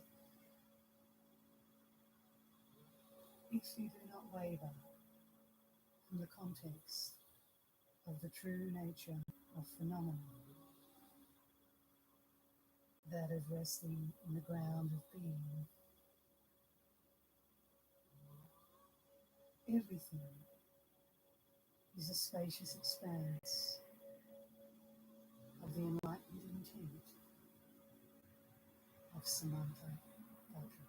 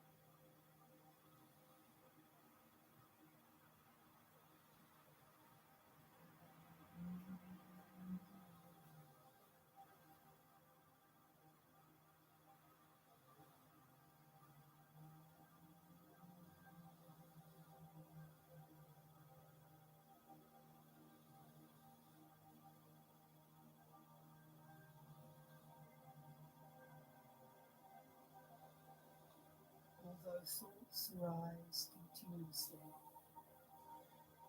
within the limpidity of awareness, stirring and proliferating as they arise, they are like water and its waves, neither better nor worse than one another.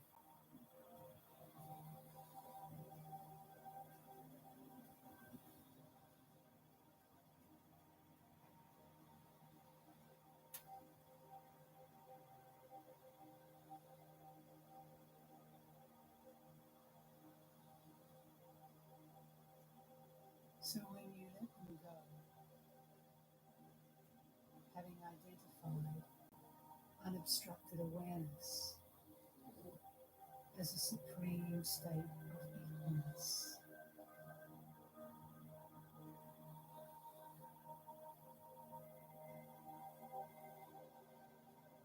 the arising of thoughts and their being freed are simultaneous.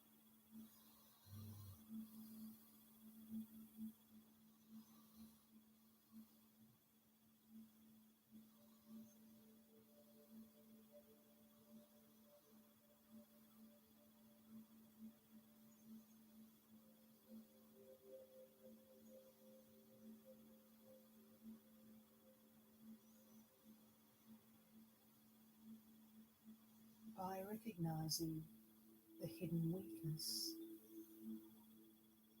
that in their very stirring, thoughts occur only to cease, you allow whatever arises to do so as it will.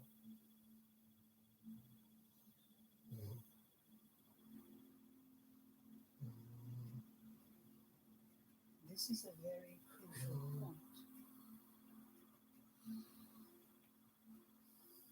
Since you do not think about or corrupt the experience by using some technique to identify where thoughts arise, freedom is ensured without antidotes being used to abandon anything.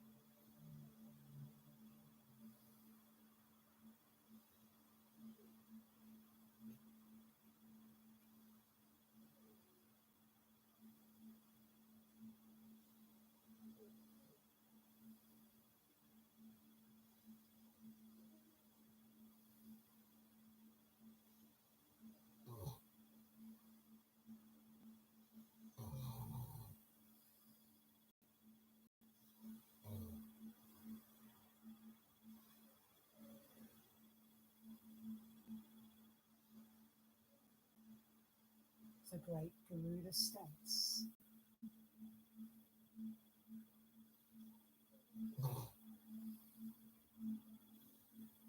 with abiding, thoughts cease, while with mental stirring, they appear in their natural state.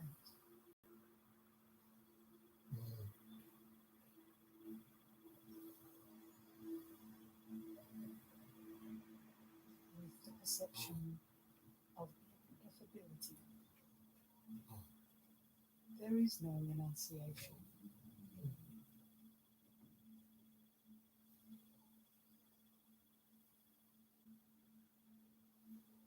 Within the essence of being, there is nothing to be cleared away.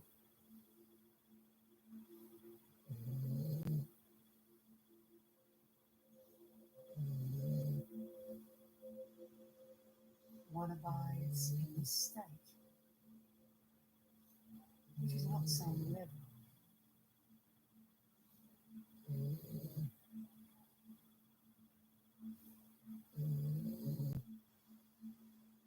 And relates to sense objects as they are. There is no arriving at some distant shore.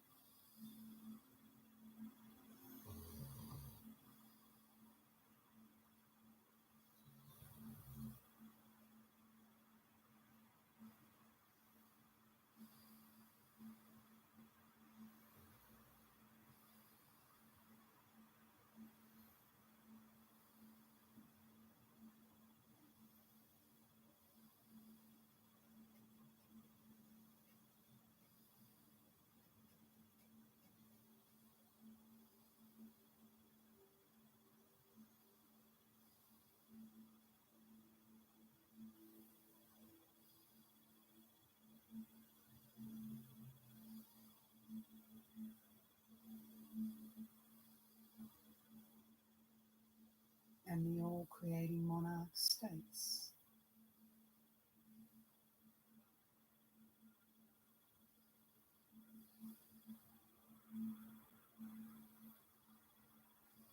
since conceptualization and analysis are transcendent, do not indulge in them.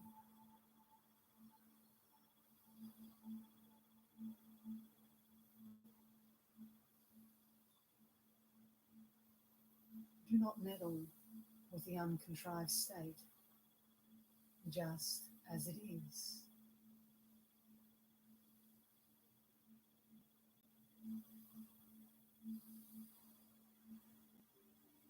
Let go of all plans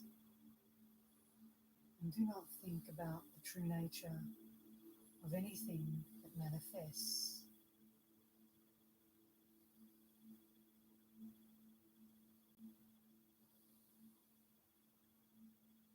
Resting naturally is revealed to be freedom.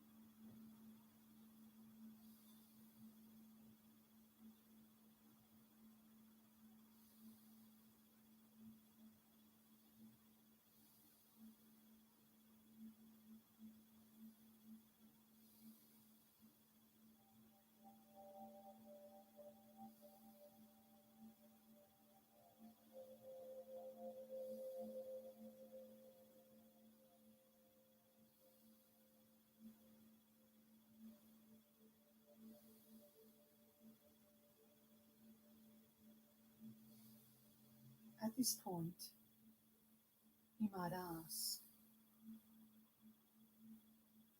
isn't there a contradiction between not regarding the onset of mental stirring as a flaw and the earlier explanation of the absence of concepts?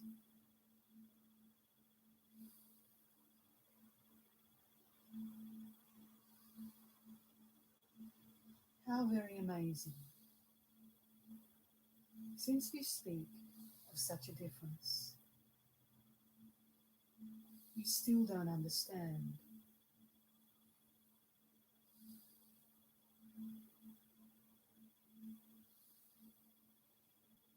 Let me explain this clearly.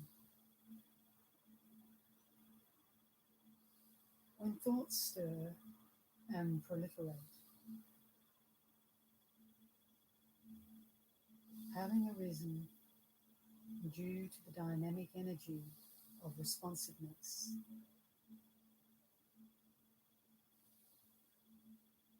that proliferation is a matter of thoughts riding on the mount of subtle energy.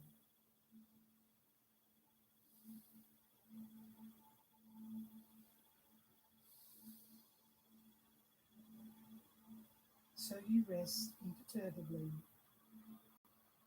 without prolonging their duration.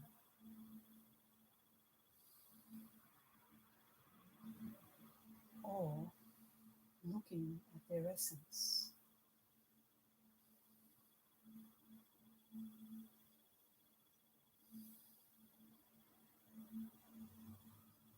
And having identified unobstructed, naked awareness, you continue to experience it as a supreme, uninterrupted state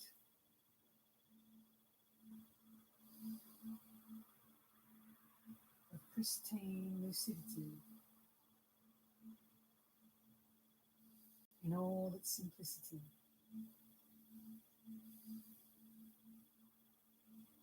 Nakedness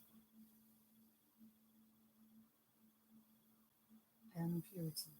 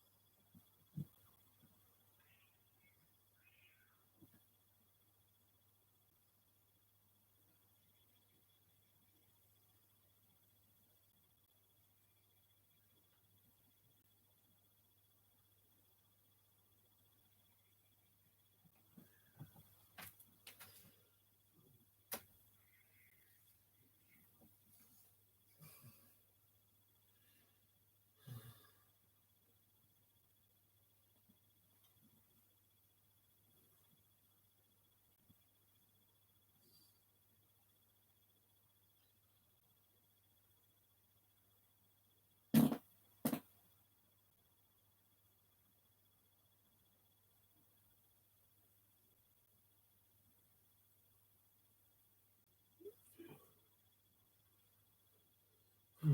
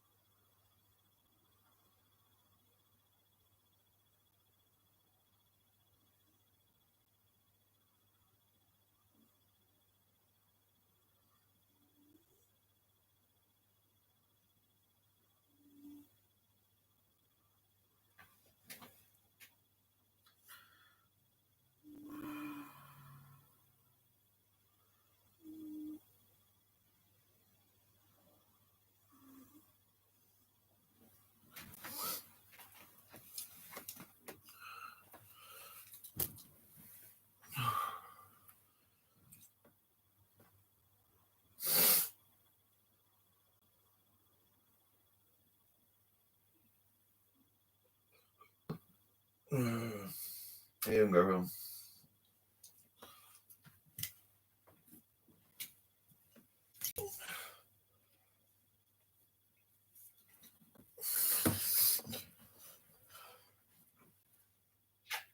Love you.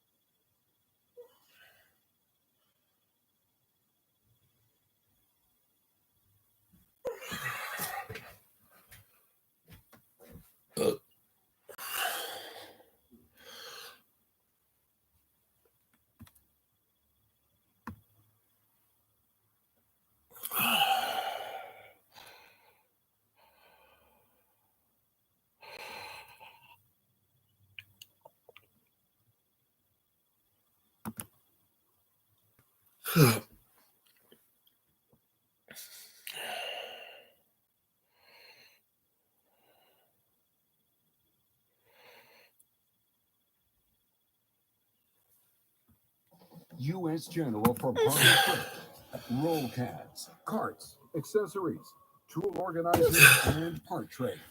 For the weekend mechanic,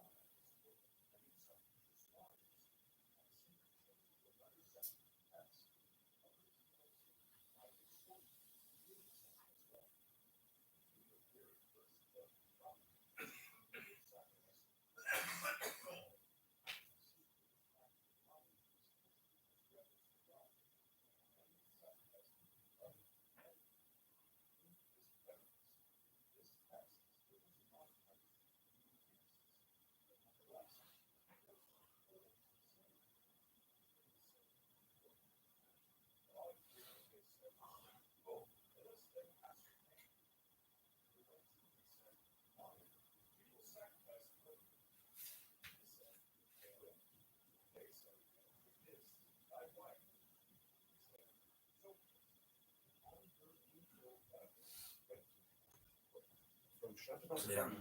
1.1.4 Ready to be up. through 16. Egeling, the translator, uses the word God-fearing here, as the original word has that sense to it. But the word is Shraddha Devi, more literally denoting a transcending kind of God reverence. Whether God fear or God reverence, this is extremely close to what Abraham's test is said to be about in the text of Genesis. Love you. The motif is about whether Manu is God-fearing / God-revering, just as the outcome of Abraham's test shows that it was about the same thing. Genesis 22:12 reads, quote, I now know that you revere / fear God and didn't hold back your son, your only son, from me. Unquote. Again, the word here literally means to fear, but also is sometimes translated as to revere. Secondly, the test asks Manu to sacrifice a beloved family member. In the case of Manu, it is his wife rather than his son.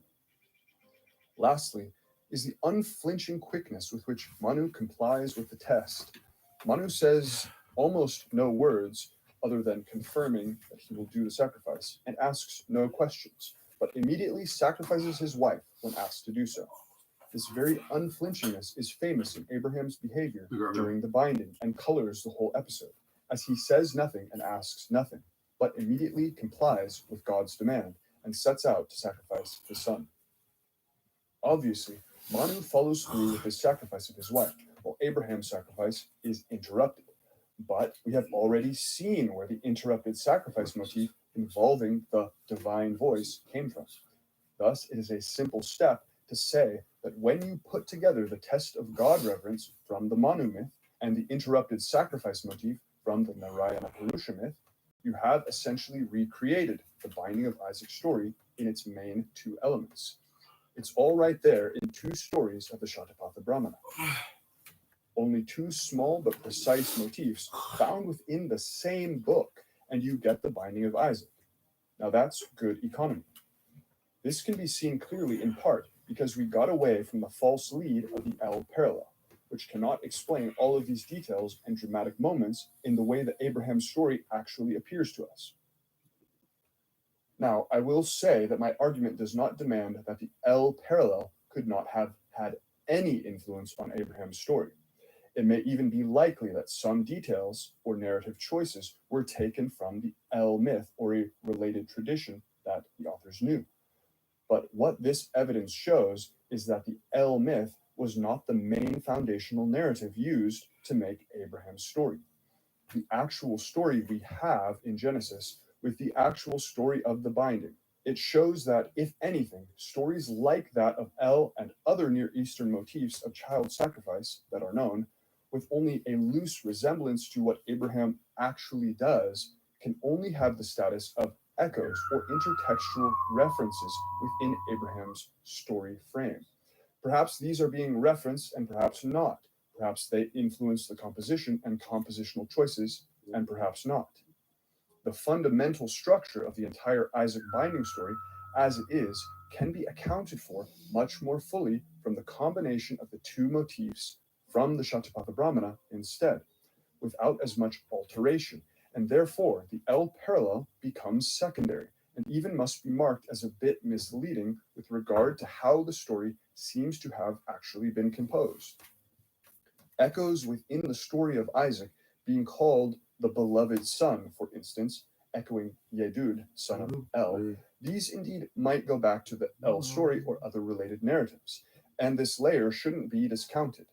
It just doesn't form the bedrock layer of the story or shape the theological motifs that are woven into it on that level. The entire theme of faith in God, self-abnegation, deliverance by the testing God, and the cancellation of human sacrifice. Even the circumcision custom appears to only be in the priestly layer of the biblical text, and so could have been added on toward the end, if the priestly author saw a general similarity between the already written Abraham and El that he wanted to sew the custom onto. Native customs being sewn onto the Brahmana narrative foundation is part of what my theory is suggesting. Furthermore, a far greater number of scenes and themes in Abraham's story can be directly accounted for solely from the Shatapatha Brahmana, compared to other postulated sources such as the El myth, which further supports that this was the text the authors were directly adapting. And if this is the case, then any echoes of El or any other myth must be secondary or coincidental.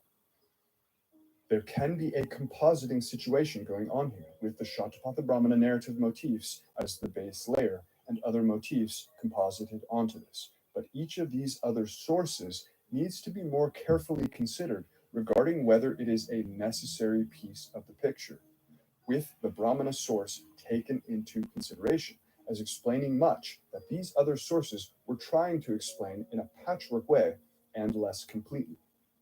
There is another story found in the Aitareya Brahmana, which is mentioned in other texts as well, like the Mahabharata, which some scholars have connected to the interrupted sacrifice scene of the Shatapatha Brahmana.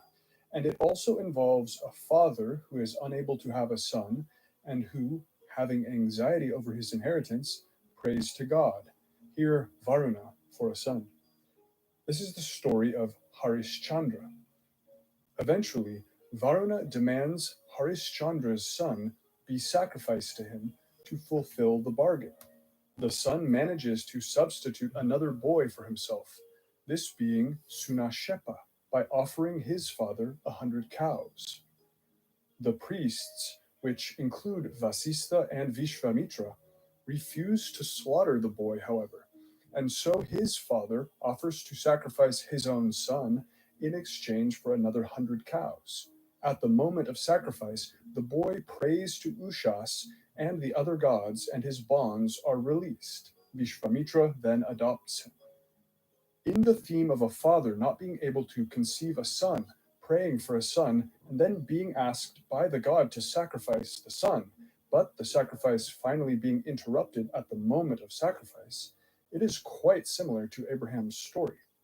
This story has many details and narrative framings that are not present in the Abraham story, however, and when compared with the Shatapatha Brahmana motifs, the latter seem more exact to what we see in the Binding of Isaac episode itself.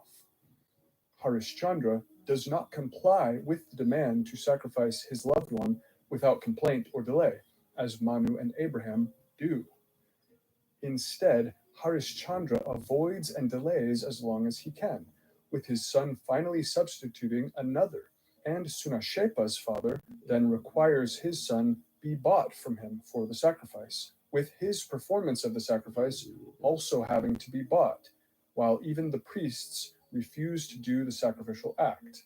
This doesn't follow the Abraham and Manu scenes thematically or in detail then, which are all about prompt compliance to prove fear of God specifically. Also, Sunashepa's sacrifice is not interrupted by a divine voice telling the sacrificer to stop just before he kills the boy, but instead is the result of the boy praying and the bonds being loosed by a goddess. Again, Abraham and the Narayana Purusha interrupted sacrifice from the Shatapatha Brahmana are much closer in the details here. Add to this the fact of numerous other details of Abraham's story closely matching Shatapatha Brahmana material, and it seems more likely that this was the direct source being used for the foundation of the story. Nonetheless, Vasistha and Vishvamitra are part of this story of Harishchandra, and we know from the Moses parallels that the biblical authors knew the Vasistha and Vishvamitra mythos generally. Thus, it seems possible the general themes pointed to could have been additional material used by the authors to shape the story of Abraham, particularly regarding Abraham's anxiety about having a son and the theme of son sacrifice that it leads to. The similarity with the Harishchandra story could be a secondary composite then in Abraham's story, a coincidence coming from a similar mythos, or even suggestive of a broader shared mythos involving this story type and its connected motifs within the broader Vedic corpus. As mentioned, multiple scholars have noted the similarity of the story of Harishchandra and Sunashepa to the Narayana Purusha interrupted sacrifice scene. Thus, they may come from a shared root, ultimately. Regardless, the existence of this story is one more piece of evidence showing how strong this theme of interrupted son sacrifice was within Vedic tradition specifically, and thus how likely it was that the majority of the pieces of Abraham's story came from Vedic tradition specifically, with the Brahmanas and the Mahabharata being the likely sources in particular. So these parallels to Abraham suggest that the fundamental source here is the Shatapatha Brahmana as a whole, rather than solely Purusha or Prajapati. Manu, who has the wife sacrifice god reverence test story, is technically a manifestation of Prajapati as the progenitor of mortals, sometimes in other texts called one of the Prajapatis. But he is still a distinct demigod with his own myths, and the wife sacrifice was not the same story as the interrupted sacrifice within the Brahmana. They were quite separate and even far apart in the text. Thus, we must see the composer of Abraham's story as going through the text of this Brahmana and taking different scenes, different motifs, and simply combining them into his one sacrificer and progenitor figure, Abraham, combining the God reverence test with the interrupted human sacrifice to make the sacrifice of Isaac. Thus far, then, we see that Abraham is made out of scattered episodes from the Shatapatha Brahmana, and we can even see them in detail in how they came together. Progenitor who yearns to procreate for many years of austerity is tested to prove his God reverence specifically by sacrifice of a beloved family member, and complies almost without word and without hesitation. But the sacrifice is interrupted by a divine voice when the human victim is bound and ready, and an animal sacrifice is given instead. We can add to this a couple more things. Abraham's name means father of a multitude, while his original name, Abram, means something like exalted father, emphasizing his role of progenitor, which dominates his story, while Prajapati is lord of generation, and indeed is treated as the progenitor father of all gods and beings. He is Prajananavant, the possessor of the procreative energy. He is the father deity per se, the archetypal father among the gods, as well as the progenitor deity per se. His power of procreation is what acts within all procreation in the cosmos. As god of procreation, he has power to grant fertility. This is fairly coincidental given the episode of Abraham with Abimelech.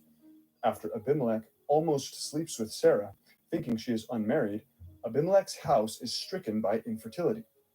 It is specifically Abraham who prays to God to bring a cure for the infertility of Abimelech's house, and Abraham's prayer succeeds.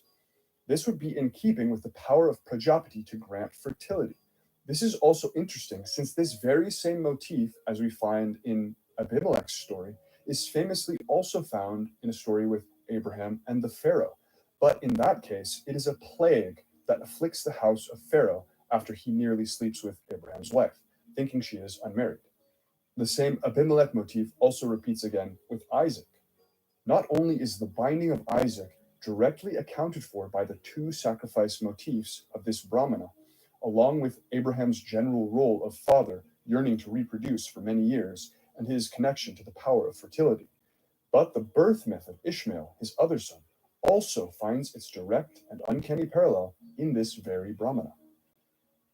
So, taken as a whole, the connected set of parallels found in this one text becomes absolutely astounding. Ishmael has a simple birth and boyhood story, but it is unique and has a recognizable arc to it. Ishmael is born before Isaac, and at Isaac's weaning, it is said that Ishmael mocks or sports with Isaac, and thus Sarah demands he be expelled. Ishmael and his mother Hagar are sent into the wilderness. Hagar and Ishmael run out of food and water, and so she places the young boy under a bush, lifts up her voice, and weeps. The text then says that God hears the boy's voice, presumably crying out in some way likewise, and sends the angel of the Lord to say that God will make Ishmael a great nation, and then to provide them with water from a well to sustain them. Genesis 21:18 through 21 reads, quote, I will make a great nation of him. Then God opened her eyes, and she saw a well of water. She went and filled the skin with water and gave the boy a drink. God was with the boy, and he grew up. He lived in the wilderness and became an expert with the bow. He lived in the wilderness of Paran, and his mother got a wife for him from the land of Egypt. Unquote. But if one knows the Vedic mythology, this is almost blatantly the myth of the boy Rudra, called by his epithet Kumara or Mahadeva. He is born as the son of Prajapati. He specifically cries out, and his cry is that he has not been given any names. Names here explicitly means dominions, for among the names given are Bhava, meaning all existence, and Pashupati, lord of animals, as well as Sharva, the archer, and Mahadeva, the great god. Prajapati hears his cry and grants the crying boy these names, and in other versions of the myth within the Vedic corpus, these names specifically allow him to eat, a detail which matches the boy Ishmael starving and dehydrated and being given sustaining water by the angel at this very moment. But this is one detail which is oddly absent from the Shatapatha Brahmana version of the story. Nonetheless, this myth of Rudra is repeated in so many Vedic texts with so many variations. If someone was studying these texts, they likely would have known more than one variant of the story, among which are the versions where the dominion names allow him to eat. Rudra is known as three things that are extremely relevant to Ishmael. He is the one who cries at birth, and this is connected by folk etymology to his name even, so that it is said that the name Rudra means to cry. Rudra cries to the father god Prajapati, and he is given his dominions, which also allow him to eat. And this crying is connected to his name.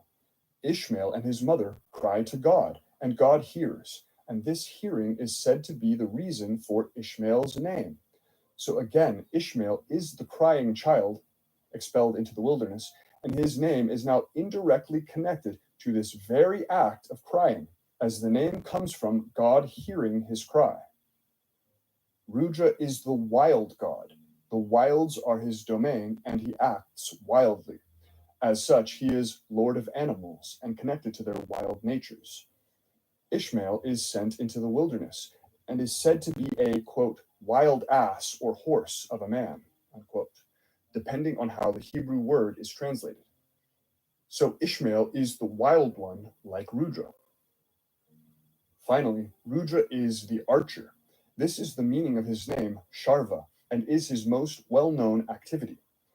Even in the Rig Veda, in his Rudra Agni form, he is sometimes shadily referred to just as the archer, Asta, as in hymn 1.71.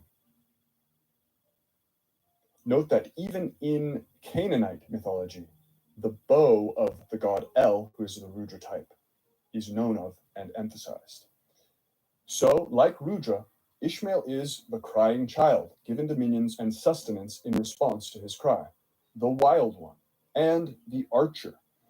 Being an expert archer is indeed almost the only thing we are told about Ishmael when he grows up. This is Rudra. Even the fact that Ishmael is sent away to another region and so is positioned as geographically an outsider plays into all of this, as Rudra is also sent to the wilds after his birth, and he is constantly positioned as the outsider to the other gods, to their society, out in the wilderness and on the fringes almost all the time. He is the god of the margin and not the central society. This is the passage telling of Rudra's birth and cry to Prajapati. From Shatapatha Brahmana 6.1.3.8 through 9, quote, and these same creatures, as well as the Lord of beings, i.e. Prajapati, the year, laid seed into Ushas. There a boy, Kumara, was born in a year. He cried. Prajapati said to him, my boy, why criest thou, when thou art born out of labor and trouble? He said, nay, but I am not freed from or guarded against evil. I have no name given me. Give me a name, unquote. See Stella Kramersh's The Presence of Shiva for a summary of the variants of this tale where the names given allow Rudra to eat and are explicitly dominions. Rudra is even the antagonist of Prajapati, directly shooting him in a central myth, whereas Ishmael gets banished for mocking, quote unquote, Isaac, who, as we will see, is also Prajapati. Therefore, Ishmael and Isaac's conflict is perfectly placed for the suggested parallels. Oddly again, the very fact that Rudra is sent to the wilds after his birth is not exactly mentioned in this Shatapatha Brahmana version, as it is made much clearer in other versions, such as the one in Atharva Veda, Book 15, where the text repeatedly says Rudra arose and went away to various regions right after being born. Also of interest, while in the Shatapatha Brahmana version, Rudra is not overtly sent to the wilderness beyond being made lord of animals.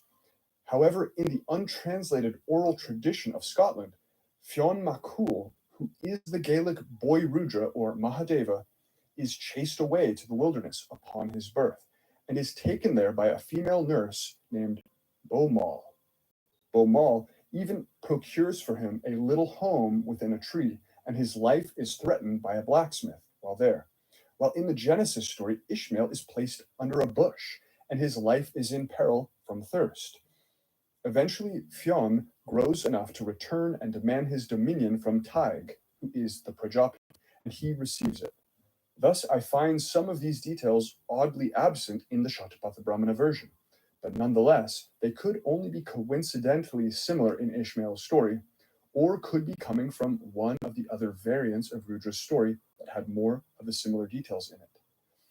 Regardless, this story of Ishmael is essentially the same story as Rudra's, a very brief story, but fitting perfectly the details we know of Rudra's birth and naming, and appearing in the Shatapatha Brahmana with the sacrifice and progenitor motifs we have already described. As Rudra is given 9 names, Ishmael is given 12 tribes, so that is another interesting point to consider. This parallel also explains the issue, which once again scholars have been unable to explain fully, of why Ishmael, who should be around 16 years old, according to the other events leading up to this, is clearly being referred to as a small child in this story of his expulsion to the wilderness with his mother. The text of Genesis 21 says that Hagar carried Ishmael on her back, that she placed him under the bush as she couldn't watch him die, and that he apparently was more helpless and was going to succumb to thirst more quickly than his mother. None of this actually makes any sense if he is a 16-year-old, especially the carrying on the mother's back, but makes perfect sense when we see that the story has been adapted directly from the story of the newborn Rudra who cries to Prajapati. This story of the child Rudra was then fitted to the chronology of the story the Genesis authors were constructing. But the chronology they constructed made him have to be a teenager at this point. This clashes with the indispensable motifs of the Rudra story, where he had to be a child crying to God. Ishmael is referred to over and over again in the passage as a boy child or a lad, multiple times, this perfectly matching the Rudra story, where he is called by the name Kumara, meaning simply boy child. Once again, the parallel in the Shatapatha Brahmana explains a mystery in the biblical text that scholars and commentators have scratched their heads over for a long time, while also revealing evidence of a compositional seam, a point where even source-critical scholars have noted there is evidence of compositional changes due to the contradictory descriptions.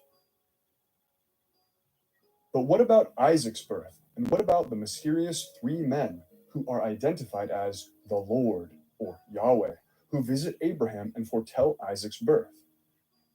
What if even this story of the 3 men who have mystified interpreters for millennia had a model in this same source text, the Shatapatha Brahmana? Would this not tip the scale into certainty that this is the main textual tradition being drawn from for the majority of the story of Abraham? Before having Isaac, Abraham is visited by 3 men, who the text of Genesis 18 says are the Lord, as in God Yahweh. At the end of their visitation, they tell Abraham and Sarah they will have a child, and Sarah laughs. This is a bit reminiscent of the Vratya form of Rudra, who makes Prajapati find the gold in himself and engender it, thus giving birth to Mahadeva Rudra, as told one version of Rudra's birth. That would imply the three men are a triple form of Rudra, like Rudra, Shiva, Agni, as we see with the Norse brothers Odin, Heinir, and Lothar. But this doesn't really line up. The Vratya of the Atharva Veda is never triple, and even Rudra in the whole Vedic corpus doesn't usually have this same outward triplicity we see with, for instance, Odin and his brothers, though the 9 names of Rudra aforementioned are directly said to give him a threefold nature in this Shatapatha Brahmana passage. This is actually true and worth contemplating. Also, Rudra is implicitly Rudra, Shiva, Agni, but this is not turned into an overt trio that appears at the same time. Thus, Rudra doesn't really appear as a group of 3 or overtly divided into 3 in other appearances. Also, the son born to Sarah after this episode with the 3 men is Isaac, not Ishmael, who would be the Rudra born after the Vratya Rudra tells Prajapati of the gold within him. And most of the Abraham material has been from the Shatapatha Brahmana, not necessarily from the other Vedas, where the Vratya story is found. There can be quibbles with this statement, but still, the emphasis has seemed to fall on the Shatapatha Brahmana for the closest parallels to Abraham. But what about this? One of the most prominent scenes of the whole Shatapatha Brahmana is the creation section of the 6th Kanda, when Purusha wants to reproduce and so forms the egg from the waters. This scene following the vital airs or breath of God creation myth section. The text says Purusha Prajapati then wants to reproduce himself. So what does he produce first? What does he make manifest to himself first? The Brahman, which is called the triple science, Trayi Vidya. The Brahman here is identified as triple, then, and Purusha Prajapati precisely uses this triple designated Brahman, which has manifested to him, to then engender the egg from the waters, which is to be the womb of his offspring, which he there and then places within the egg as embryo. The Brahman manifested to Purusha Prajapati and then used to produce the egg and embryo is explicitly triple, while the 3 men are somehow the singular Lord and also tell the couple they will have a child. The Brahman would directly parallel God, conceived as fully transcendent, yet here manifesting within a triple designation and giving the power to procreate.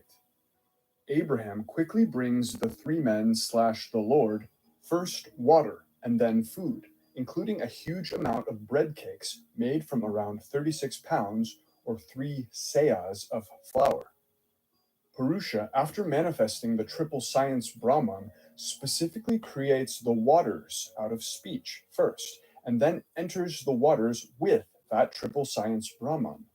He then produces the world egg at that moment with its shell of earth and generates the earthly things on it. The 3 seahs of bread and the calf meat meal Abraham makes for the men, then, could be like the moment of this earthly egg creation. The enormous amount of flour used here has never been satisfactorily explained, and would make much more sense as a symbol of the world egg that is produced here in the Shatapatha Brahmana moment. While the flour used to make the bread is indicated as triple, being 3 seahs exactly, so is the earth that is created here given an explicitly triple division. This earth that the text then says the fire altar is constructed from. Quote, this earth then was created as consisting of these same 9 creations. Hence they say threefold, 3 times 3 is Agni. For Agni is this earth, since thereof the whole Agni or fire altar is constructed. Unquote. See also from a different section of the Brahmana, quote, now as to this they say, thrice he should take with the formula in each case, for threefold is the sacrifice. Unquote. From Shatapatha Brahmana 1.3.2.18. The three men eat the meal, while at the equivalent moment when Purusha has first manifested the triple Veda Brahman, the text coincidentally says of it, quote, "For even before that person, i.e. Purusha, the Brahman was created. It was created as his mouth. Hence they say of him who has studied the Veda that he is like Agni, for it, the Brahman Veda, is Agni's mouth." Unquote. I.e., the triple science Brahman being a mouth specifically is emphasized, connecting it also with Agni, the sacrificial fire that consumes offerings. It is the mouth of the fire that consumes offerings, while the three men here consume the offered meal despite its massive quantity, like a great, huge sacrifice. This sacrificial meal then mirrors the preparation of the shell womb by Purusha and the mouth of Agni, aka triple Brahman, that is described alongside it. This suggests how the complicated formation of the earth as eggshell, which is then identified with the triple fire altar, could have been simplified in the biblical version into a massive amount of bread symbolizing that world egg that becomes sacrificial offering to the transcendent God, who is the mouth of the fire altar. But the match between the ends of each passage is what really brings the sequence into clarity. At the end of this Brahmana passage, the earth, which was the shell and womb into which the embryo was inserted, sings from joy, and so does the Agni who is on her back, presumably now the embryo Agni Prajapati, who the text suggests has been born as the child, because the earth has been spread open here. The female earth, who is functionally the womb, then, and the new child Prajapati, sing to conclude the passage, while in her story, Sarah, who has been informed of her own impending pregnancy and child here, laughs spontaneously to conclude the passage. But this detail may be the clincher. When the womb earth and the child Agni Prajapati sing at the end of the passage, it says that is why they have the names Gayatri and Gayatra, meaning one who sings. When Sarah laughs at the end of the parallel passage, this also is directly the cause and explanation for Isaac's name, which is drawn from the laughter of his parents and means to laugh. One who sings versus to laugh, two variations on an idea of spontaneously vocalized joy at very similar moments after a conception has been formalized and completed.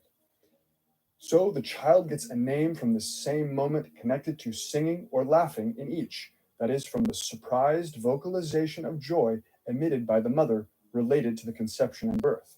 This similar motif of the mother's vocalized joy leading to the name of the child concluding both passages, which each began with the triple designated absolute God, helping the Father to form his Son after also bringing forth waters, is too uncanny. These two clear motifs frame between them a more mystical and confusing process, specifically involving waters and earth, or a symbol of earth, with a triple division as well, being brought into contact with the triple absolute, who is like the mouth of the sacrificial fire. This process being like a symbolic sacrifice, which mystically brings about the new embryo within the earthen shell, or within Sarah's womb, which the massive quantity of flour has also stood symbolically for. Only 2 chapters after this section of the Shatapatha Brahmana, it tells the story of Prajapati and Ushas having their son Rudra, as aforesaid, who cries to them for dominions, the story of Ishmael. The Ishmael story also follows 3 chapters after the 3 men seen in Genesis. Nobody has ever been able to agree about how these 3 men could be the Lord, Yahweh himself, and why they are here in this triple form, which seems contradictory to usual theology. Numerous fairly desperate rationalizations have been tried, none of which makes sense of the picture. And right there in the Brahmana passage, we have the Brahman itself with a triple designation, ending with the child named for the vocalization of joy of his mother and himself. Thus, this Genesis scene looks like they tried to translate Brahman but triple into a more literal form, and for this reason depicted the Lord Yahweh paradoxically as three men, giving no further explanation. The strength of this parallel partially relies on the firm recognition that the rest of Abraham's story has been directly adapting this same text, the Shatapatha Brahmana, and thus the author had to know this particular passage thoroughly as well, being one of the most famous sections of the whole Brahmana, the creation of the world egg. It also relies on how thoroughly I have established the deep influence of Vedic texts on the other parts of the Bible. Once these things are seen, this more complex and mystical parallel becomes hard to escape as well. Additionally, Agni, the fire god who is sometimes identified with the Brahman itself, is sometimes called triple elsewhere in the Shatapatha Brahmana, and described in terms that might echo the three men eating the massive amount of offered food. If so, it could be that the three men scene combines some of the other sacrificial discussions of Agni with the triple science Brahman we have discussed to paint a more sacrificial scene rather than a literal creation of the world egg, although both of these symbols seem to be overlaid in the Bible passage. Either way, this Agni material may be echoing in the background of the scene and should be considered as additional material the author would have likely read. I'll leave this question open. From Shatapatha Brahmana 1.3.3.14, 15, and 17 through 19, quote, "Lest that thunderbolt, the Vashat call, should strike me down and close me by those three Agnis, or Paridhis, and thus that thunderbolt, the Vashat call, will not strike me down." Unquote. And, quote, "They, the other three Agnis, then said, 'If you join us with the sacrifice in this wise, then let us also have a share in the sacrifice.'" Unquote. And, quote, "To the Lord of the earth, Svaha, to the Lord of the world, Svaha, to the Lord of beings, Svaha. These indeed are the three names of those Agnis, to wit, Lord of earth, Lord of the world, and Lord of beings." Unquote. And, quote, "The Palasa tree doubtless is the Brahman, and Agni also is the Brahman. For this reason, the Agnis should be of Palasa wood." Unquote. And from 1.4.2.15, quote, "Further, thou, O Agni, dost encompass the gods as the Feli the spokes, in the same way in which the Feli on all sides encompasses the spokes. So dost thou on all sides encompass the gods. This is what he thereby says." Unquote. And from 1.4.4.14 through 15, quote, "He sweeps thrice each time. Threefold is the sacrifice. He sweeps once with the text Vag S 2.7a. O Agni, food gainer, I cleanse thee, the food gainer, who art about to hasten to the food. Whereby he says, I cleanse thee, who art going to convey the sacrifice to the gods, thee fit for the sacrifice. He then sweeps thrice over the fire silently, for just as after harnessing the animal, one urges it on, saying, Go on, pull, so does he thereby strike it with the lash, thinking, Go on and convey the sacrifice to the gods." Unquote. And from 1.5.1.11, quote, "Having named the ancestral, he says, like as Brahman, for Agni is the Brahman, the Veda or the sacerdotium, and therefore he says, like as Brahman, may he bring the gods hither. What deities he bids him bring hither, those he refers to in saying, may he bring them hither." Unquote. From 1.5.2.11, connecting the sacrificial fire symbolically to a womb, quote, "The Hotri, a priest, must utter nothing improper until the Vashat call. By the Vashat call, he pours it, the sacrifice, into the fire, as seed into the womb. For the fire is indeed the womb of the sacrifice. From thence it is brought forth." Unquote. From 1.6.2.8, quote, "Agni, the fire, assuredly represents all the deities, since it is in the fire that they make offering to all the deities. To Agni alone, therefore, he should announce it, since he thereby has recourse to all the deities." Unquote. From 1.6.3.20 through 22, making Agni, Soma, and Indra instead a trinity symbolic of the totality of the gods, Quote, Agni then said, In me they shall sacrifice for all of you, and thus I give you a share in me. For this reason they sacrifice in Agni, the fire, to all the gods, and for this reason they say that Agni is all the deities. Soma then said, Me they shall offer up to all of you, and thus I give you a share in me. For this reason they offer up Soma to all the gods, and hence they say that Soma is all the deities. And further, since all the gods were abiding in Indra, for that reason they say that Indra is all the deities, that the gods have Indra for their chief. Thus the gods came in a threefold way to consist of one deity, and he who knows this becomes individually the chief of his own people. Unquote. Not only does this story of Purusha and the triple science Brahman parallel the story of Isaac's conception, especially with the triple Godhead appearing at the beginning and being given water, and the audible mirth of the mother spontaneously emerging at the end, directly giving rise to the name of the child, but the story of Rudra's crying and naming occurs 2 chapters after this scene of the world egg formation, while Ishmael's crying and being promised a dominion happens 3 chapters after Isaac's conception. Thus, the episodes are very similarly positioned in order.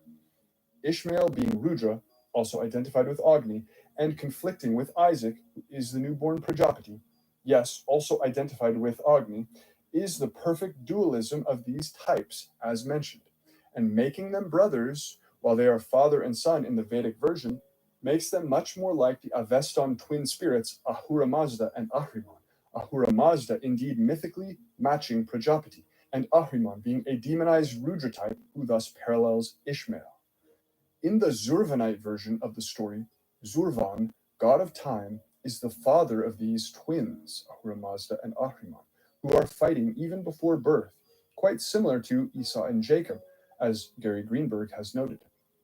This perspective then gives Abraham a faint echo of the Zurvan sort of role, if only by coincidence or secondary influence, since our source seems more clearly Vedic-like. However, Zurvan too performs a long sacrifice, specifically in order to have a son, this sacrifice being 1,000 years, the same length as Purusha Prajapati's sacrifice to drive off death, and the same length as his stated lifespan. As fb.com/Persian mythology explains this image, number 1 shows the god Zurvan, or time. Worship of the unified god Zurvan became a heresy of Zoroastrianism, which regards Ahura Mazda and Ahriman as having existed in duality from the beginning of time. Number 2 symbolizes his sacrifice of 1,000 years. The god Zurvan, a unified, androgynous, undifferentiated god, longed for a son. He offered a sacrifice of 1,000 years to create one, but as the 1,000 years drew to an end, he began to doubt his power to produce a son. Number 3 shows Ahriman, the personification of Zurvan's doubt, spoiled the world by creating sin and evil. He defiled everything he touched, and rejoiced as he did so. My victory is perfect, he crowed. I have fouled the world with filth and darkness, and made it my stronghold. I have dried up the earth, so that the plants will die, and poisoned Gaiomart, so he will die. This can be compared to Abraham fathering Ishmael with his handmaid Hagar, because he doubted that he would conceive with his wife Sarah. But Ahriman is clearly much more demonized in this tradition, making Ishmael much closer to the hostile but ultimately beneficent Rudra of Vedic tradition. And number 4 shows Ahriman's good twin, Ahura Mazda. Ahura Mazda, also known as Ormazd, was the culmination of Zurvan's desire. He is an all-knowing creator whose plans for a perfect world are frustrated by Ahriman. Thus, just as Isaac is the culmination of Abraham's desire and prayer for a son as his true inheritor, so also Ahura Mazda plays this exact role for Zurvan. As I've shown, Isaac is the lower Prajapati, as the son created in the egg by the higher Purusha Prajapati. I have also consistently held that Ahura Mazda is the Prajapati type god in his other myths, while Ahriman is the Rudra type also conflated with the Vishnu. This description of Ahura Mazda as the wished-for son of Zurvan fits perfectly with both the Purusha conception of the lower Prajapati and the Abraham fathering of Isaac stories then. Iranica Online notes that this story of Zurvan's 1,000-year sacrifice is preserved in Armenian and Syriac sources. Zurvanism being treated as a heresy within Zoroastrianism makes it even more unlikely that Abraham's story is directly Persian Zoroastrian, since the Zoroastrian version would have eliminated Abraham, demonized Ishmael fully, and would have made Isaac the sole good God remaining, since Isaac is the equivalent of Ahura Mazda here. The Abraham story preserves a more balanced picture that is still closest to the Brahmanas then, retaining Abraham and not demonizing Ishmael. Note also that it is specifically a sacrifice by which Zurvan conceives Ahura Mazda. And the Iranica Online entry on this topic concludes by describing the Yasna or Zoroastrian sacrifice ceremony as a cosmic ritual of creation and reintegration. This again fits perfectly with my argument about the three men passage from Genesis, where they are the triple Veda Brahman, the mouth of the sacrificial fire. Zurvan again is performing a sacrifice to have a son, but this Yasna sacrifice is a cosmic ritual of creation, because the Prajapati type god who gets conceived thereby is identifiable with the cosmos itself. This is why that lower Prajapati is the embryo of the world egg made by Purusha here. Thus, Abraham offering the massive amount of bread, symbolic of the matter for the world egg, to the three men who are symbolically the mouth of the sacrificial fire, the Veda Brahman, well parallels Zurvan performing a sacrificial ritual of cosmic creation in order to conceive his son Ahura Mazda, the Prajapati and Isaac type, just as these also parallel Purusha, performing a kind of rite by invoking the triple Veda Brahman and forming the world egg and the Prajapati embryo inside it. Cosmic creation as primordial sacrificial ritual in all three.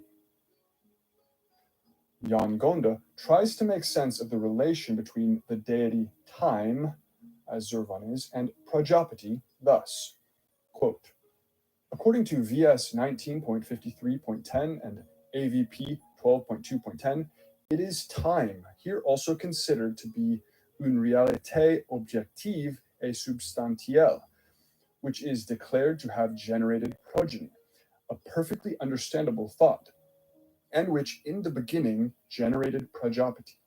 From this stanza, it may be concluded that the author went so far as to regard Prajapati as only the second ultimate cause of the universe. Time, however, as second to none. Just as in 19.54.1, in AVP, the next stanza, 12.2.11, which no doubt forms a part of the same hymn, he declares the primeval waters, Brahman, tapas, and the regions of the universe, symbolizing totality, to have come into existence from Kala, that is time. Stanza 8, speaking accordingly of time, the Lord of all, Sarvasyevara, as the father of Prajapati, does not contradict stanza 10. This reference to filial relationship implies that Prajapati is a sort of representative of the creative functions proper to Kala, time. One should not say that Prajapati is the deity Kala of the post-Vedic mythology. In the beginning, Kala generated out of himself Prajapati, and then through him progeny. The tentative and experimental character adopted by these pre-Upanishadic speculations, the Kala concept, is one of the single unifying principles from which the universe was supposed to have evolved. Unquote. And then from AVS 13.2.39 and CF AVP 18.24.7, quote, the ruddy one, Rohita, i.e. the sun, became time, Kala, the ruddy one in the beginning, Prajapati, and in stanza 40a, the ruddy one became the world, the Loka. These words are in stanza 41, followed by, he protects all that exists, sky, ocean, earth. The general sense seems to be that the sun first became time, Then Prajapati, as such, fulfilled the two main functions of that deity, creation and preservation. The poet is not explicit with regard to the function of Kala in this process. However, this word seems to imply that Prajapati's activity presupposes the existence of time, that it is only conceivable as taking place in time, which is in turn regulated by the sun. Unquote. But remember that Rohita is also a Rudra name, and Sharvasyeshvara, referring to time, also almost sounds like a Rudra name, as Rudra is both Sharva and Ishvara. In general, the higher Rudra can be looked at like the luminous essence of the fire that is the Purusha or Prajapati, the foundation of his intellect. Since the Purusha is like a demiurge, this may be why Cronus is treated as the foundational principle of Nous, while Zeus is the outward acting face of the Nous in Platonic tradition. These divinities only dividing from their unity on the lower level of manifestation where they become father and son. Regardless of all this, the conflict and dualism between Ishmael and Isaac is perfectly accurate to the Indo-European source when they are considered as Rudra and Prajapati, who are always found in opposition. Also, we may see a similar motif to Hagar's usage as the handmaid of the wife, who carries the chieftain's other child, in the handmaid of the wife of Dhritarashtra, who does similarly for King Dhritarashtra, the blind king paralleling Isaac from the previous video. We know the Genesis authors knew the story of Dhritarashtra, due to Isaac otherwise paralleling his blindness motif. So it's not impossible that the small element of the wife's handmaiden as mother of Abraham's other child could also have been taken from the same Dhritarashtra story and added in order to make Abraham's story flow as needed, especially since Abraham and Isaac already echo one another and overlap so much, both being Purusha and Prajapati in different ways, as we've seen. Between Dhritarashtra's actual wife Gandhari and the mother of her son's rival, Yudhishthira, there is even a similar anxious rivalry regarding the inheritance of her son. Gandhari takes too long to give birth to her son Duryodhana, even striking her own womb in anger. And so, like Sarah, the theme also echoing in Rebecca in some ways, Gandhari becomes anxious about her son's rival, who was born first, and now threatens her son's claim to the throne. We have seen the Duryodhana and Yudhishthira elements overlaid on Jacob previously, but this similarity to details of Sarah, who also has the childbearing handmaid, suggests that this particular part of the story of Dhritarashtra's wife and her handmaid may have found its way into Sarah's portion of the story instead, once again supporting an image of the author taking motifs from here and there and recombining them in different places, some of the Dhritarashtra related material being attached to Jacob and Isaac, and other parts being added to Sarah and Hagar. I also wonder whether the five-fold nature of the Purusha Medha human sacrifice, or any other five-fold division in another sacrifice from the Brahmana, could parallel Abraham's covenant scene with God, since it also has the Brahmana sacrifice feeling to it. In Genesis chapter 15, God instructs Abraham to lay out 5 particular animals for this sacrifice. Meanwhile, the Purusha sacrifice preparation section 13.6.1.7 says, quote, "Now this Purusha Medha is a 5 days sacrificial performance. The sacrifice is fivefold, the victim is fivefold, and 5 seasons are a year. Whatsoever of 5 kinds there is, either concerning the deity or the self, all that he thereby obtains." Unquote. Then in the Genesis scene, God foretells to Abraham how his descendants will be enslaved for a period of time. Quote, "But I will punish the nation they serve as slaves, and afterward they will come out with great possessions." Unquote. Concluding with, quote, "The Lord made a covenant with Abram and said, 'To your descendants I give this land,'" unquote, etc.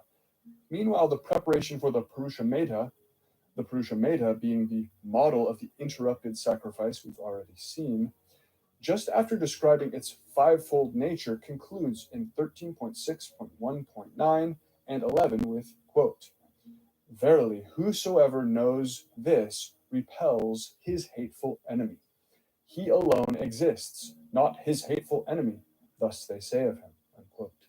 Thus vanquishing his enemy with this sacrifice. And, quote, "Thus these worlds, as well as the year and the sacrificer's self, pass into the Purusha Meda for the obtainment and securing of everything," unquote. Thus explaining how this fivefold sacrifice will both repel the enemy and secure, quote, everything. Of course, other sacrifices in the Brahmana promise other boons, and many have numbered groups of animals as well, and any of these could have been adapted or combined with native Hebrew ideas of what the covenant should be to make Abraham's covenant. But the fire altar and the animal victims for it are also specifically fivefold in Shatapatha Brahmana 7.1.2.17 and 32.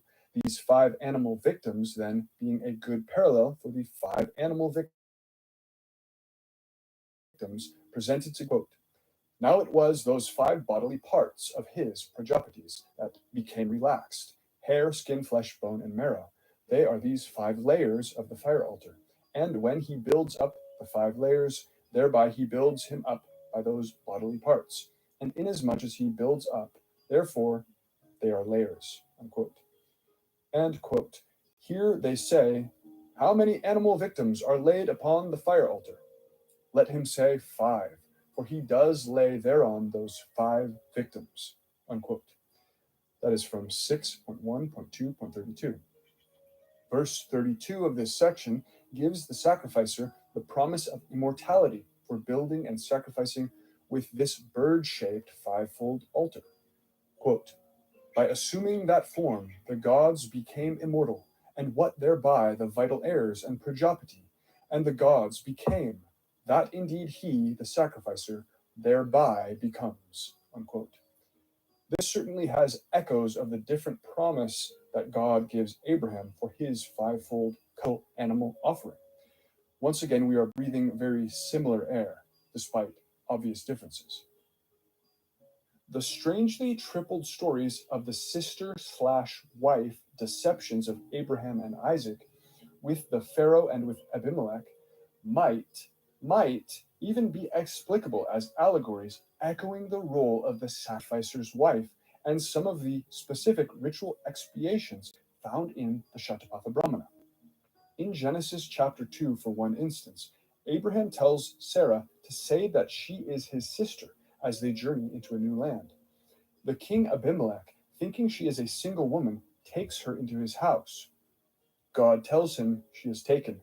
Abimelech swears he hasn't touched her, and then God curses his house with infertility anyway. Sarah returns to Abraham, and the king gives Abraham gifts to compensate him. Abraham prays to God, and God cures Abimelech's household. This pattern is also found in an earlier chapter with Pharaoh instead of Abimelech, and then later with Isaac, his wife, and Abimelech yet again, like a trio of very similar repetitious stories. If Abraham and Isaac, as his continuation and repetition, is seen as the embodiment of the sacrificer, and thus his rather inexplicable actions as mystically allegorical of sacrificial practices rather than to be taken literally, then some fascinating possible parallels open up. There is a whole section of the Shatapatha Brahmana dedicated to the involvement of the sacrificer's wife in the sacrifice, even going into how she has questionable discourse with other deities and must be led home, or how she has questionable involvement with other lovers, even, with prescribed expiations for her holding this intercourse or having these lovers that are then followed. Varuna in this section is in his common role of god of death, but also the king of the gods simultaneously, and is even responsible for disease in Shatapatha Brahmana and other texts, including specifically afflicting unborn children with death. Thus, both infertility and disease, the afflictions Abimelech and Pharaoh meet with after taking Abraham and Isaac's wives into their houses inappropriately, might connect to this role of Varuna. And from these afflictions, Prajapati and the sacrificer specifically are said to be the ones who gain the release of the afflicted beings from Varuna's grip, who do the expiations and have them succeed. Prajapati protects his creation or redresses evil also for the good of future generations of men. When he heals the living beings that have been seized by Varuna, he delivered also the unborn from that god's noose. See Shatapatha Brahmana 2.5.2.3, unquote. This is from Yangonda, Prajapati's Rise to Higher Rank, page 21. And, quote, now it was by means of the Vaisvadeva that Prajapati produced living beings. The beings produced by him ate Varuna's barley corn, for originally the barley belonged to Varuna, and from their eating Varuna's barley corn, the name Varuna Praghasa is derived, the name of the right. Varuna seized them, and on being seized by Varuna, they became rent all over, and they lay and sat them down, breathing in and breathing out. The outbreathing and inbreathing forsook them not, but all the other deities forsook them. And owing to these two, the creatures did not perish. Prajapati healed them by means of an oblation, both the creatures that were born and those that were unborn. He delivered from Varuna's noose, and his creatures were born without disease and blemish. Now, when this sacrificer performs these offerings in the 4th month, after the Vaisvadeva, he does so either because thus Varuna does not seize his offspring, or because the gods performed the same offering, and both the children that have been born to him and those that are yet unborn, he thereby delivers from Varuna's noose, and his children are born without disease and blemish. This is why he performs these offerings in the 4th month. Unquote. Note how frequently it is repeated that Varuna is forced to spare the unborn children who he otherwise would afflict and kill. This section then turns specifically to a discussion of the sacrificer's wife's involvement in Varuna's appeasements and to the grave question of with whom she has been holding intercourse, or even what lovers she has had. Quote, thereupon the Pratiprastari returns to where the sacrificer's wife is seated. When he is about to lead the wife away, he asks her, with whom holdest thou intercourse? Now, when a woman who belongs to one man carries on intercourse with another, she undoubtedly commits a sin against Varuna. He therefore thus asks her, lest she should sacrifice with a secret pang in her mind. For when confessed, the sin becomes less, since it becomes truth. This is why he thus asks her. And whatever connection she confesses not, that indeed will turn out injurious to her relatives. Unquote. See how her connection with others even injures those around her, if not admitted. Here, relatives. A footnote adds, quote, according to Katya 5.5.7 through 9, she is either to give the total numbers or the names of her lovers, or to hold up as many stalks of grass. If she has none, she is to reply with no one else. He makes the wife speak or confess, thereby he renders her pure, and then he leads her to penance. Were she not to reveal the name of a paramour she has, she would harm a dear relative. Let her declare, so-and-so is my paramour. By thus declaring anyone, she causes him to be seized by Varuna. See Taittiriya Brahmana 1.6.5.2, unquote. The text continues, quote, of these dishes there is one for each descendant. Here being one for each descendant, he thereby delivers from Varuna's noose one by one the children born to him. And there being an additional one, he thereby delivers from Varuna's noose those children of his that are as yet unborn. This is why there are the same number of dishes exceeded by one. The wife offers together with her husband, thus he delivers his offspring from Varuna's noose through conjugal union, unquote. The text then moves to a description of the wife sending these other companions of hers home and her being led back to her own proper seat as part of the sacrifice. Quote, they are now together with her while she is led thither from another place. Hence she says, ye companions, go home, she says, because that wife, doubtless, is the hind part of the sacrifice, and he has just now made her take her seat to the east of the sacrifice. Home doubtless means the house, and the house is a resting place. Hence he thereby makes her rest in that resting place, the house. Having led her back to her seat, the Thatri returns to his place by the side of the southern altar. Unquote. This concludes with a direct prayer to wipe out the sin that has been committed against the gods and mortals, and thus to preserve the speaker from injury. This seems dramatically quite similar to Abraham praying to God to cure the affliction of Abimelech's house after Abraham's wife is led home from being in that house, after her proximity to them has incurred the curse. Quote, with the text, Vag S 348, O laving bath, laving thou glidest along, with the help of the gods may I wipe out the sin committed against the gods, and with the help of mortals, the sin committed against mortals. Preserve me, O God, from injury, from the fiercely howling demon. Unquote. Abraham, as mentioned, is fittingly the one who prays to cure the infertility of Abimelech's household. This is fitting, as this is the role of Prajapati, who not only releases the unborn from Varna's noose, but also places semen and embryo into the womb, being master of the procreative power and of mantras that drive away death generally. Quote, in Rigveda 10.184.1 and Shatavatha Brahmana 14.9.4.20 and in HG 1.25.1 is prescribed in the ritual performance of acts that will bring about a successful conception. Prajapati is requested to pour the semen in the womb, Padasi, and Dahatar, an aspect of Prajapati, to place the embryo, Padadi, unquote, from Gonda, page 28. Other offenses against the sacrifice with a similar structure are mentioned, which Prajapati specifically then expiates, again similar to the prayer of Abraham that cures the infertility.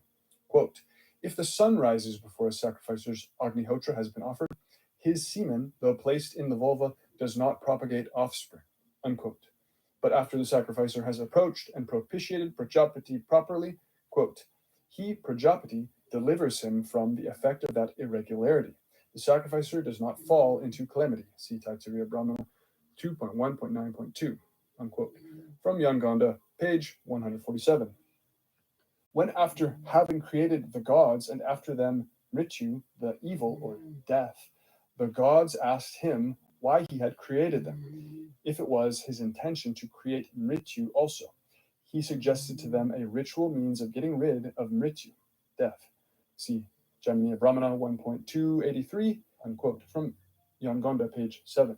And again, in further passages, Prajapati is specifically said to release his creatures from the grip of Varuna, though he himself was the one who caused them to be seized in the first place. This whole pattern is humorously similar to the Abraham and Isaac stories, since Abraham and Isaac are the ones whose fault it really is that Pharaoh and Abimelech don't realize their wife is married and thus incur the afflictions, which Abraham then expiates with prayer. In MS 1.10.10 and 150 and 20, quote, Prajapati had caused these creatures to be seized by Varuna. That the offering is dedicated to Ka, aka Prajapati, means that he releases them from Varuna for the sake of himself. But see also KS 36.5 and 72.16. He releases them through himself from Varuna, unquote. From Gonda, page 142. So Abraham and Isaac, who is his own echo, in some sense may be acting out an allegory of correct sacrificial practice and expiations, with the wife as symbol of the wife of the sacrificer, or feminine aspect of the sacrifice. The strangeness and triple repetition of these stories suggests an importance to them that hasn't been accounted for well enough by previous attempts at explanation. Even if they are reduced to 2 or 1 by source critical analysis, as if they are just doublets from different authors in the text, this does not explain why the story was so important as to result in such repetitions. Again, the question raises its head, however. Why on earth would the biblical authors include an allegory of such foreign rites within their story, in a way that is now essentially incomprehensible without the original context? We should remember then that the intelligentsia of Alexandria did believe in magic, by and large. So did the biblical authors simply believe in the magical efficacy of the passages they adapted thus? Or did they think the allegory for how to treat a priestly sacrificer's wife still had some instructive value for the community, even in a stripped down form? Or does a parallel like this only suggest a deeper root of natively inherited myth and ritual infusing itself into the Hebrew tradition from Indo-Europeans further back in time? And why does Abraham present Sarah as his sister in the first place and allow her to be separated from him in the way that we see? Some details of the Vedic rituals could again provide a key, for as a preliminary step in the framing rituals, the sacrificer's wife was made to go through a sort of initiation process, during which she was separated from her husband, specifically staying in a separate hut from her husband and entering the ritual grounds by a separate door. In this way, the husband and wife now operated in parallel rather than in conjunction, but only during this initiating period, after which they joined together once more. Operating in parallel, then, could be symbolically like Sarah calling herself a sister rather than a wife for a time, making herself directly open to the powers and deities of the sacrifice, while the return of the wife to acting in conjunction with the sacrifice would parallel Sarah's return to acting as Abraham's wife. The scholar Stephanie Jameson explains the process the wife goes through in parallel to her husband, the sacrificer. Quote, "The two undergo identical purificatory procedures, don similar garments, are vested with similar accoutrements, and endure the same privations with regard to food, speech, freedom of movement, and sleeping arrangements. In the consecratory procedures, each is tended by a different priest, the sacrificer by the advaryu, the wife by the prati prash tatar, a sort of assistant advaryu. They then stay in separate huts, the sala and the pantisala, respectively, and each has a separate cow assigned to him/her to provide them with its milk as their sole food, with the portion of each cooked in a different fire. See e.g. APSS 10.176.6 and KSS 7.4.24. This separate but equal treatment seems to underscore their relative independence. The wife does not just tag along with her husband, sharing his lot, but has her own dwelling, priest, and cow. Then the pair enter the main enclosure separately by different doors and take their usual places." Unquote. From Stephanie Jameson's fascinating book, Sacrificed Wife/Sacrificer's Wife, Women, Ritual, and Hospitality in Ancient India, from page 48 through 49. Jameson continues, quote, "The first action on the men's return to the western end of the ritual ground is thus to reestablish or reaffirm the ritual partnership between sacrificer and wife, and to do so by invoking, indeed creating, divine patterns for it. The wives of the gods, though nameless, provide our human wife with a superhuman model and assert her importance in the ritual schema. Though she has been neglected during the long period of activity at the Ahavaniya, she is now reincorporated into the ritual by this oblation to her divine counterparts, and further activities involving her participation now unfold with the added authority conferred by her connection with the divinities." Unquote. From Jameson, page 51. After this, a part of her role in the sacrifice is explained thus, emphasizing the use of her sexuality in paradoxical ways to enhance the energy of the ritual. Quote, "Her sexuality and fertility are being spread to the entire ritual by this theoretical contact.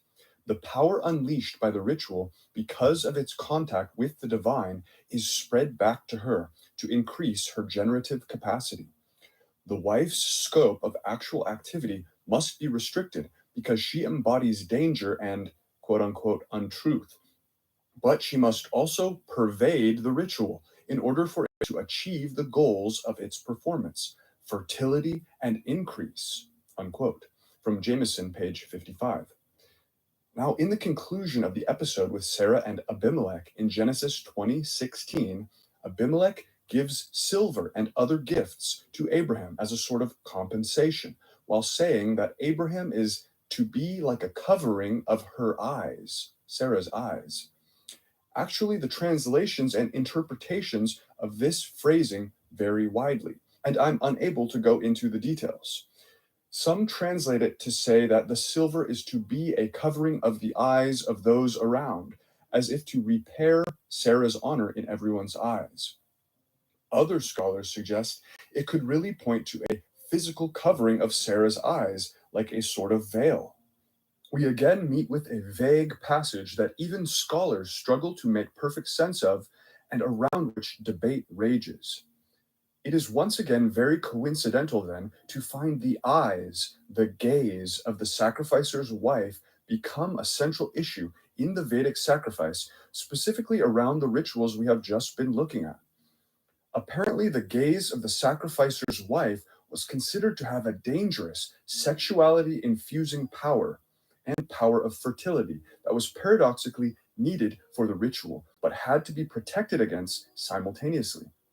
Quote, what the wife looks at becomes impure and ritually unfit. He puts it on the ahavantiya, one of the fires. Thus he purifies it. Thus he makes it pure and ritually fit. The very act that endows the butter with sexuality also pollutes it, and before it can be put to ritual use, it must receive treatment in the sacral realm, reheating on the offering fire and glances from priest and sacrificer, to partially reverse the potentially too virulent sexual strain injected by the wife's gaze, unquote. From Jameson, page 57. To really guard against the dangerous potency of the wife's gaze, she specifically was made to wear a head covering, effectively a kind of veil, as she entered the ground of sacrifice.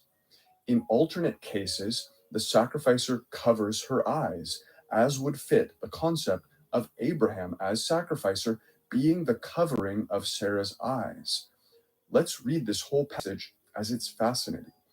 Quote, the position of the wife in the pravargya is more ambiguous. She is present on the ritual ground, indeed is girded and actively participating in the other parts of the soma sacrifice that surround the pravargya.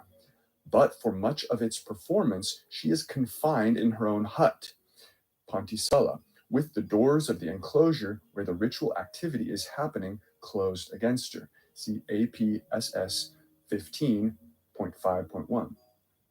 When they are about to proceed with the pravargya, they close the doors and enclose it from the wife. In the texts of the WYV, which do not specify her confinement, her head is covered by a garment when the crucial parts of the ceremony occur. See KSS 26.3.2 and Shatapatha Brahmana 14.1.3.16. The wife is not allowed even to watch the pot being made. The major effort seems to be to keep the wife from seeing the pot, and this is accomplished either by keeping her physically out of the enclosure and or by covering her eyes. But in some texts, this visual prohibition is dramatically reversed. When the kettle has been heated to glowing, her head is uncovered, if relevant, and she looks at the pot, with the verse KSS 26.4.12. The wife uncovers her head. He, the Advaryu, makes her recite, accompanied by Tvastar, while she looks at the Mahavira pot, saying, accompanied by Tvastar, the sacrificer, along with his wife, looks at the Mahavira pot. The reason for this dramatic reversal, the requirement for the wife abruptly to stare at an object which has heretofore been carefully screened from her gaze, is the familiar one, to effect a sexual pairing, as the Shatapatha Brahmana explains in 14.1.4.16, the pravargya is male, the wife female. A procreative sexual pairing is thus created. The sexual and procreative nature of the contact is also signaled by the mantra, accompanied by Tvastar, etc., which, as we will see, is used at a similarly sexually charged moment in the Soma sacrifice. But the BYV texts forbid even this contact. The wife recites the mantra while still confined away from the pot. APSS 15.8.17, the Pratiprashtatar has the wife in her enclosed area recite the rest of the Anuvaka. Accompanied by Tvastar, may I be of service to thee. Discussions of the pravargya in the secondary literature usually suggest that the wife is banned from contact with the right, because she might profane its mystical essence. But the texts suggest something different. The ritual is a dangerous one, particularly the great heat, both actual and mystic, of the glowing pot. It threatens physical harm to those in contact with it. According to the Shatapatha Brahmana, the wife covers her head lest she should go blind. Shatapatha Brahmana 14.1.3.16. While the pot is being heated, the wife covers her head, thinking, "This heated pot is glowing. I cover my head, lest this heated and glowing one should steal my eye." Unquote, unquote. Jameson, page 57 through 58. And, quote, "Some contact between the wife and the pot is desirable because such contact is procreative, but it is also risky to the embryos thus produced. On the other hand, no contact at all is simply sterile. The texts cited earlier, KSS, Shatapatha Brahmana, and MSS, are willing to take the risk. They grant the wife a single controlled glance at the end of the period of heating. But the BYV is more cautious and more ingenious.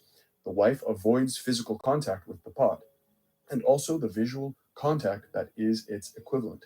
But by participating in the verbal portion of the ritual from a safe, screened distance, she gets access to the power of the ritual without the risks.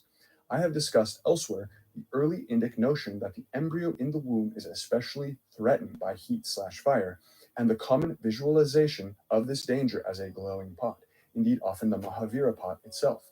In both cases of the wife's exclusion discussed, exclusion from the Mahapitra Yajna and from the Pravargya, the motive seems not to be to shield the ritual from a woman's profaning presence, as is sometimes suggested, but to protect her from the dangers posed by these particular rituals, the sinister forces of the world of the dead, or the too powerful energy of the glowing Mahavira pot. But in each case, there is some effort made, at least by some schools, to ensure her partial participation or some substitute for it. Once again, the wife is vital to the success of the ritual." Unquote. From Jameson, page 59. With this concept of the paradoxical redirected sexual energy of the sacrificer's wife, let's let Jameson guide us to a more detailed understanding of the Varuna Pragasa ritual, the aforesaid ritual where the wife has been fraternizing with others and is made to confess, under threat of Varuna's punishments of disease and death to the unborn. Jameson draws attention to how the redirected negative sexuality is also harnessed in this particular rite. Quote, "Vedic ritual presents several examples of what, for want of a better term, I will call negative sexuality, situations in which what appears to be sexual misconduct or dysfunction is again used to channel sexual energy into the ritual." Unquote. From Jameson, page 88. And specifically, she mentions how the wife has gone about among others and is made to confess regarding this.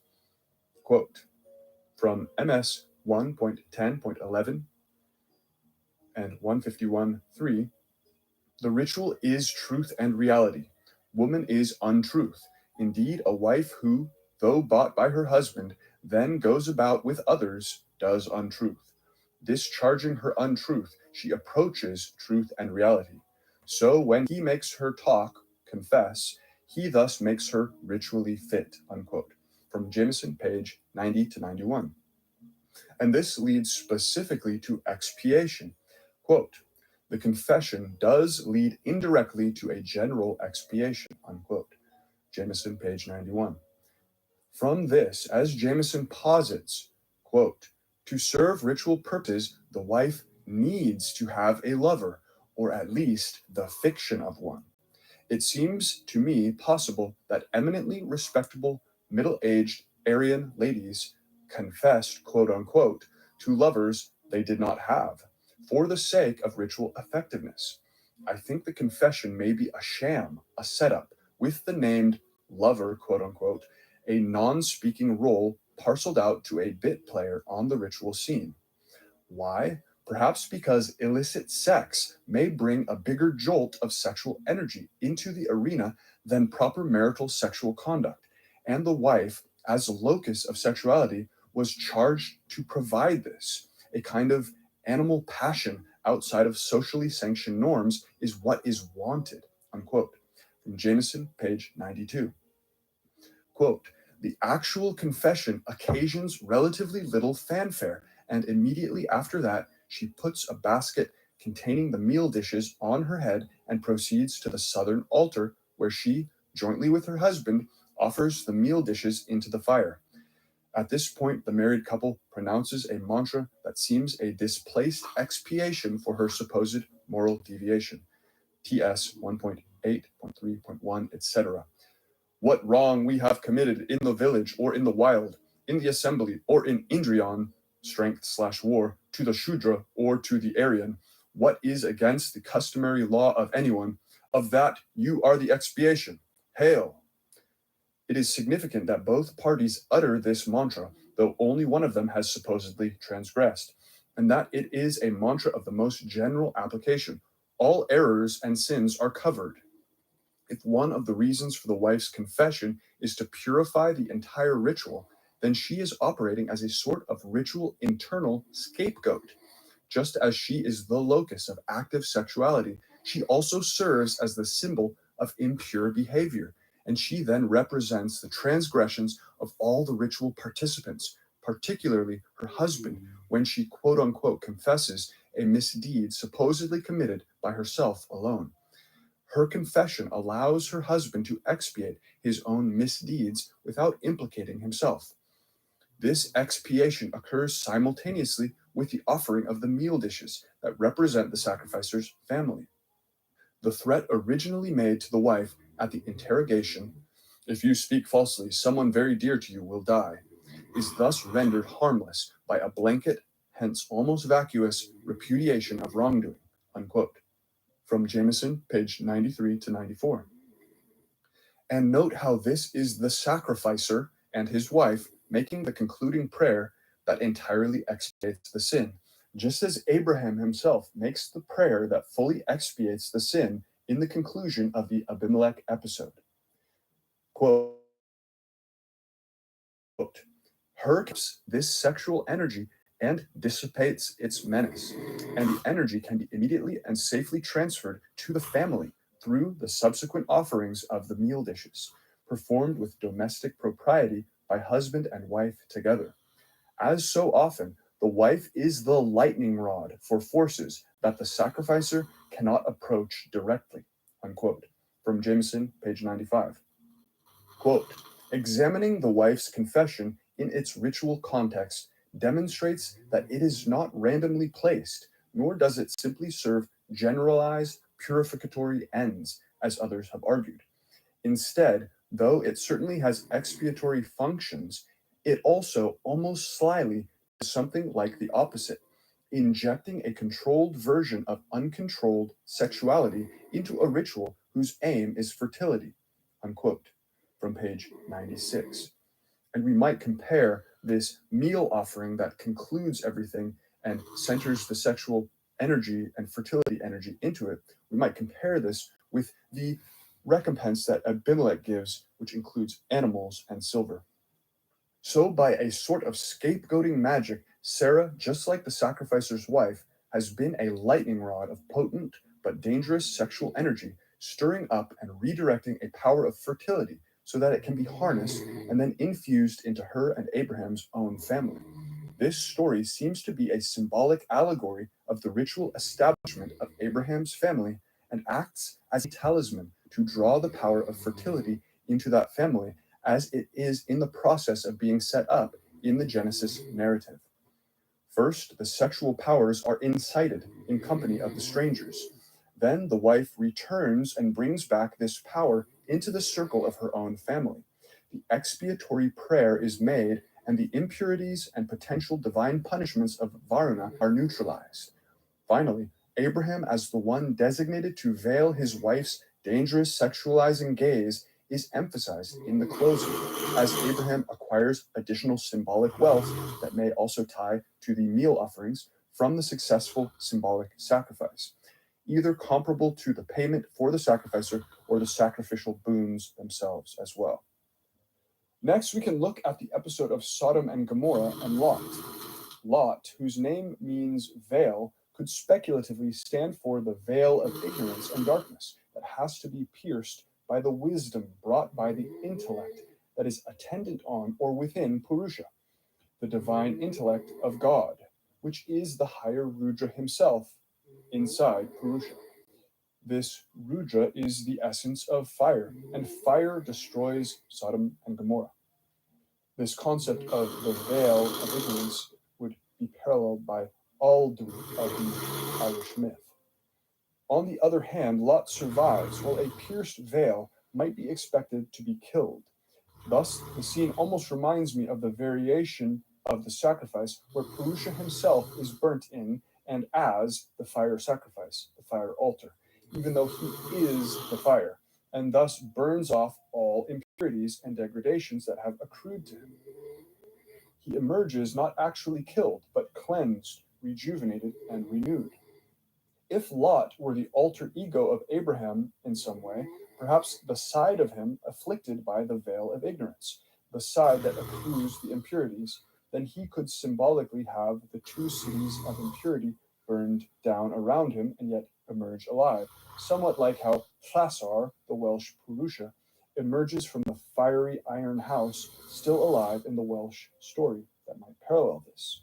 It is hard to pin down the exact symbolism here with Lot and the two cities, but given the context of Abraham as Purusha, it seems possible something like this is going on here. In Shatapatha Brahmana 10.1.3.1, one half of Prajapati himself is said to be mortal, the other half immortal. With his mortal part, he was afraid of death. The gods make Prajapati, who is identical with the great fireplace, by ritual means free from death, end quote. And in like manner does the sacrificer become free from death, unquote. That is in 10.1.3.6 and 8. In Shatapatha Brahmana 11.1.6.7 through 11, Prajapati, desiring offspring, makes the good gods, but then also the asuras, the demons. He smites them for being darkness to him. But the passage concludes by saying the distinction between them was illusion, thus directly tying the smiting of the evil ones with the concept of the veil of illusion. This again might connect to Lot's name. Quote, desirous of offspring, he went on singing praises and toiling. He laid the power of reproduction into his own self. By the breath of his mouth, he created the gods. And by the downward breathing, he created the asuras. They were created on entering this earth. Having created them, there was, as it were, darkness for him. He knew, verily, I have created evil for myself, since after creating, there has come to be, as it were, darkness for me. Even then he smote them with evil, and owing to this it was that they were overcome. Whence people say, not true is that regarding the fight between the gods and Asuras, which is related partly in the tale and partly in the legend. For it was even then that Prajapati smote them with evil, and it was owing to this that they were overcome. Therefore it is with reference to this that the Rishi has said, not for a single day hast thou fought, nor hast thou any enemy, O Magavan. Illusion is what they say concerning thy battles. No foe hast thou fought, either today or aforetime. In the Brihadaranyaka Upanishad 1.4.1, Purusha is said to be called Aham and to burn up all evils. Quote, and because he, before the whole group of aspirants, burnt all evils, therefore he is called Purusha. He who knows this verily burns up him who wishes to be Viraj in advance of him. Unquote. On the question of whether there was ever an earlier version of the story where Isaac was actually sacrificed, as some scholars have suggested, because of how many Shatapatha Brahmana elements we find in Abraham's story as a whole, the sacrifice scene more likely had the Shatapatha Brahmana motifs as its basis, which already included the sacrifice being interrupted. This needs to be remembered. And these then could have been merged with parts of an L-type story secondarily. Therefore, it appears unlikely that there was ever a simple transition from a story of Isaac being sacrificed by his father Abraham to him being then spared, but at best a secondary merger of the interrupted sacrifice connected to Abraham's son with the El and Yedud type story, which had the son being sacrificed. But El is not the model of Abraham. Thus, it seems unlikely there was ever a simple sacrifice version with Abraham and Isaac being changed to cancellation, but rather perhaps the other direction, some elements of the actually sacrificed son of El being merged into the cancelled sacrifice of Abraham's son, Isaac, which was more foundational to the Genesis story that was being created. This could even be intentionally polemic against the El story tradition. Keep in mind that the Moses golden calf story is an Indo-European version of a myth type that the Canaanites had a version of themselves, El's feast. But the Bible authors, the authors of Exodus, completely sidestepped the Canaanite version to use the Vedic story, the story of Daksha's sacrifice, instead. So this use of the Shatapatha Brahmana story, where the divine voice stops the sacrifice of the son, in contradiction to the El myth, where El does sacrifice his son, would be consistent with the way the Bible authors have been seen to directly replace the Canaanite myths, even in other books of the Bible, such as Exodus.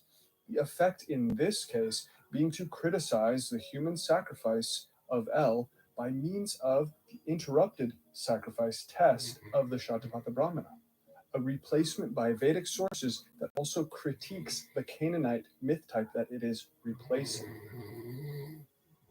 After all of these parallels, some undeniably exact and some more loose, it is worthwhile to reflect on how Prajapati's other name is Brahma, while Purusha Prajapati's female counterpart is Vak, who is explicitly called Saraswati within the Shatapatha Brahmana in some places. Thus, we do have Brahma and Saraswati sounding eerily like Abraham and Sarah, though they here are usually called their other names such as Purusha and Prajapati and Vak, or Prajapati is shown as husband of Ushas, who parallels Hagar. If this naming was a cosmic coincidence, it would be a great one, but it could also be an intentional echo and a knowing wink being sent to us by the biblical authors through the centuries. Either way, what is most interesting is that we don't need this name similarity to see that Abraham is Purusha Prajapati / Brahma / Manu in the end, as the mythic correspondences pointing so strongly to the Shatapatha Brahmana are overwhelming enough to do away with the need for the mere confirmation of names. Names are often wishy-washy and unstable. Abraham is Purusha when he prays for a son for many years and finally conceives Isaac. He is Purusha Narayana when he has his human sacrifice interrupted by the divine voice. He is Manu, the archetype of mortal sacrificers, who is one of the Prajapatis when he unflinchingly complies with the sacrifice of a beloved family member to prove his reverence for God. But then, surprisingly, he is Prajapati, who should otherwise be his own son, when he fathers Ishmael, who is Rudra. Thus, we can more or less see that the composers of the story didn't pay strict attention to coherence between the types, though they are very close. They were borrowing various pieces of story from the Brahmana and treating the text sort of like a buffet. They were mixing elements that otherwise didn't go together and might even contradict, such as this parenting issue, Abraham as Purusha in one myth and as Purusha's own son Prajapati in another. Yet at other times, of course, Purusha is called Prajapati himself. This marks another significant scene in the text, or a possible scene, which can be a clue to where compositional acts took place. Such clues shifting the likelihood more toward an act of literary compositing rather than a purely inherited and seamless oral tradition. Likewise, Isaac, when born, is Prajapati, who also should be the father of Ishmael, as mentioned. But when he is bound, he is a composite of motifs from the humans almost sacrificed by Narayana Purusha and Manu's wife, who gets esoterically identified with a part of the sacrifice as well. The humans almost sacrificed by Purusha would also be symbolically the Purusha, as this is the Purusha sacrifice section, and Purusha just means man, symbolizing the cosmic man who is sacrificed. microcosm equaling macrocosm, the sacrificer Purusha equaling the sacrificed Purusha. Thus, Isaac would embody Purusha once again in this aborted human sacrifice portion of his story. This would then make Abraham Purusha / Prajapati / Manu, and Isaac Prajapati / Purusha. It's no wonder Isaac's story motifs echo those of his father, and he is almost like a repetition of him. And I wonder if the authors were ever getting confused about which of them should have a given motif and how to fit the picture together with such overlap.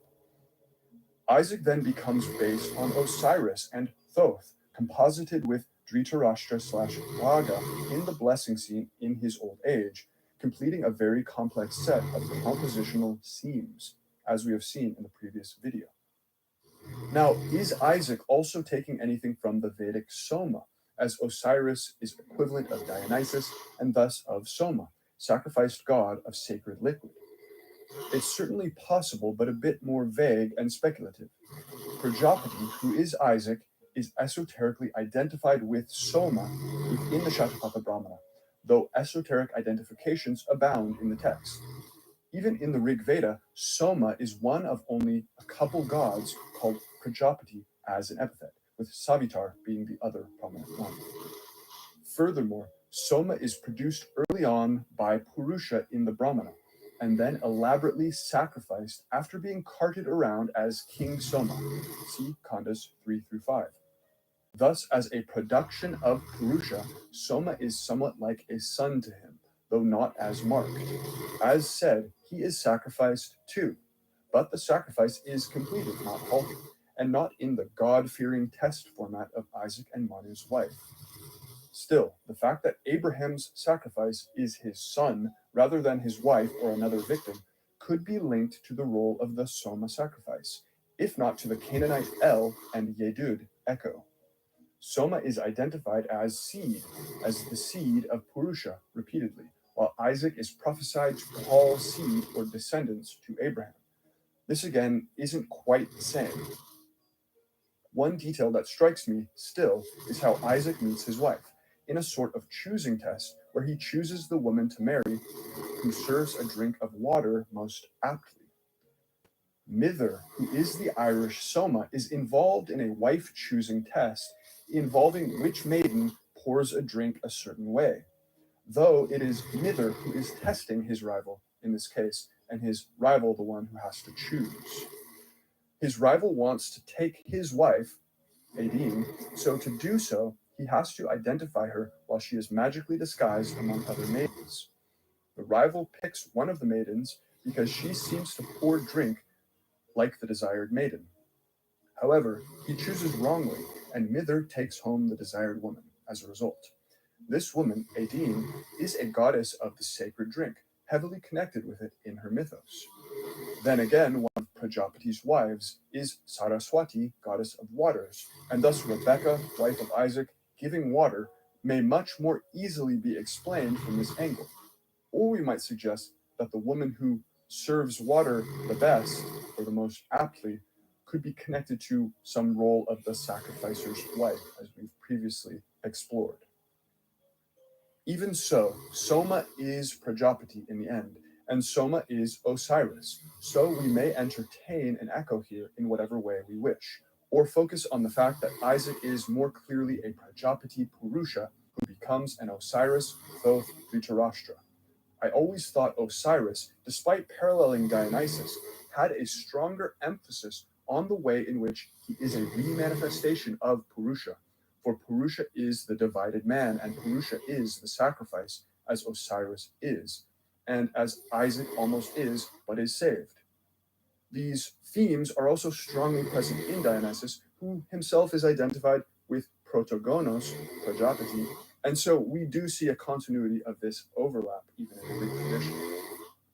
Based on the Shatapatha Brahman delineation, I also have a hard time not seeing, quote, the Brahman, the triple science, Veda, unquote, as the parallel of the Logos or Word of God, as found in biblical and Greek traditions.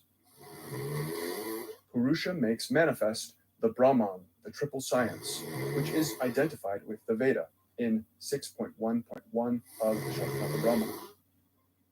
And then he makes the waters with Vak, and then he enters the waters with the Brahman, the triple science Veda, and creates the world egg there, which effectively gives birth to his son Prajapati, who we have paralleled with the birth of Isaac previously. We basically can prove at this point that the authors of Genesis had this book, or the textual tradition it belonged to, in one form or another, and knew this passage one way or another, from all the parallels I pointed to. The conceptual match is strong between the Brahman, the triple science Veda, with Logos. The Veda here is treated as this pre-existing but knowable structure identified with the Brahman, the Absolute itself. The Veda is knowledge organized in words. It is discoverable by enlightened rishis or seers, and it is the divine truth. Veda means knowledge and implies a knowable truth that is in all things but manifests in a symbolic text, the Vedas, via this act of knowing. Veda is this structured transcendental text of knowledge. Logos is the logical structure or discourse of the universe known only by the wise, but also identified with fire, similar to how the Veda Brahman and Agni are linked. The Veda is called the mouth of Agni. The Logos is used to mean the word in a transcendent sense. The word is with God as the Veda is with Purusha, the creator god, or as the Veda is identified with the transcendent Brahman as its knowable triple structure. The triple Veda Brahman is used in conjunction with voice in the Shatapatha Brahmana passage, most often linked to the biblical creation scene, where God creates by speaking, the scene which I've said also echoes into the conception of Isaac. But the voice is female and is the medium of the words. It isn't really the word itself. The Veda that is used in conjunction with the voice here, with Vak here, would be more like the words or word, pictured as a text that combines with voice to make the cosmos, thus a key agent in the creation. So is Veda not the word, the Logos? Interestingly, Purusha collaborates with this Brahman/Veda to make the world egg, or uses it as some sort of creation tool. And then the egg they make is also dubbed the Brahman, the triple science, as if it is the reborn Brahman Veda too. This is interesting because this passage apparently forms the model for Isaac's birth, as described. Isaac then becomes one of the main models, or types, of Jesus, prefiguring him. So Jesus repeats the story of Isaac, in which he is the reborn Trayi Vidya, the Brahman as triple Veda, the word or Logos, as I've suggested.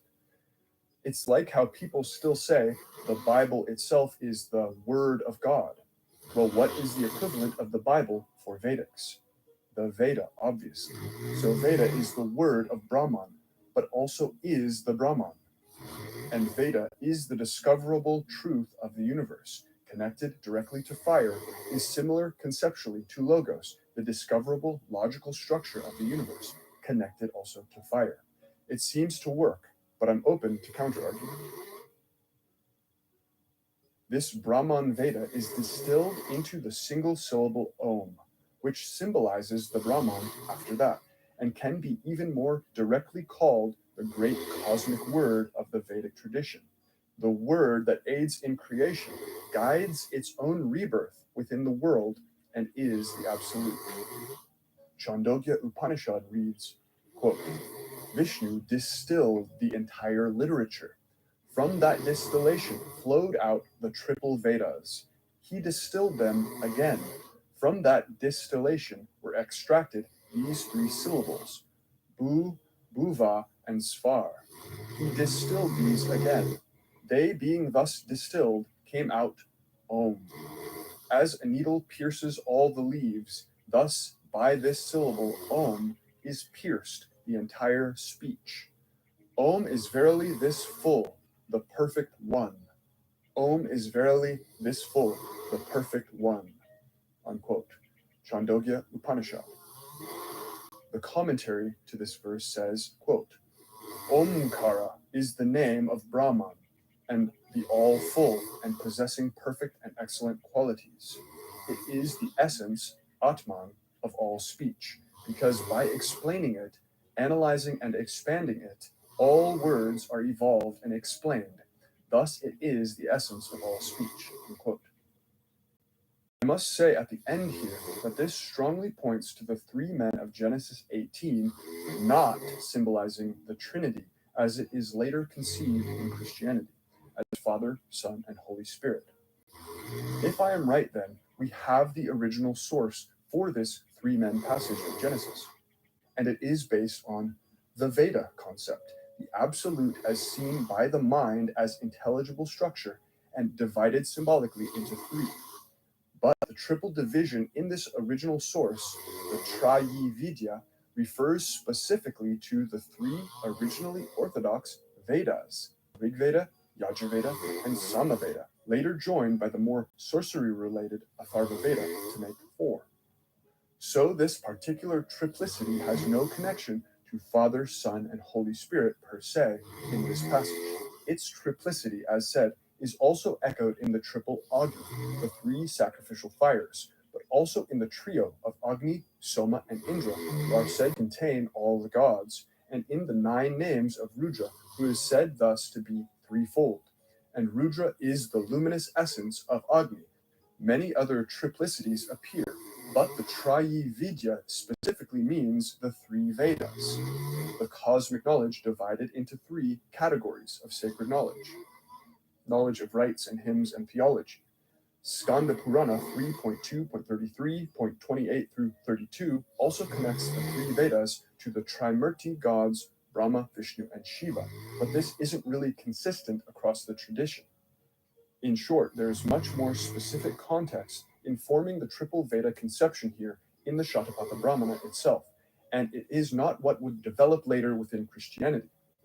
The Holy Spirit, for example, is parallel to the prana, the divine breath, which precedes and forms Purusha in this very same passage, but has no clear connection to the triple Veda Brahman unless the prana is linked to the mouth of Purusha that is said to have existed before him somehow. Yet this may be less than exact. However, it also seems clear that the Brahma Veda does appear on at least 3 planes, as if remanifesting itself, and this could be worth looking at as well.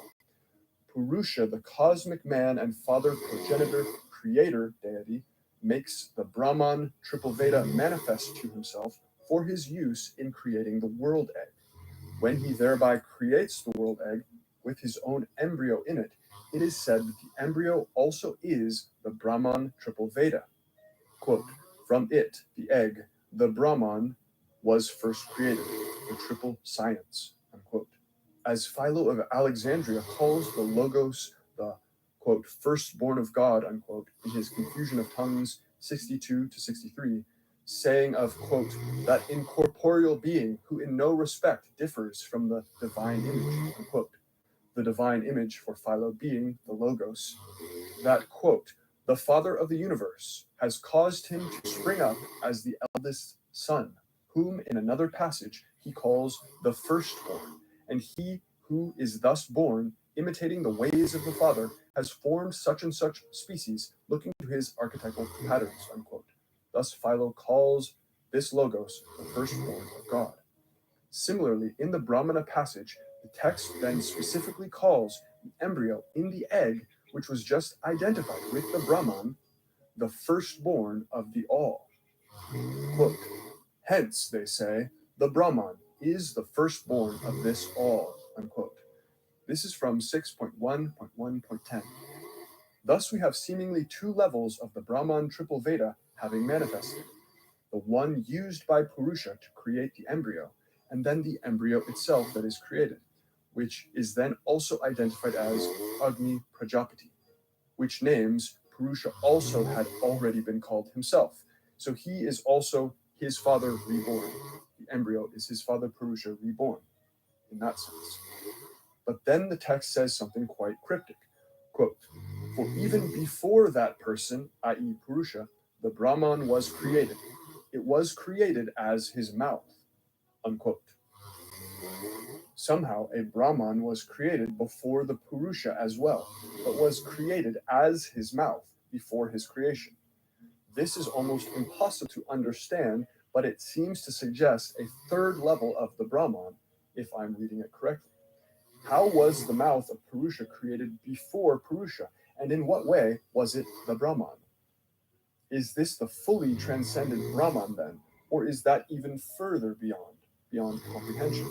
Is the primordial gap of prana akasha that appears as the incomprehensible mouth and is connected to mouth imagery, and which kindled into Purusha, is that the mouth that's being referenced here? Such a mouth of prana would be close to the Holy Spirit, at least, since prana equals the Holy Spirit in some contexts. Or is it simply referring to the fact that the mouth of Agni is always Brahman already, and Purusha is the primordial Agni formation? Purusha is Agni, his mouth is the Brahman, necessarily. Is that the same thing as the prana mouth that forms him? Either way, this seemingly then forms approximately 3 levels of the Brahman in this one passage. So if Father, Son, and mouth of Agni before Purusha formation can be mapped to a Trinity concept, feel free to try. But also be cautious, as it seems like the Brahman may be identified with more than 3 things in the Vedic corpus, and is at least symbolically identified with Agni generally as well. So the 2 or 3 levels here suggested may not have the same exact meaning one might be predisposed to look for from a Christian perspective. Please try to understand the Vedic conception on its own terms, as it seems to have more unexpected complexity than a simple, clear-cut trinity. This business with the 2 or 3 levels of the Brahman triple Veda within the Shatapatha Brahmana section seems actually to be what Helena Blavatsky was more or less getting at in certain parts of her theosophical readings of the Vedic tradition. Now, I can't comment on how close she was to being accurate, as I'm not well acquainted with her work, but some similar conclusions pop up when I search the web on the concept of 3 logoi. Keep in mind that 3 logoi isn't really what Trinitarians are arguing either. They usually say only one of the Trinity is Logos, the Son. And the Brahmana passage more so treats this Brahman as always one and the same with a triple division, but manifesting at different moments as a power or intelligible structure made and used by the creator deity, and paradoxically reborn as him too. Reducing this rather lush complexity to Christian Trinitarianism would, I think, lose a lot of the sophisticated, visionary intent and original meaning of these theological concepts, which came embedded in a complex, larger theological structure, which can be called the Veda itself. Perhaps only the mystics really know it and how it works. Thus, the majority of the mysticism of Yahweh, then, goes back to pre-existing sources. There can be no question that although the panentheistic Brahman mysticism of the Veda as Yahweh monotheism, to say the least, that the former informed and directly influenced the latter, since we can see the Yahweh mysticism being shaped by these Brahmana stories, as they are being adapted and used directly as stories of Yahweh within the most important canonical stories of Yahweh in the Old Testament. So I ask, did the biblical authors simply believe in magic, as we might expect from ancient people? And why not? Didn't the magic work in some sense? Were they practically perennialists or syncretists, but steering toward a mystical monotheism centered around their nation? What explains this picture best, and why has the text been written with so much seemingly foreign mysticism preserved and only partially transformed? The fact that the triplicity of the 3 men of Genesis 18 appears to be based directly on the triple Veda Brahman concept in itself implies this is probably derived from Vedic culture and not an Indo-Aryan group like the Mitanni. The 3 Vedas are clearly a Vedic concept, the 3 primary holy books that define the Vedics as Vedic. These 3 holy books developed in this triple grouping in specific circumstances, and though we can't say for sure, let me emphasize that, we have no reason to think such a grouping existed prior to the Vedas themselves or in different branches.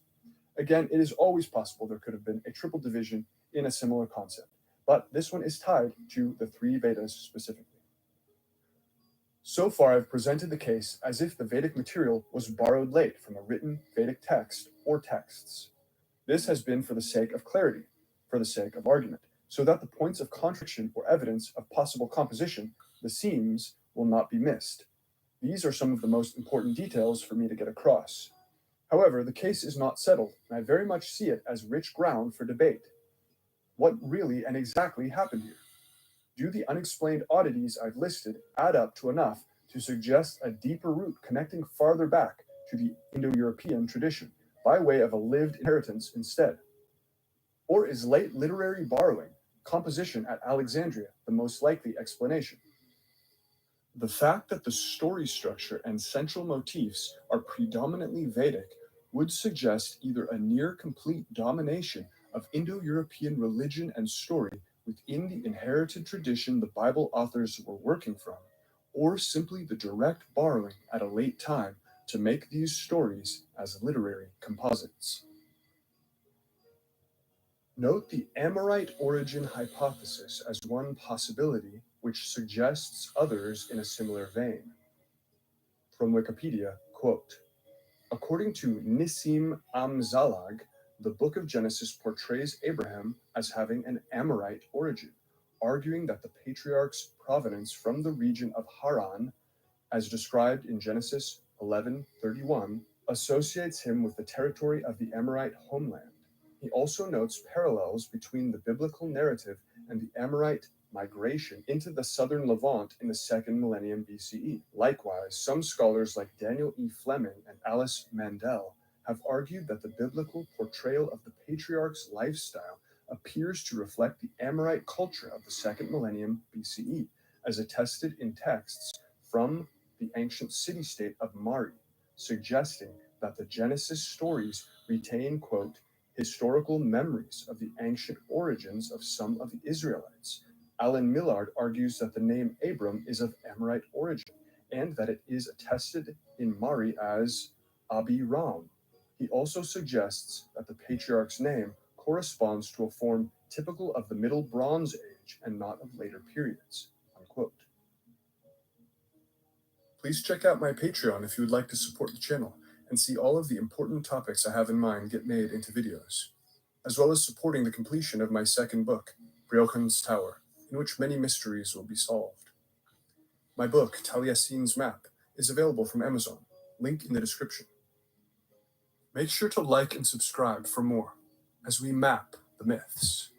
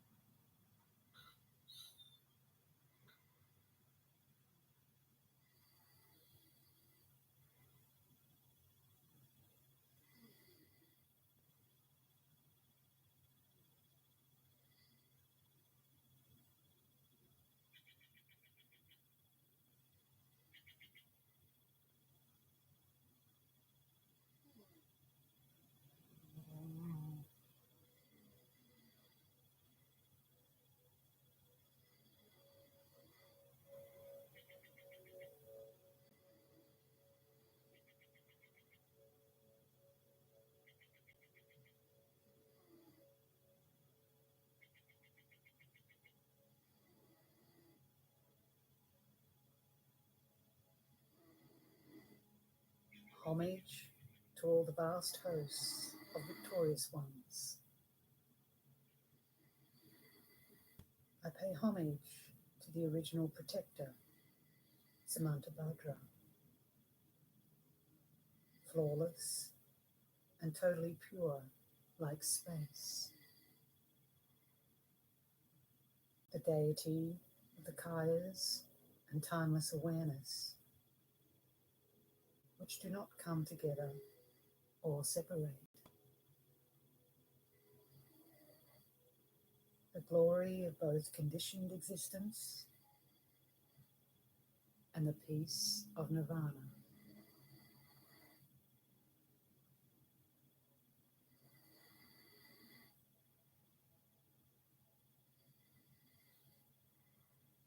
for all beings in samsara, which is like an illusion,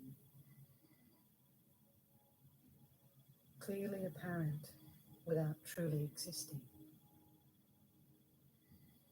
bound by their reifying perceptions as though in a dream.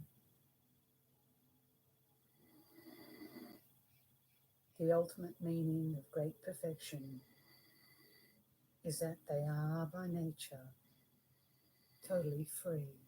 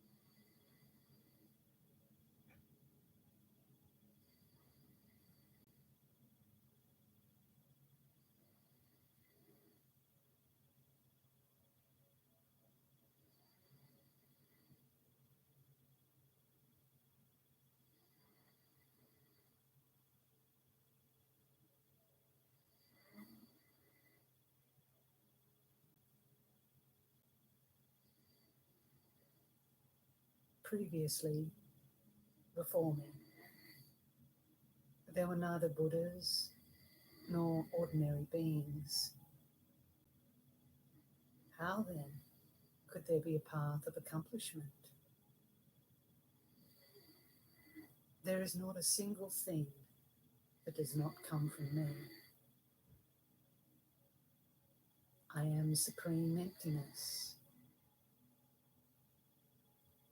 The five elements developed from me. I am the great master of the elements.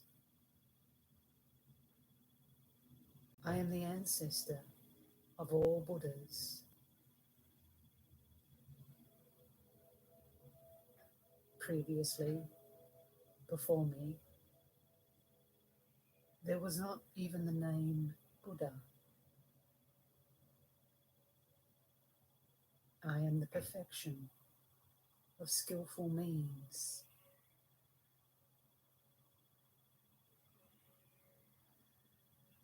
Since I have no characteristics, my mind does not vacillate. I am the tomb of all Buddhas. They are buried in me, the unchanging burial ground.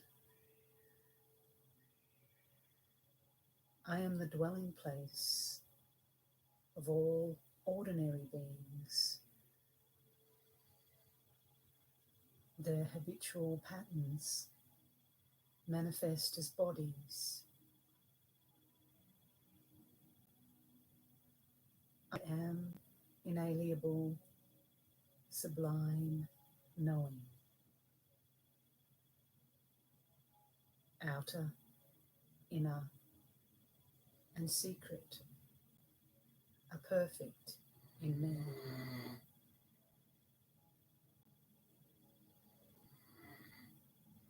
I am the embodiment of the Vajra heart essence.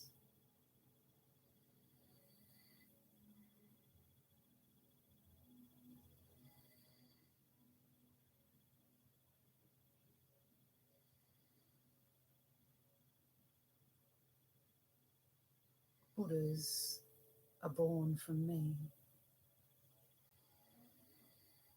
I am the ultimate meaning of unborn awareness. I am free of being a phenomenon with substance.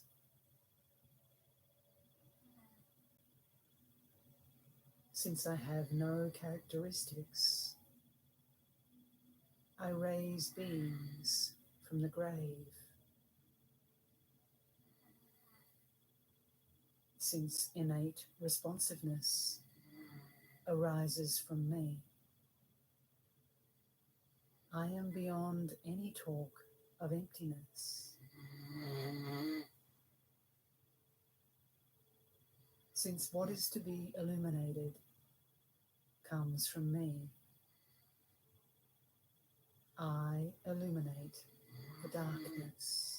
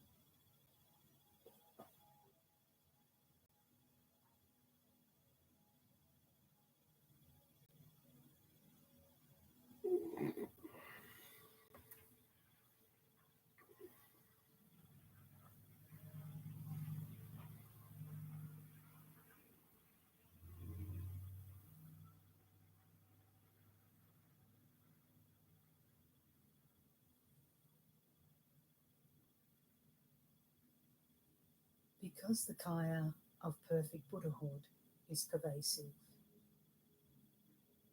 because of the undifferentiated state of suchness, and because of the birthright of all beings, they are forever endowed with Buddha nature.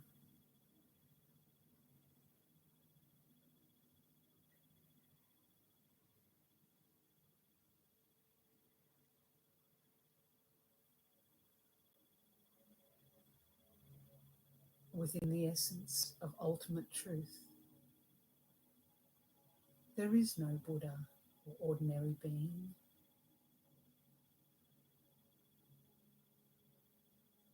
Since awareness cannot be reified, it is empty.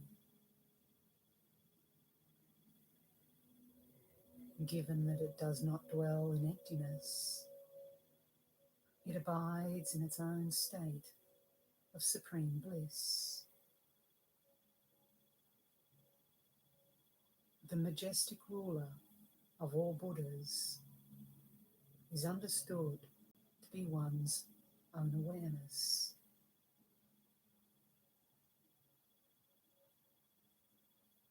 This monarch, naturally manifest awareness, is present in everyone,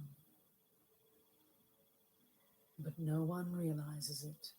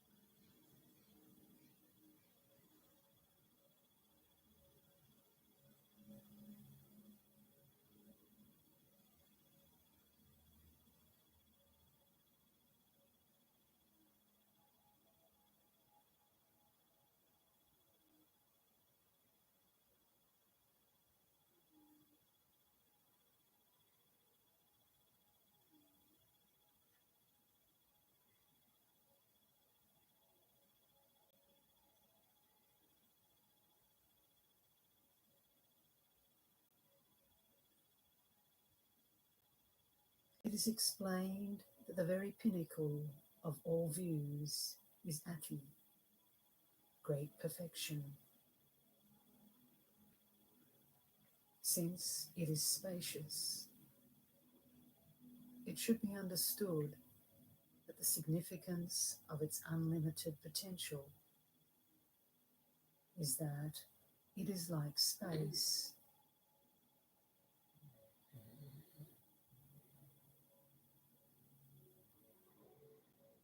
the significance of its being vast and profound, and therefore difficult to fathom,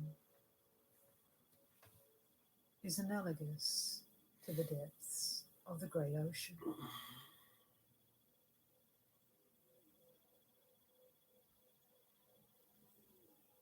The significance of the light rays of lucidity gathering is understood to be analogous to the orb of the sun itself.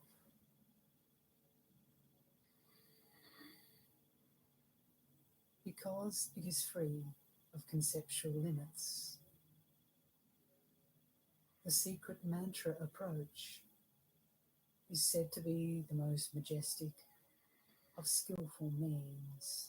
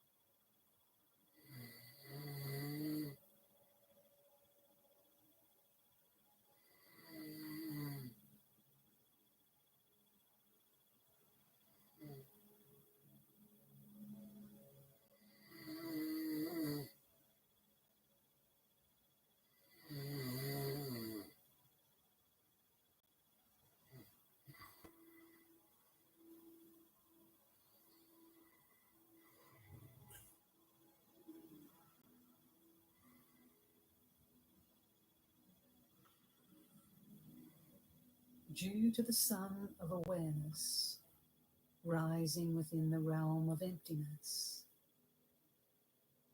the five unchanging kayas arise directly from the mandala of the great undiminishing treasure.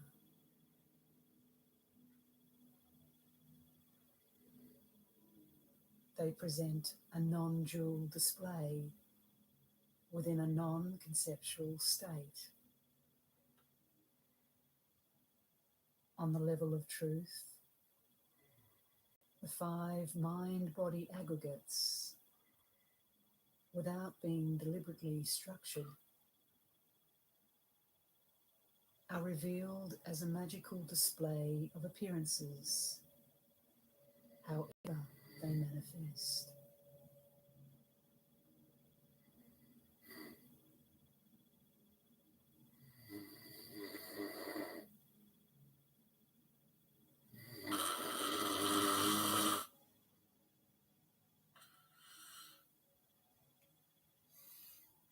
The three kayas are subsumed within me, the all-creating one.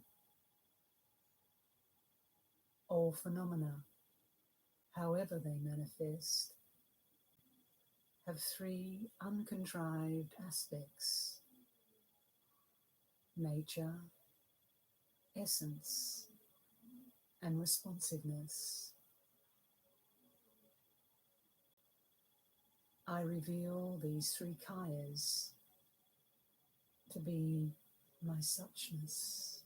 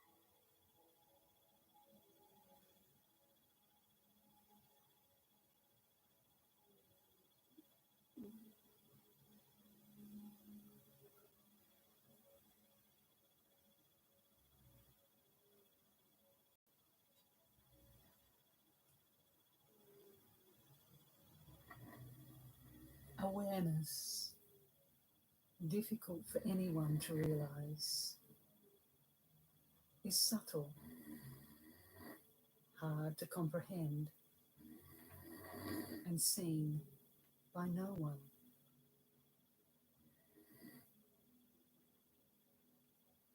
It cannot be reified,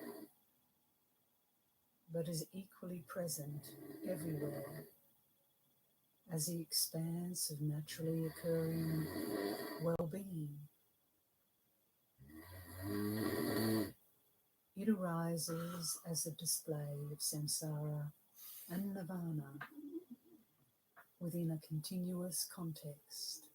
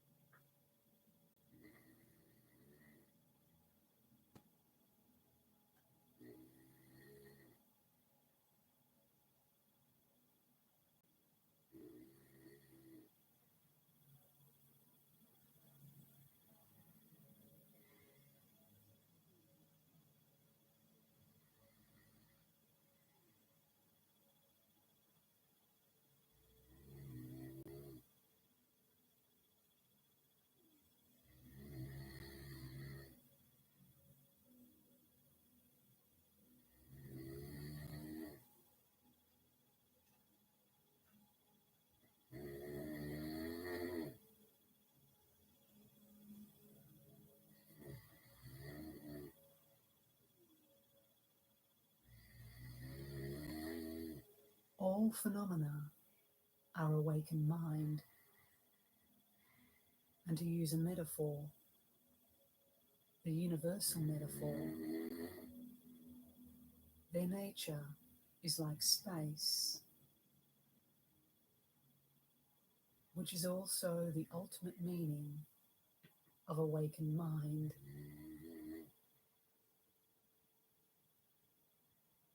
Space, air, water, earth, and fire. These five are the superb manifest aspect of the Buddhahood within awakened mind.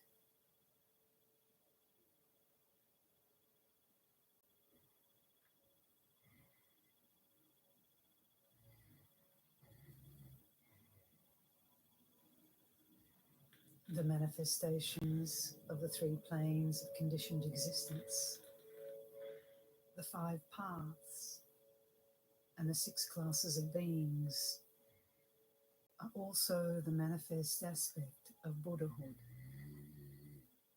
which is not affected by the consequences of karma.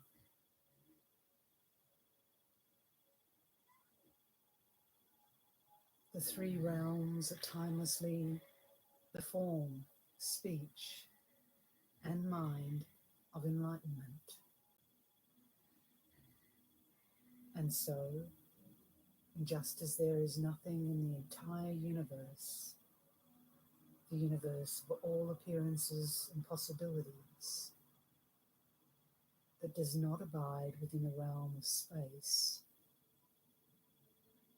so too, the enormous scope of the vast expanse of awakened mind is such that Buddhas, ordinary beings, and the entire universe are present therein.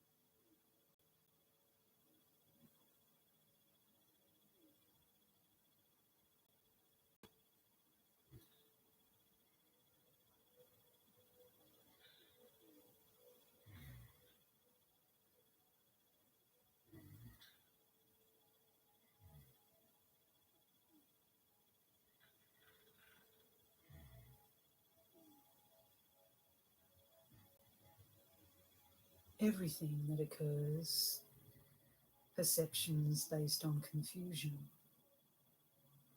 is my mind. Everything that abides, perceptions based on confusion, is my enlightened mind.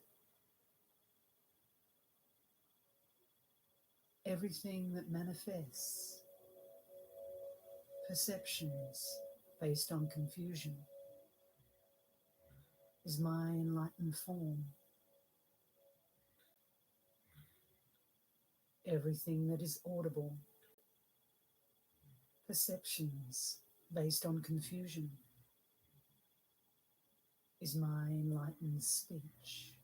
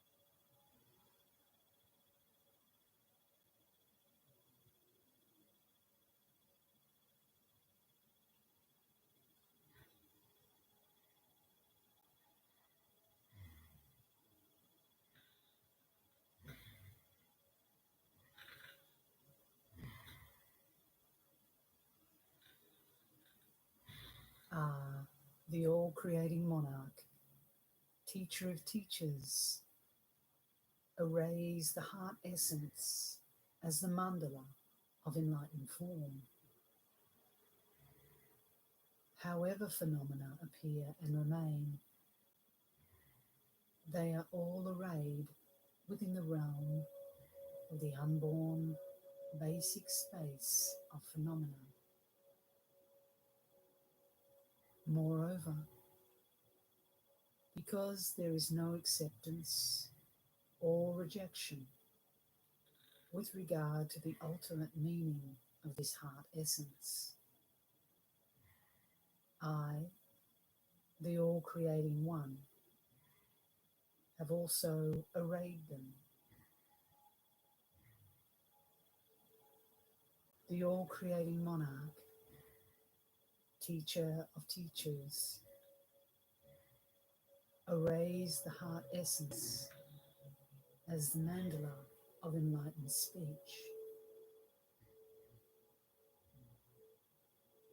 However phenomena are audible and endure,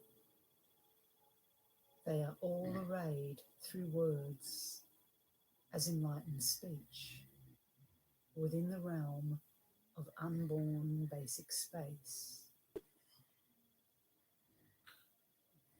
This essence is subsumed within indescribable enlightened speech.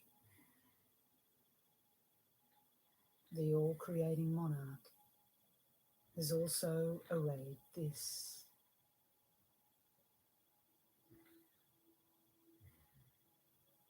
The all-creating monarch, teacher of teachers, arrays the heart essence of awareness, all consciousness, all thoughts, whatever their content. One is aware of them as the ultimate meaning of the unborn, all-creating one. The enlightened form, speech, and mind of me, the all-creating one, are the threefold mandala of resting without contrivance in genuine being,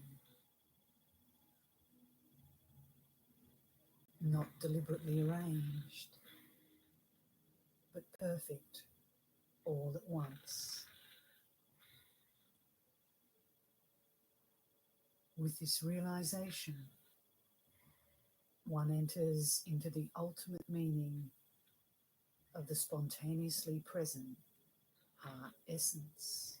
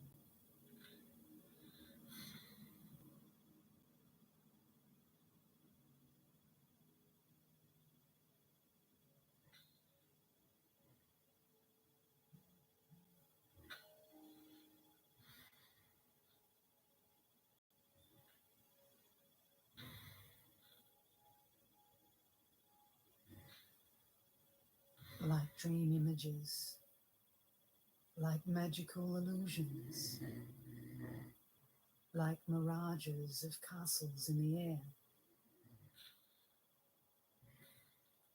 Thus, it is said, do things originate? Thus do they endure, and thus are they destroyed.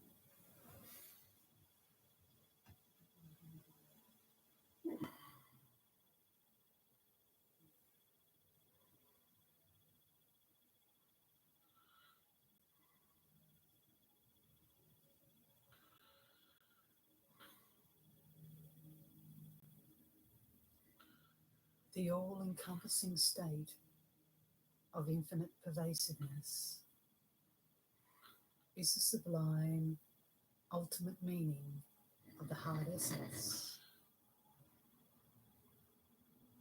Sense objects are perceived within the state of equalness and dissolve into the naturally occurring state.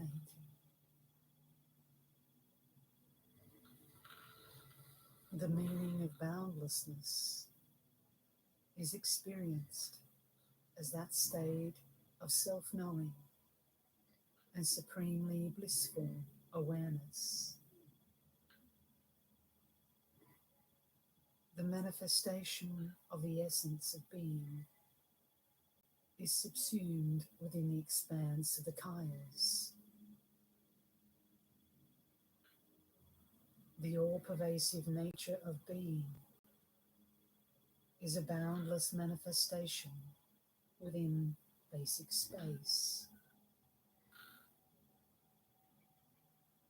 Inexhaustible, it occurs naturally, free of the limitations of elaboration. It is the infinitely pervasive nature of lucidity, the unity of basic space and awareness. It is beyond being an object, neither a creator nor something created. It displays itself in everything, the consummate, natural manifestation of spontaneous presence.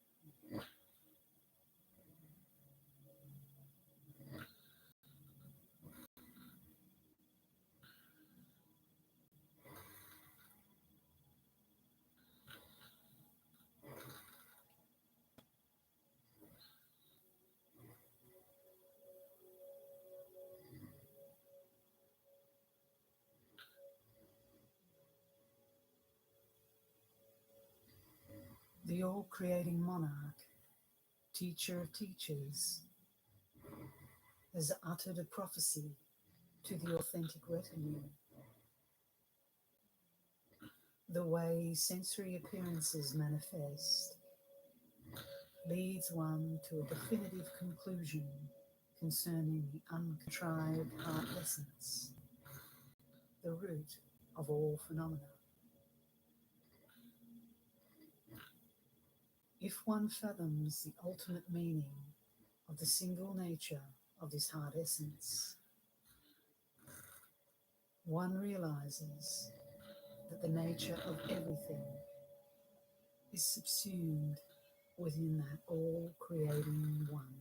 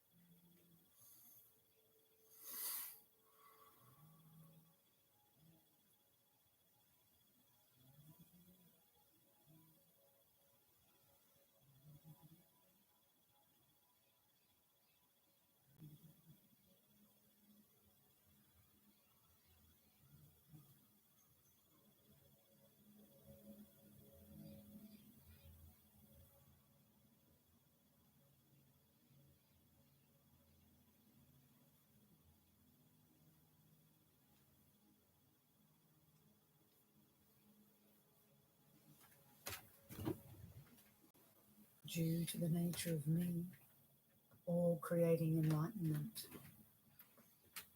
the three kayas, the heart essence of all victorious ones, are naturally and spontaneously present without having to be sought. My uncontrived nature is ensured as Dharmakaya. My uncontrived essence as Sambhogakaya, and my fully evident responsiveness as Nirmanakaya. I do not reveal these three to be results ensured by being sought. The three kayas are subsumed within me, the all-creating one. All phenomena, however they manifest, have three uncontrived aspects: nature, essence and responsiveness. I reveal these three kayas to be my suchness.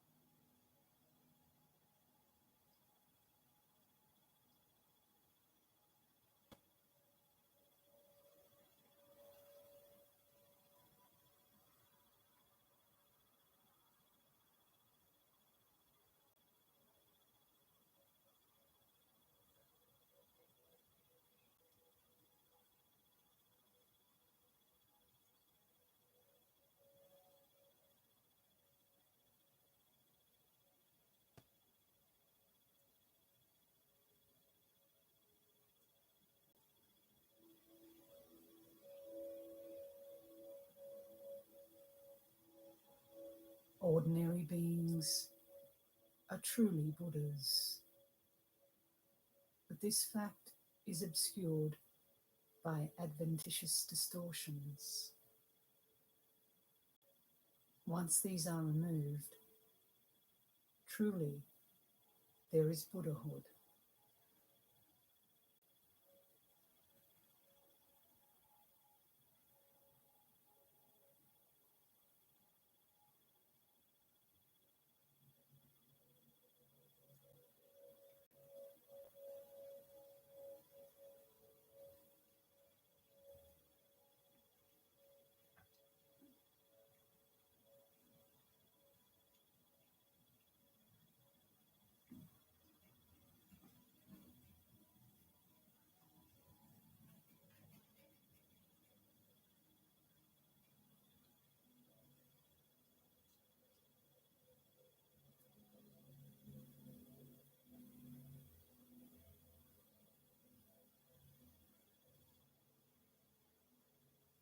The ultimate meaning is expressed within a single awareness. The three kayas manifest as the essence of victorious ones.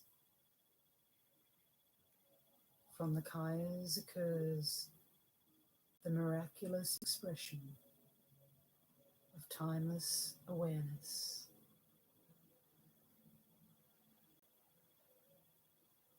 There is neither manifest nor non-manifest.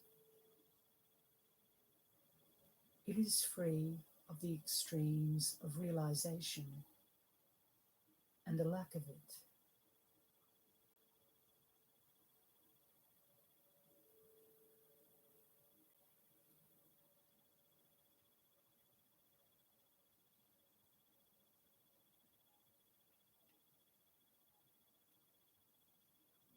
Illuminating timeless awareness abides as the essence of being. The elements are the embodiment of what is unsullied by conditions.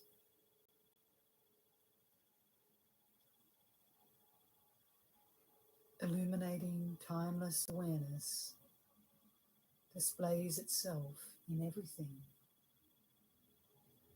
totally free of spiritual paths, innumerable though they may be.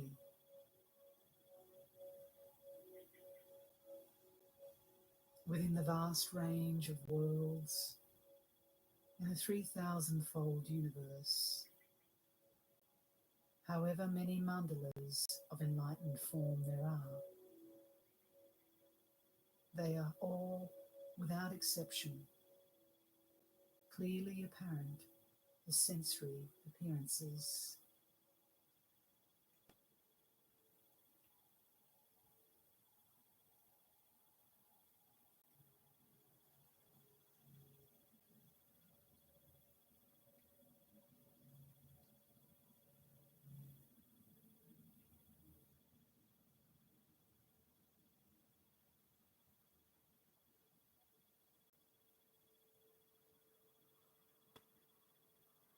Within the vast range of worlds in the 3,000-fold universe,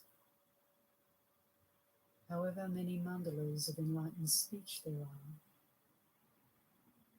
they are all, without exception, revealed in what is audible.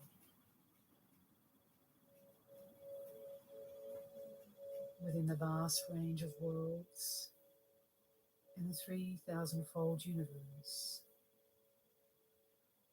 however many mandalas of enlightened mind there are, they are all, without exception, pristine in light of realization.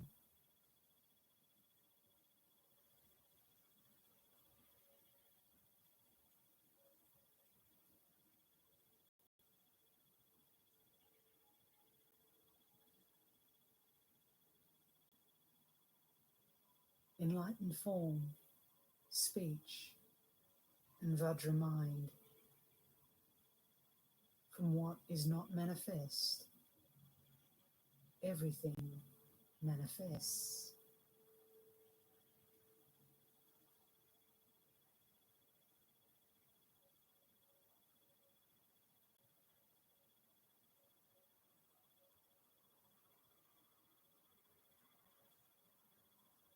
Buddhahood is the kayas and the radiance of timeless awareness. Sensory appearances are present as awareness's own manifestations. Samantabhadra is self-knowing awareness.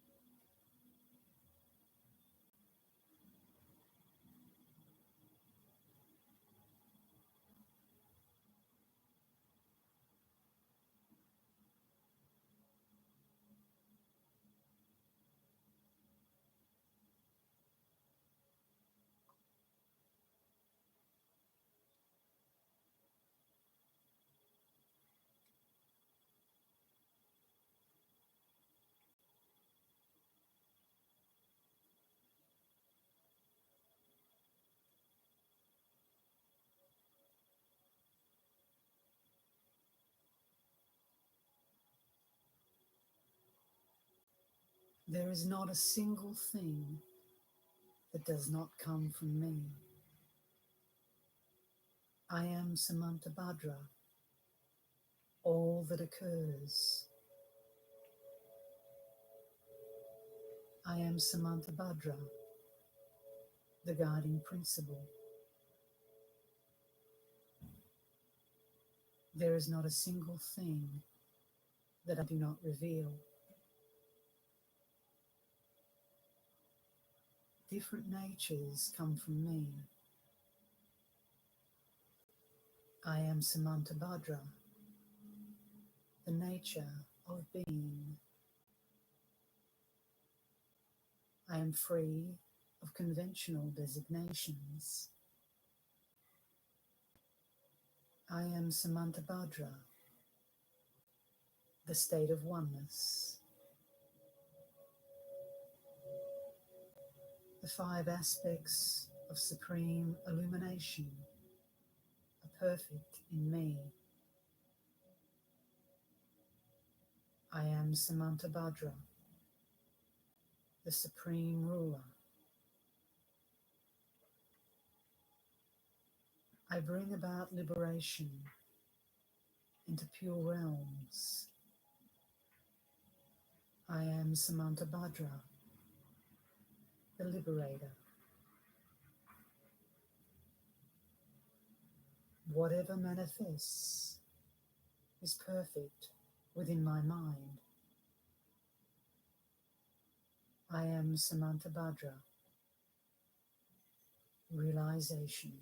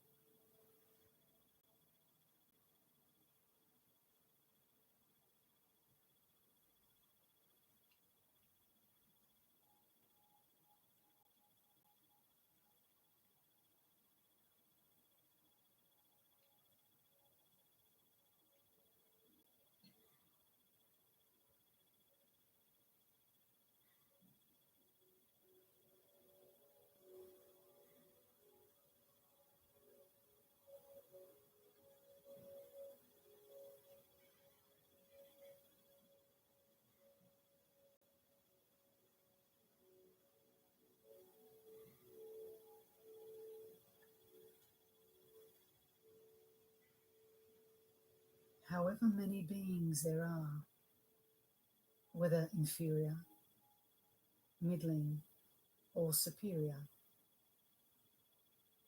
the Sugata has stated that they all come from the non-recognition of awareness.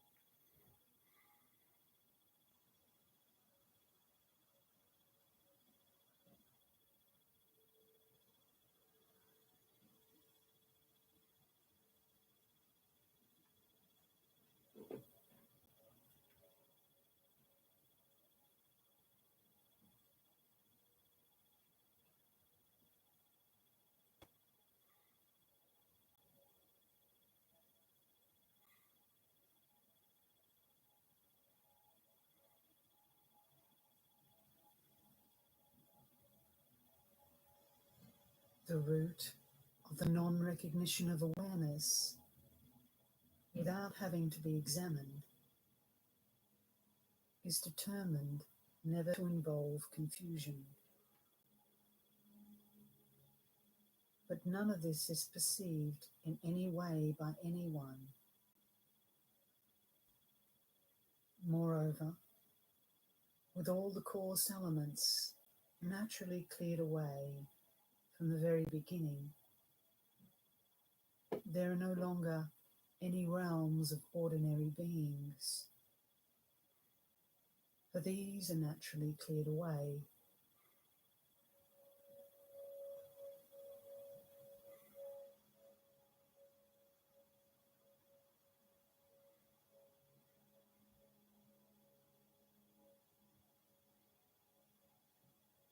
In the timeless non-existence of one's body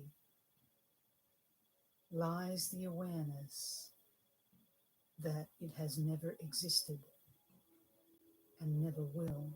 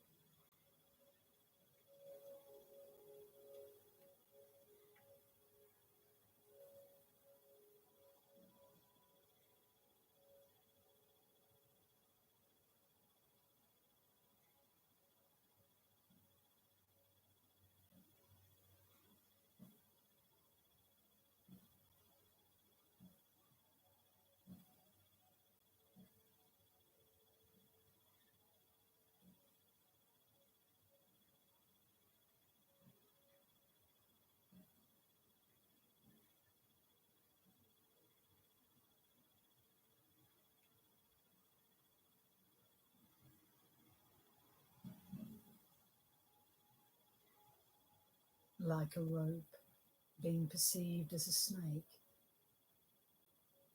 from reification, so that things seem to be what they are not. Both the inanimate universe and the life it contains are formed. But upon examination, there is just a rope. Timelessly, the universe is emptiness. The ultimate is expressed in the relative.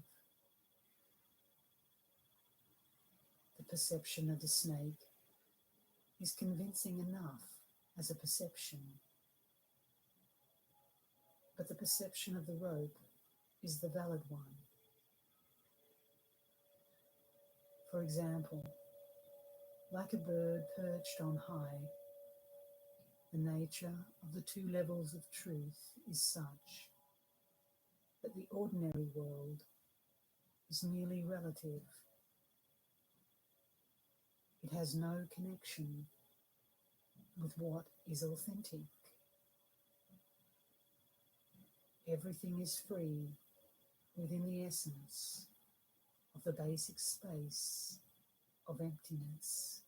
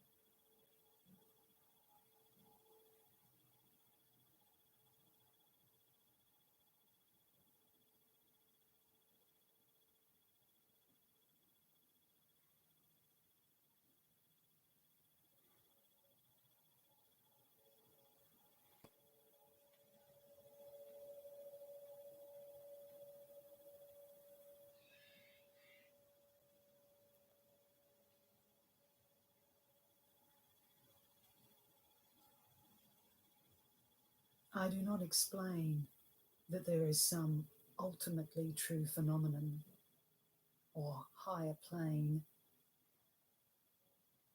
There is no confusion, nor is enlightenment attained by gaining realization on the path. Moreover, naturally occurring, timeless awareness itself is free of the limitations of words.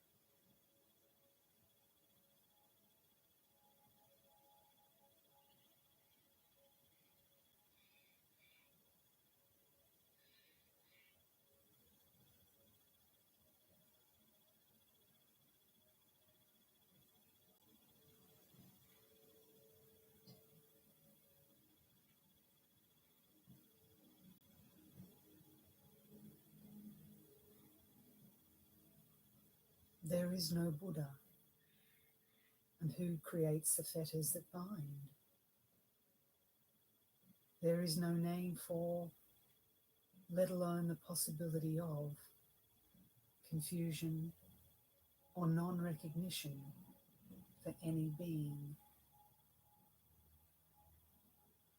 Therefore, since nothing has ever been freed, on is a fallacy. For anyone who posits a goal when it is said that the path has no basis, liberation remains obscured precisely because of this supposition. Emptiness and lucidity, existence and non-existence, affirmation and negation, cause and effect. There are no such extremes as these four pairs of 8 factors. This is analogous to the realm of space.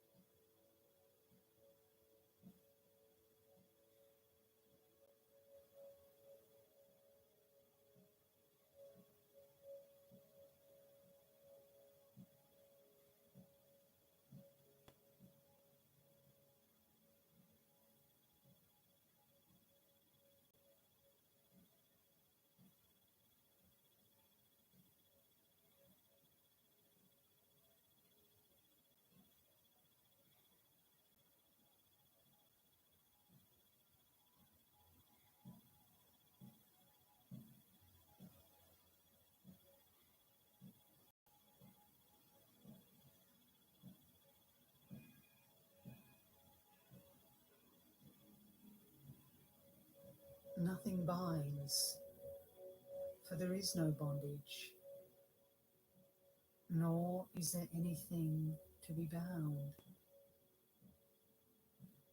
With no bondage, there can be no total freedom. In order to teach the timelessly and spontaneously perfect Dharma, myriad emanations occur.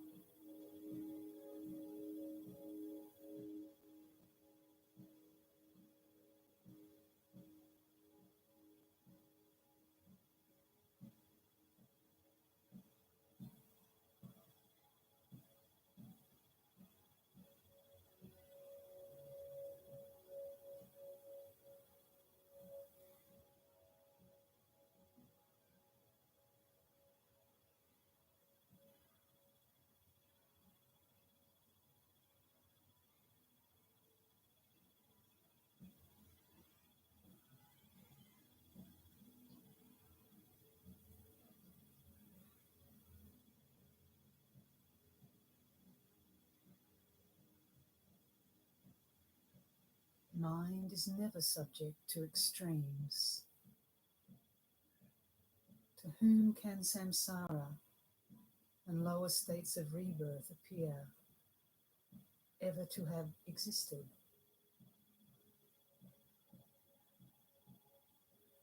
Without true existence, like dreams, magical illusions, and castles in the air. They are false appearances. It is impossible for them to have the impact of truth.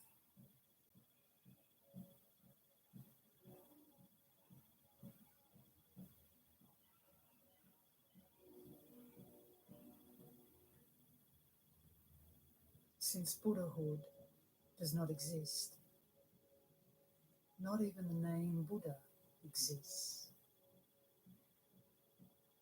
Conditioned existence is just a label for phenomena thus imputed have been transcended.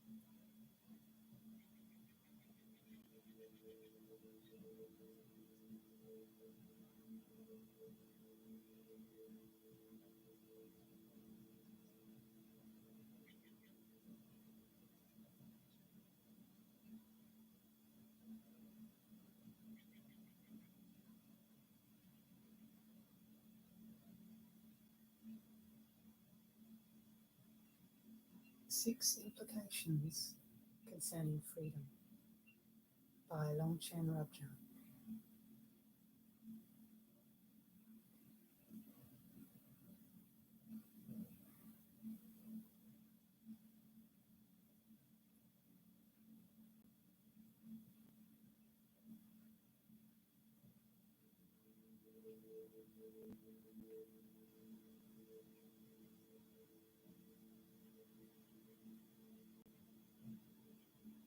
One implication to be discerned is that there is a supremely spacious state of timeless equalness within basic space. Given naturally occurring awareness, the timeless equalness of everything, arising and non-arising, are timelessly non-existent in basic space,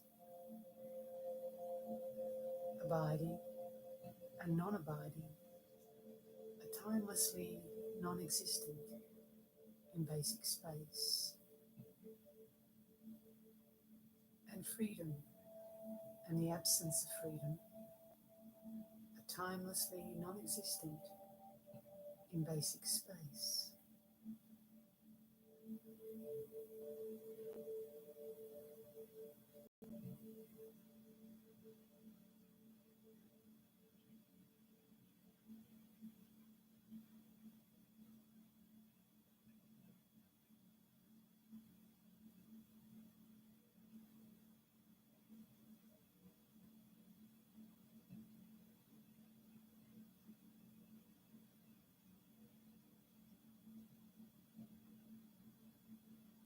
Awareness, its dynamic energy, and the display of sensory appearances and ordinary mind are all such that they have never known existence or non-existence, have never known manifestation or emptiness, and have never known samsara or nirvana, but rather are already pure like space, without any underlying basis.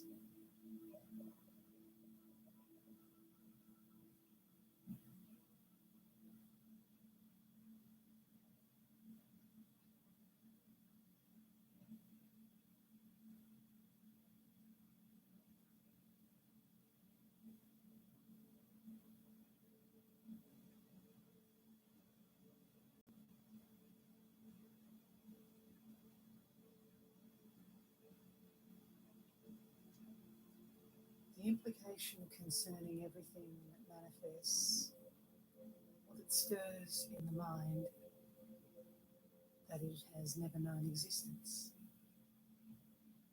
can be discerned within the state in which phenomena resolve.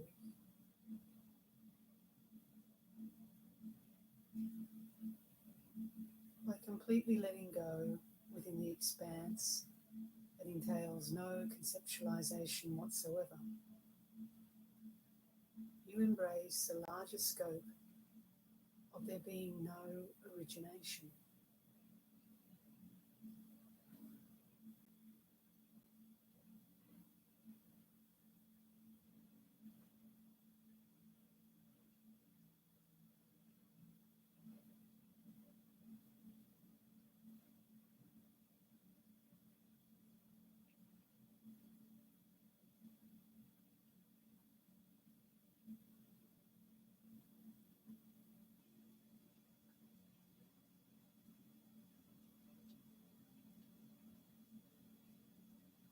great Garuda states, abandon the desire for bliss, for it harms the mind. Rely on the state of resting naturally, and you are free of needing to do anything about samsara or nirvana. As for the miraculous expressions of mind and sensory appearances, this is self, this is other. The hindrances of mental stirring, perceiving, thinking, and fixating are dispelled. And so there is imperturbable rest that defies all attempts at verbal expression.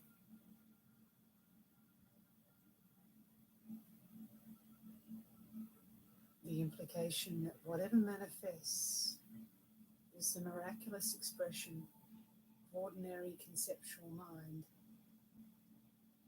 can be discerned in the interval between the state free of phenomena and the mind's conceptual process.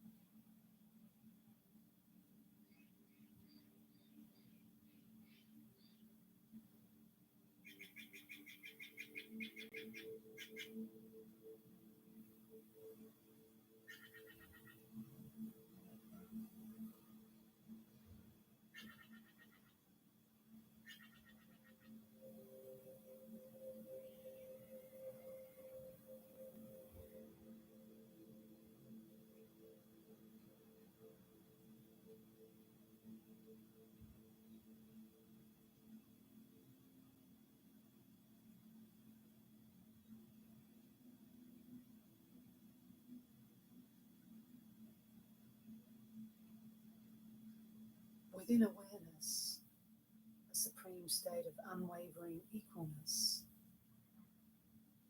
even as things arise, they arise naturally, holding to their own place.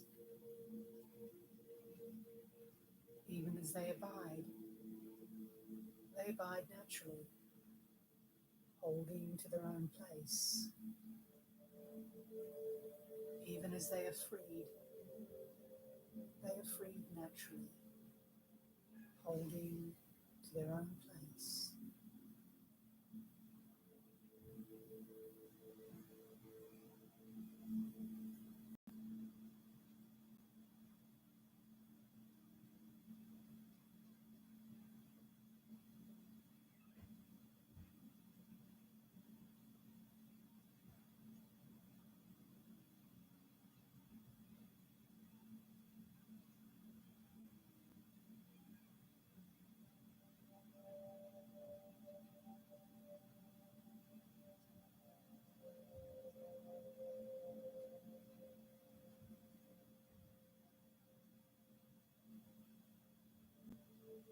Another implication to be discerned is that things are naturally freed and vanish naturally,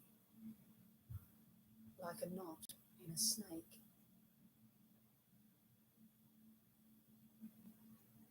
The three phases of things arising, abiding, and being freed do not take place anywhere other than within the immediacy of awareness. So the expression, their own place, refers to bare awareness abiding as naked original purity within the natural basic space of Dharmakaya.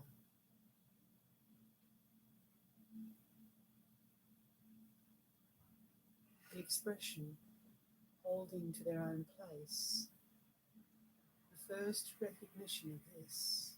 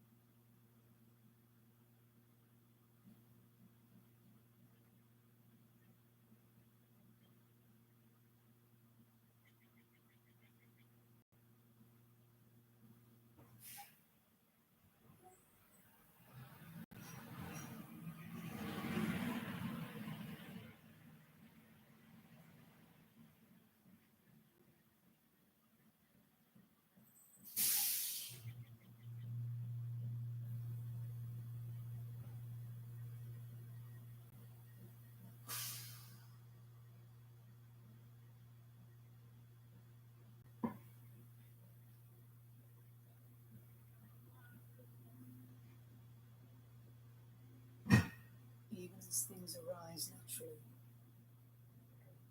The implication discerned is that they are freed within naked awareness,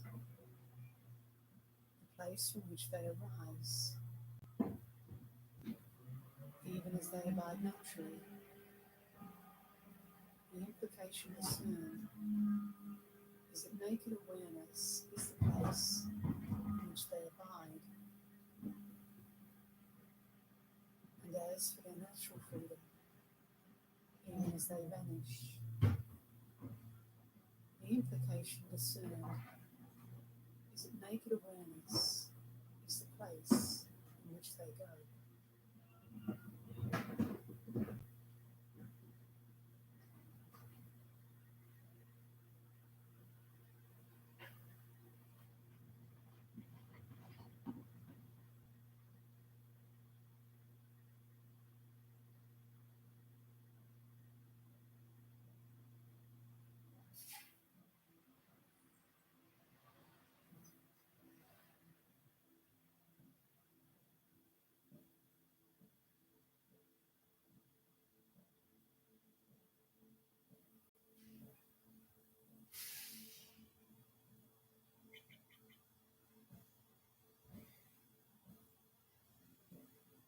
The great Garuda states, without cause, naturally free, and not relying on conditions, the unbiased, naturally pure view does not exist as some thing. The three hindrances that involve the limitations of ingrained opinions are dispelled. The implication that sensory appearances and consciousness constitute a supreme, naturally occurring state of innate immediacy can be discerned within the interval between cause and effect, which arises naturally and is free of elaboration.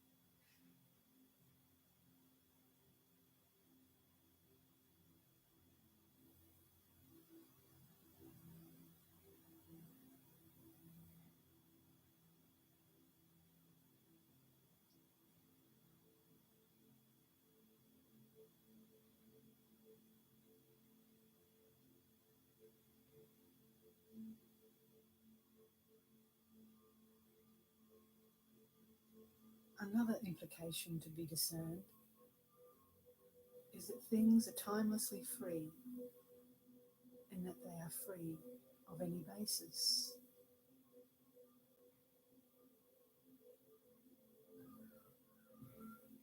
Even though there is the appearance of water in a mirage, it is already free in not being water, for it has never existed as water.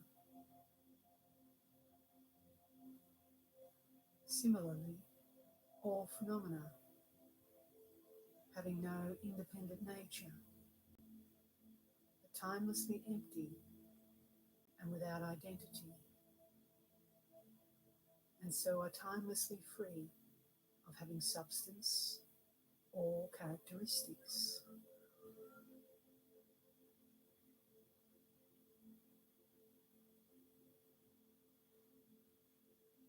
In this way, whatever sensory appearances manifest outwardly and whatever states of consciousness arise inwardly, all of them are initially devoid of anything that could bring them into being. And so they have definitely never known existence, even as they seem to come into being or arise.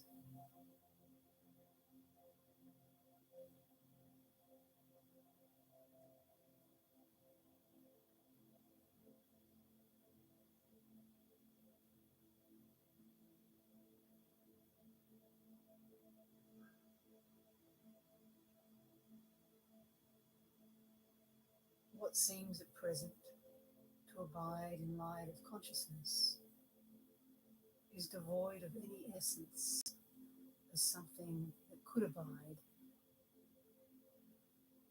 and so is free of any constraint, being clearly apparent without truly existing.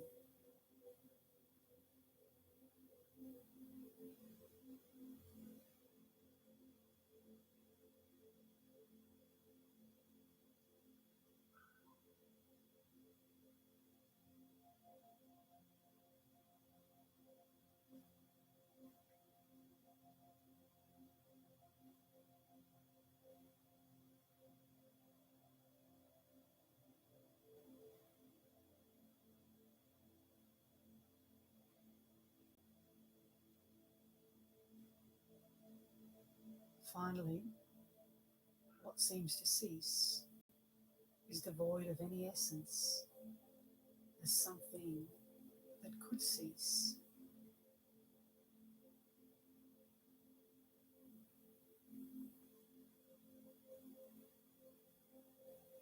Because things are unborn, they do not abide, and the fact that they have never existed as anything that could cease makes thinking about them in such terms similar to thinking that the water in a mirage has vanished or ceased to be.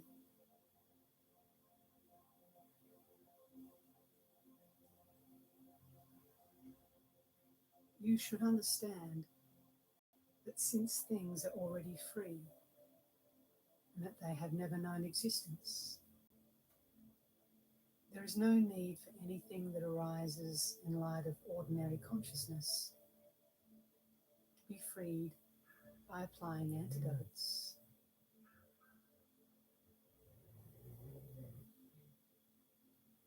The Pearl Garland states, freedom is not due to effort. Rather, one abides timelessly in freedom.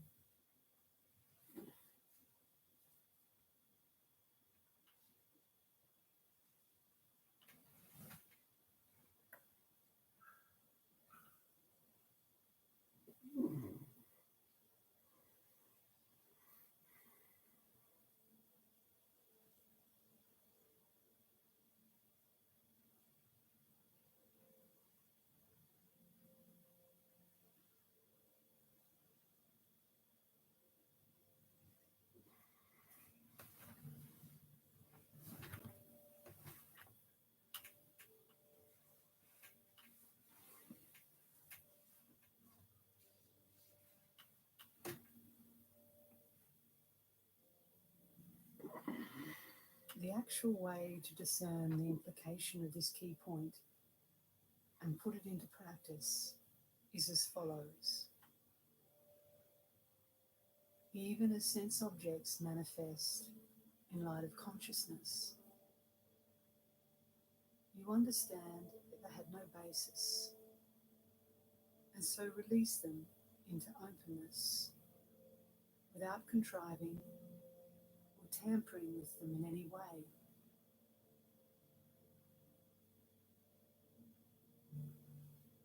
Even as sensory appearances arise directly in and are directly encountered by your consciousness, they have no basis, and so are released into a state of bare experience, which is the direct encounter with awareness.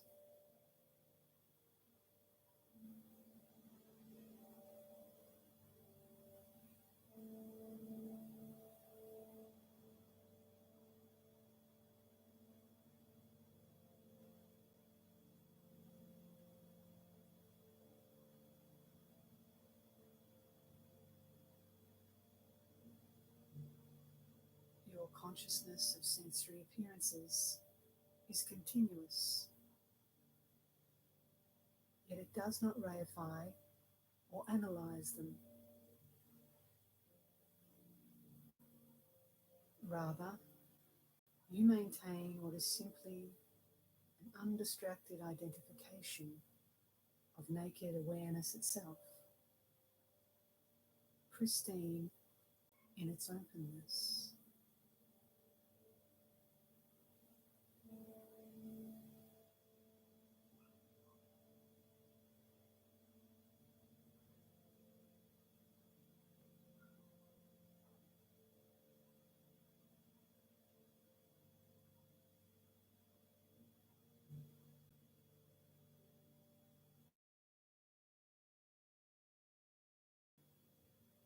Even as you are conscious of sensory appearances, you identify bare awareness arising in the interval of resting imperturbably. I have focused on this point and explained it extensively because it is so crucial.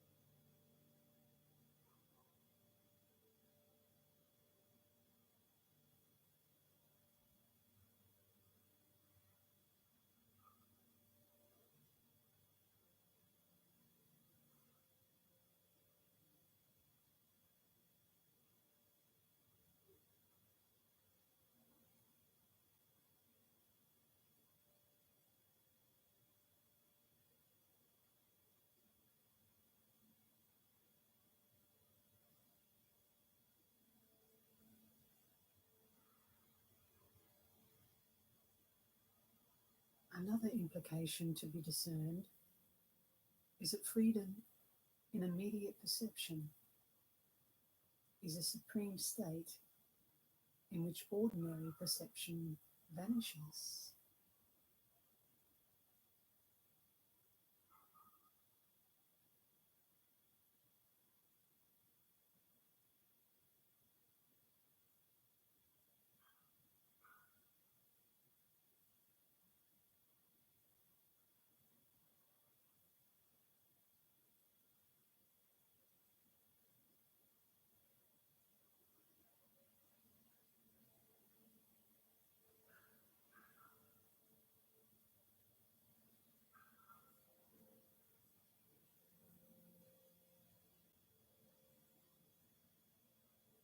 That is to say, since awareness is uninterrupted, its dynamic energy is continuous, even as you seem to be conscious of sense objects.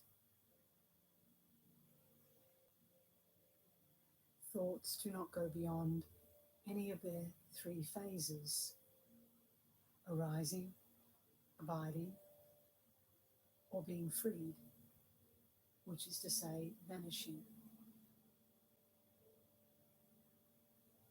Given that they can be likened to the flow of water,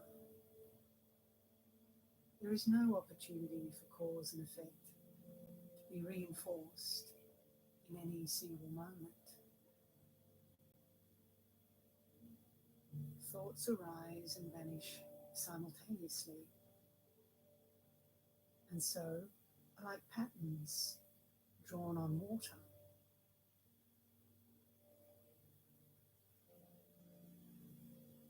Ordinary consciousness perceives these two phases, as well as that of abiding, to be aspects of awareness. When even occasionally you experience thoughts simultaneously arising and being freed, you realize that it is impossible for any causal process to exist.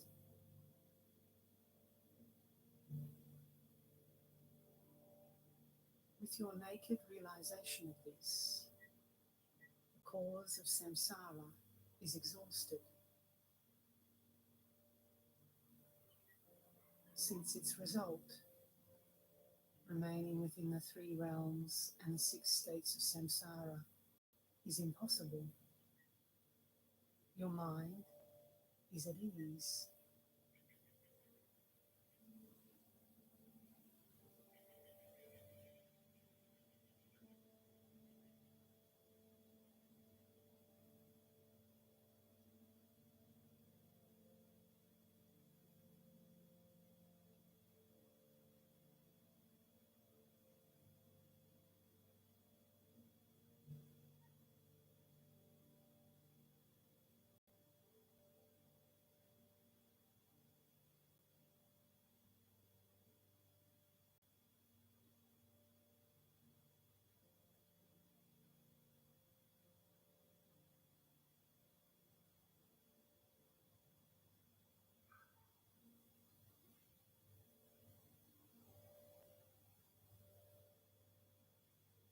This key point leaves no room for any obscuration or potential for error.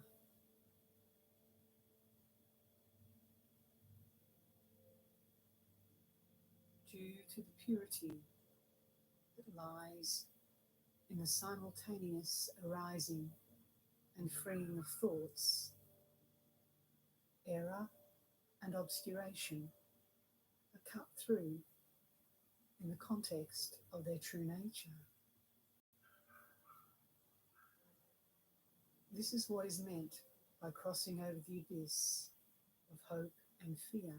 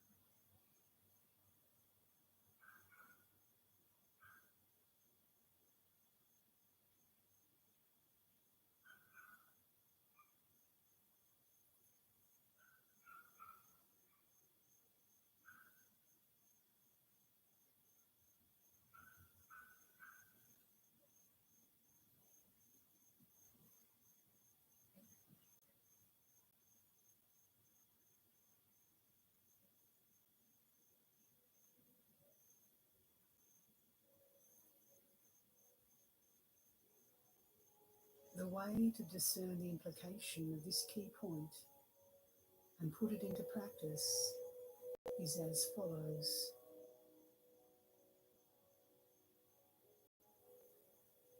It makes no difference what arises where, whether ordinary consciousness manifesting in response to sense objects, or sense objects manifesting to ordinary consciousness.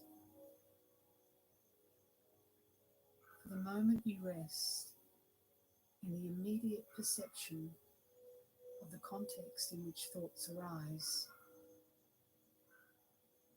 it is impossible for there not to be a pristine state in which they vanish naturally, leaving no trace.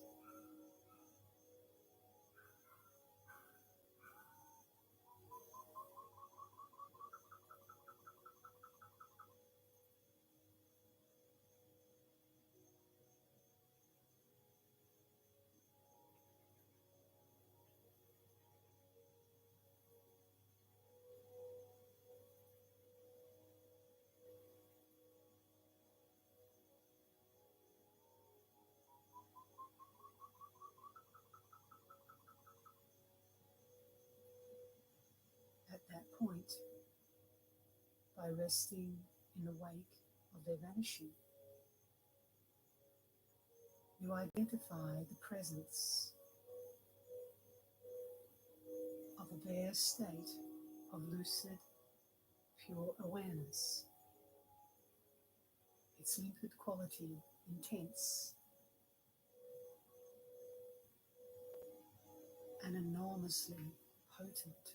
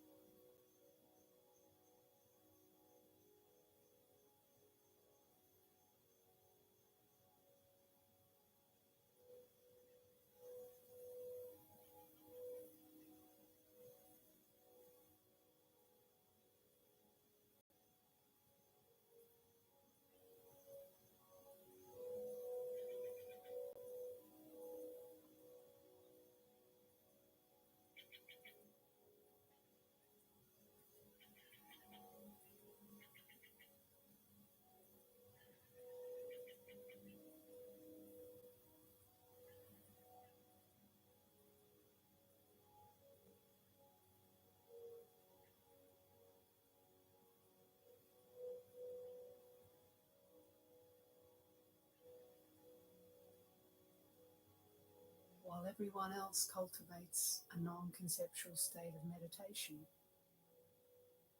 a pristine state in which everything fades away, I hold this to become abiding, that is, the abiding quality of awareness, which will not help you understand the key point here. I must emphasize the need to identify bare, unobstructed awareness in all its nakedness under any circumstances. A tenet that is unique to the Great Perfection approach.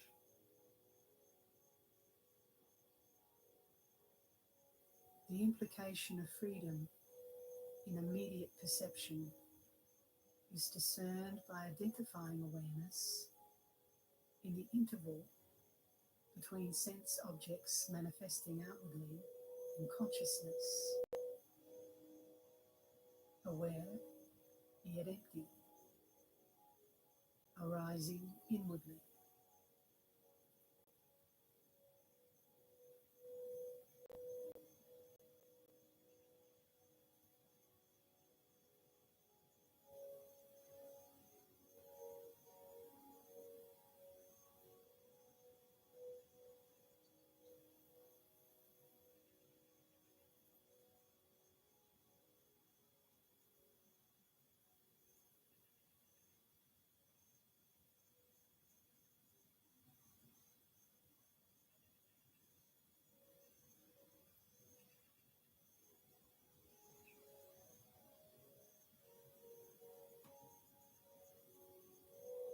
The great Garuda states, freedom in immediate perception is naturally pure, boundless, completely perfect, and free of limitation. Any dualism is naturally dispelled.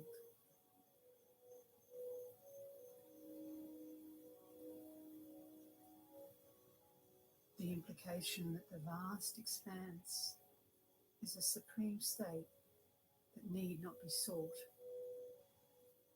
and is free of anything needing to be done can be discerned within the interval between sensory appearances and emptiness, in which nothing need be said or done.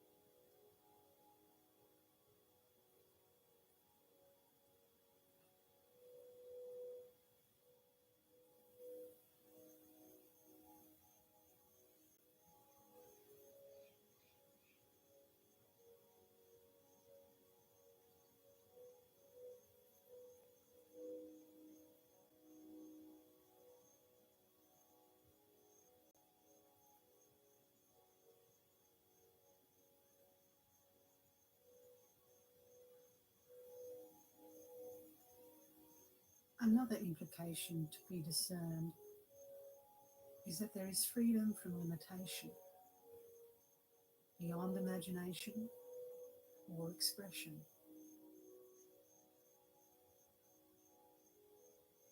Since nothing has ever existed within the essence of awareness, that essence is Samantabhadra, wholly positive.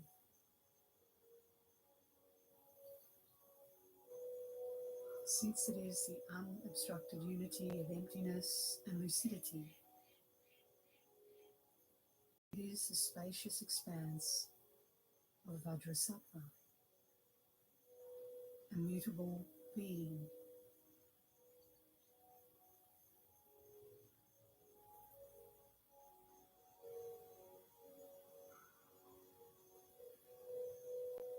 To identify this is called finding Buddhahood within yourself.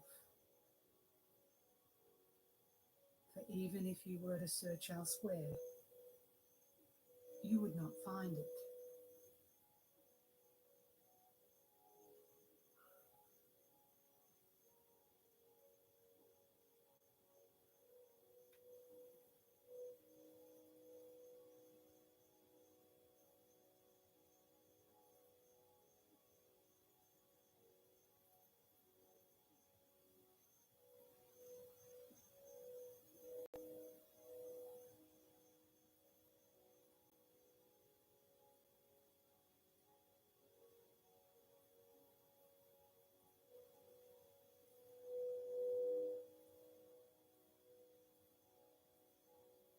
The web of magic states. Perfect Buddhahood is not to be found anywhere in the 10 directions or 4 times, since mind itself is perfectly awakened as Buddhahood. Do not seek Buddhahood elsewhere.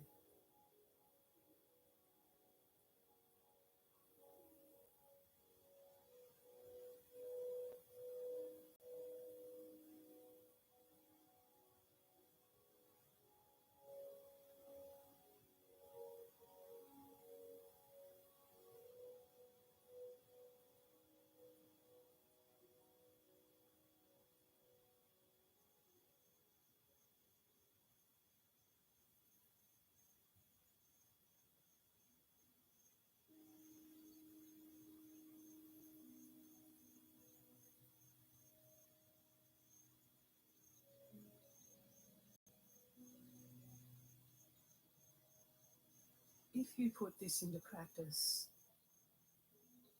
it makes no difference whether thoughts arise or indeed what takes place.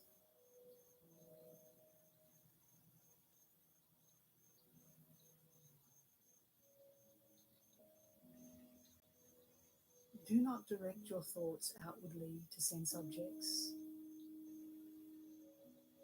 Think inwardly about your ordinary mind, or settle into some unborn state between these alternatives as a natural state.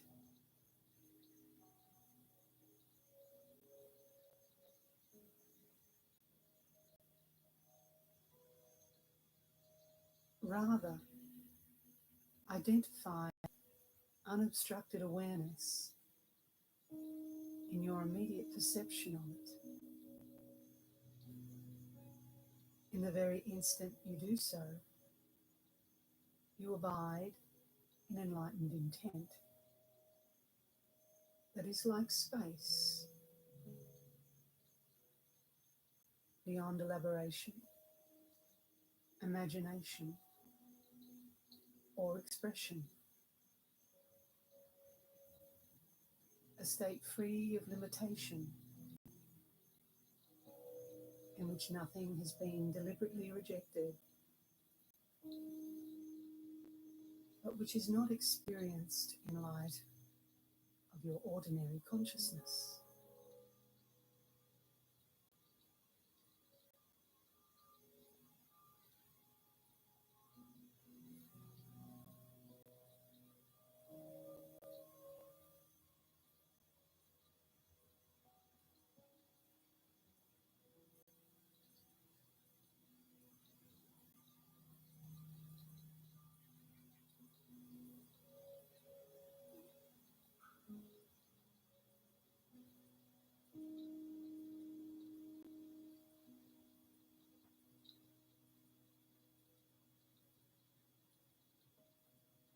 Here the phrase is not experienced in light of your ordinary consciousness. Is used because there is no proliferation and resolution of thoughts. Since you do not think about the sense objects you perceive, it is said that nothing can be characterized as real.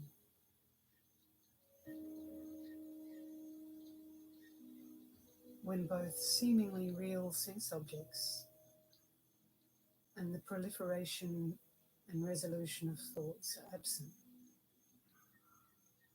there are no other modes by which samsara and nirvana can be evaluated and reified.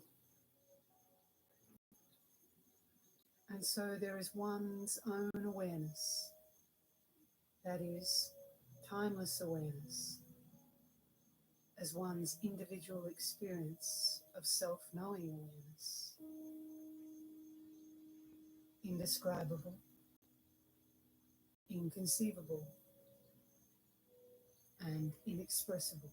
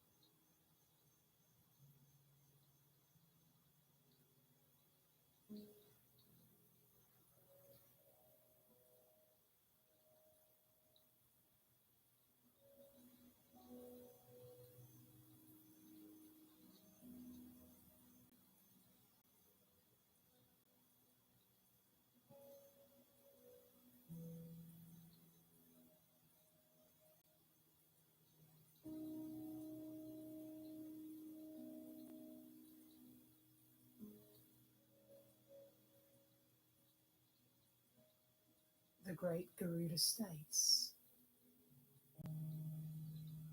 rely on the state of resting naturally, and you are free of needing to do anything about samsara or nirvana.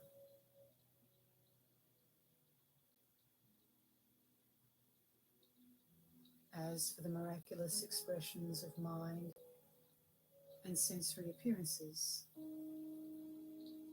this is self, this is other. The hindrances of mental stirring, perceiving, thinking, and fixating are dispelled.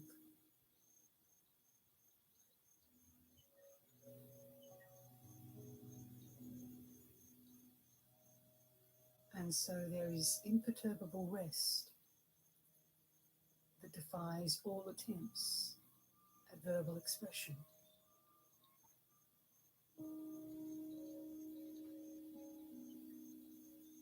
The implication that whatever manifests is the miraculous expression of ordinary conceptual mind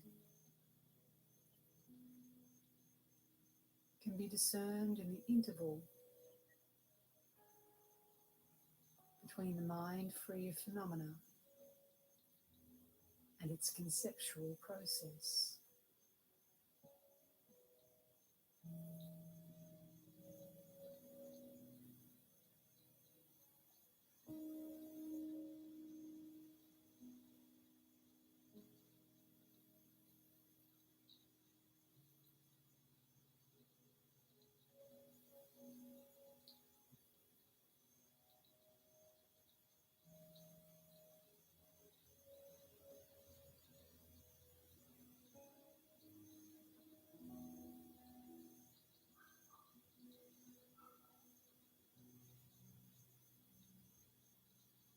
This key point is the great universal path adhered to by those who are spiritually advanced and by those who follow them.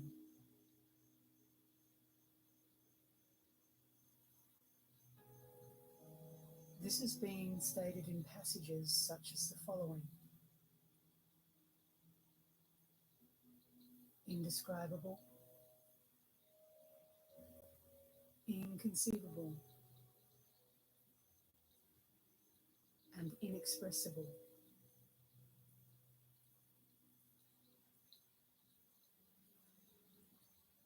Perfection of sublime knowing is unborn and unceasing, the very essence of space.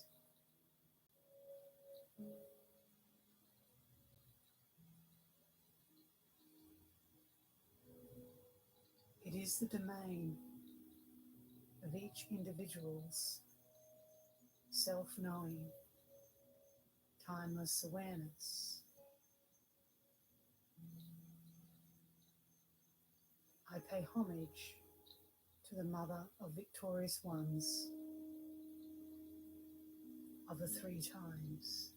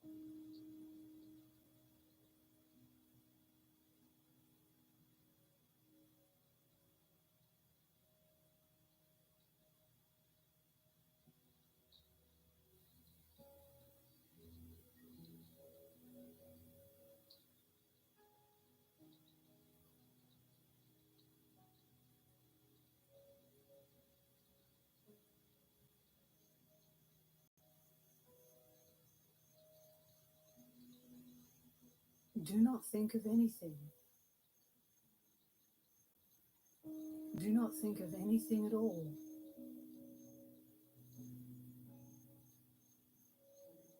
Do not contrive, but relax naturally and gently.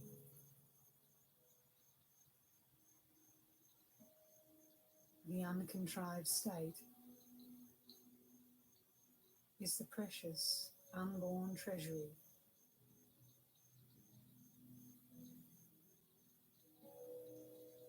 It is the path blazed by all victorious ones of the Three Times.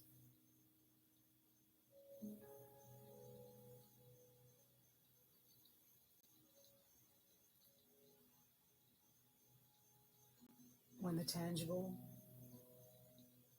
and intangible are not experienced in light of ordinary consciousness, since there are no other alternatives at this point, there is utter peace without any frame of reference.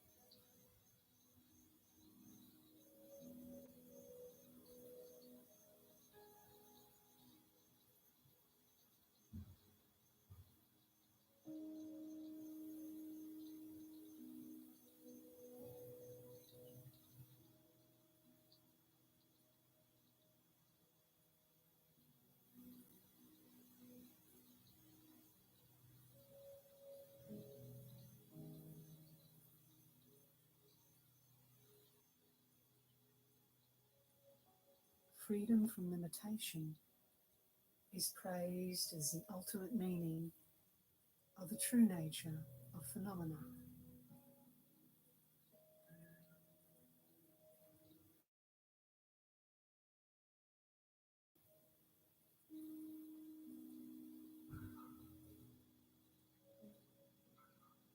Having realized that all phenomena, like space, are without basis, you perceive them in their equalness.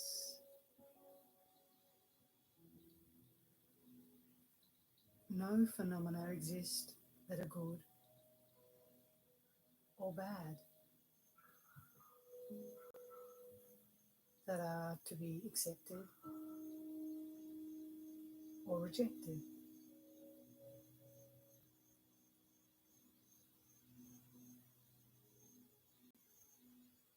On the Isle of Gold, all things are equally gold.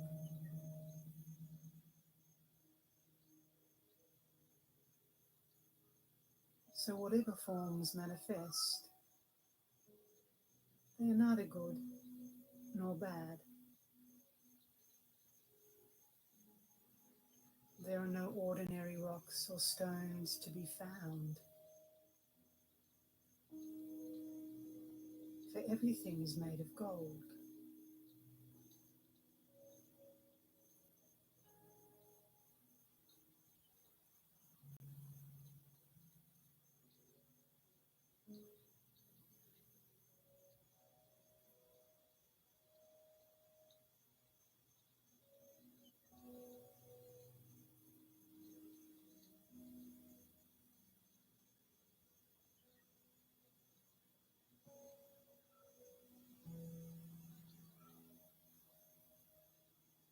Similarly, all phenomena constitute a state of infinite evenness within the great perfection that is free of limitation.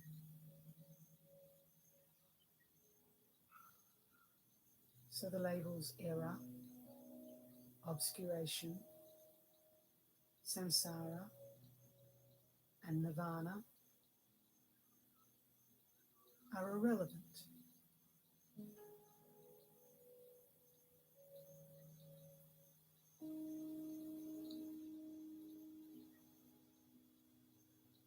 Furthermore, the statement that the three kayas abide as a spontaneous presence,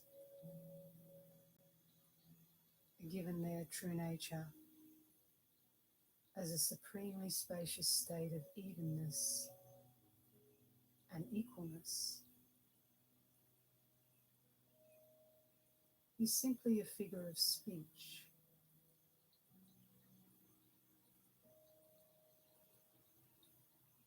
In actuality,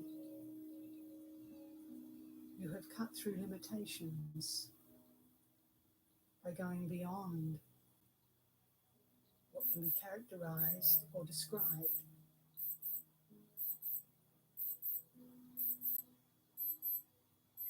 So that enlightened intent is spontaneously present as a supreme state beyond ordinary consciousness.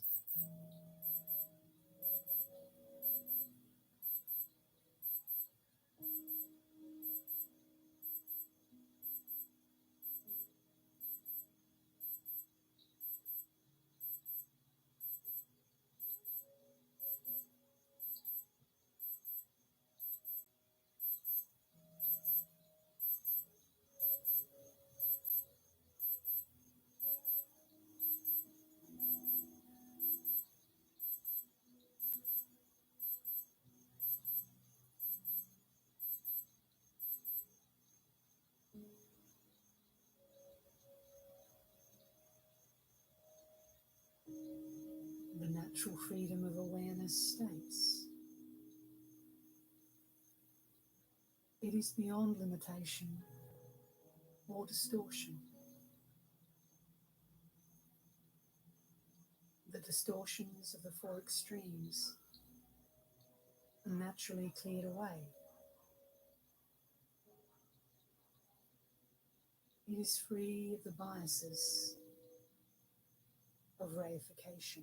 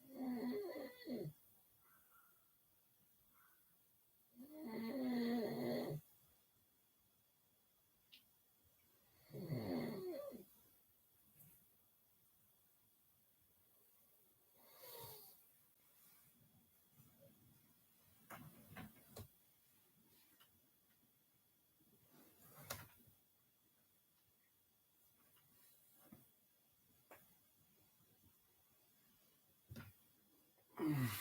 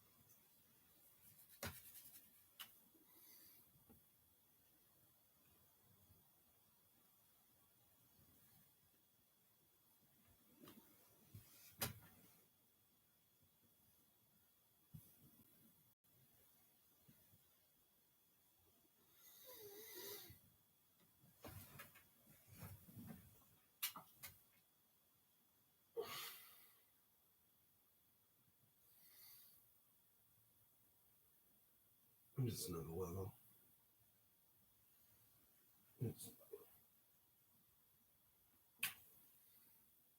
I love you. I love you.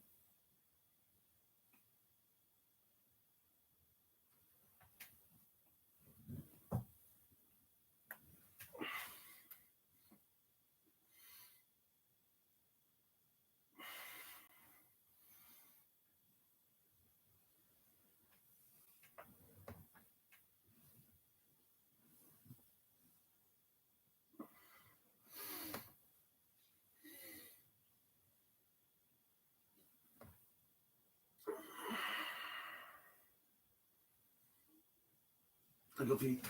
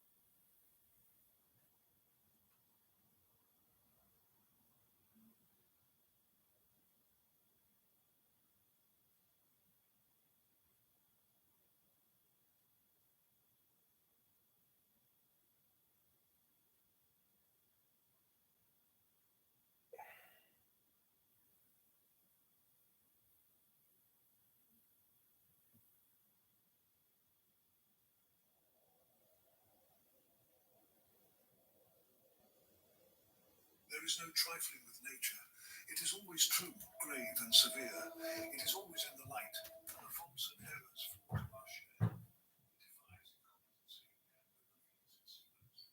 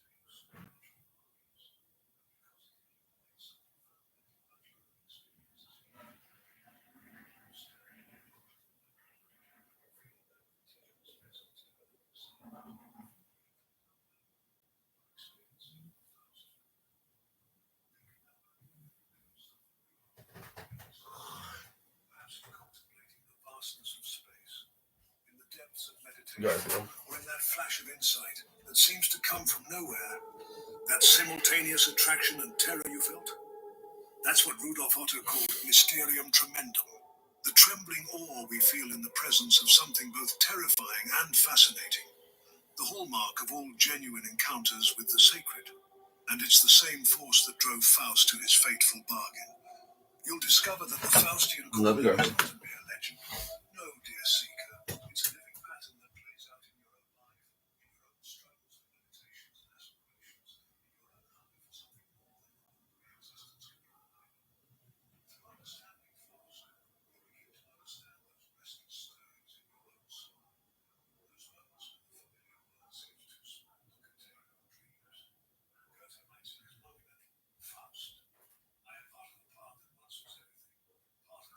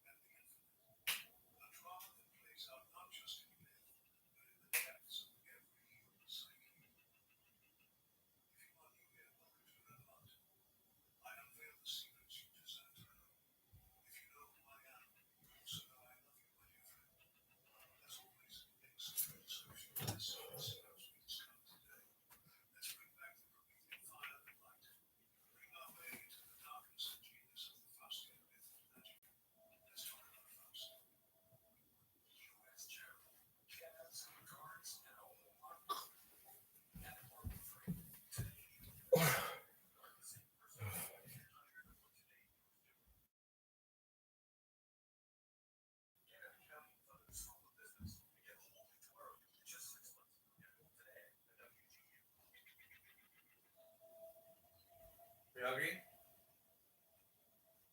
You agree? You want some food? You want the food? Or are you snuggler? You're so handsome. My handsome boy. He's a kitty.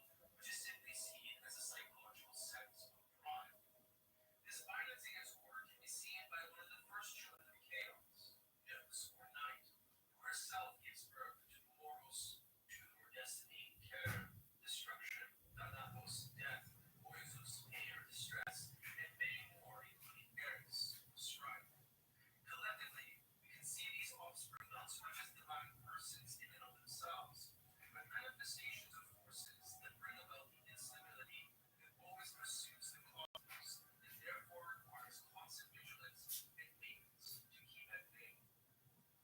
The word outrageous emerges again when Typhon is produced from Paramount.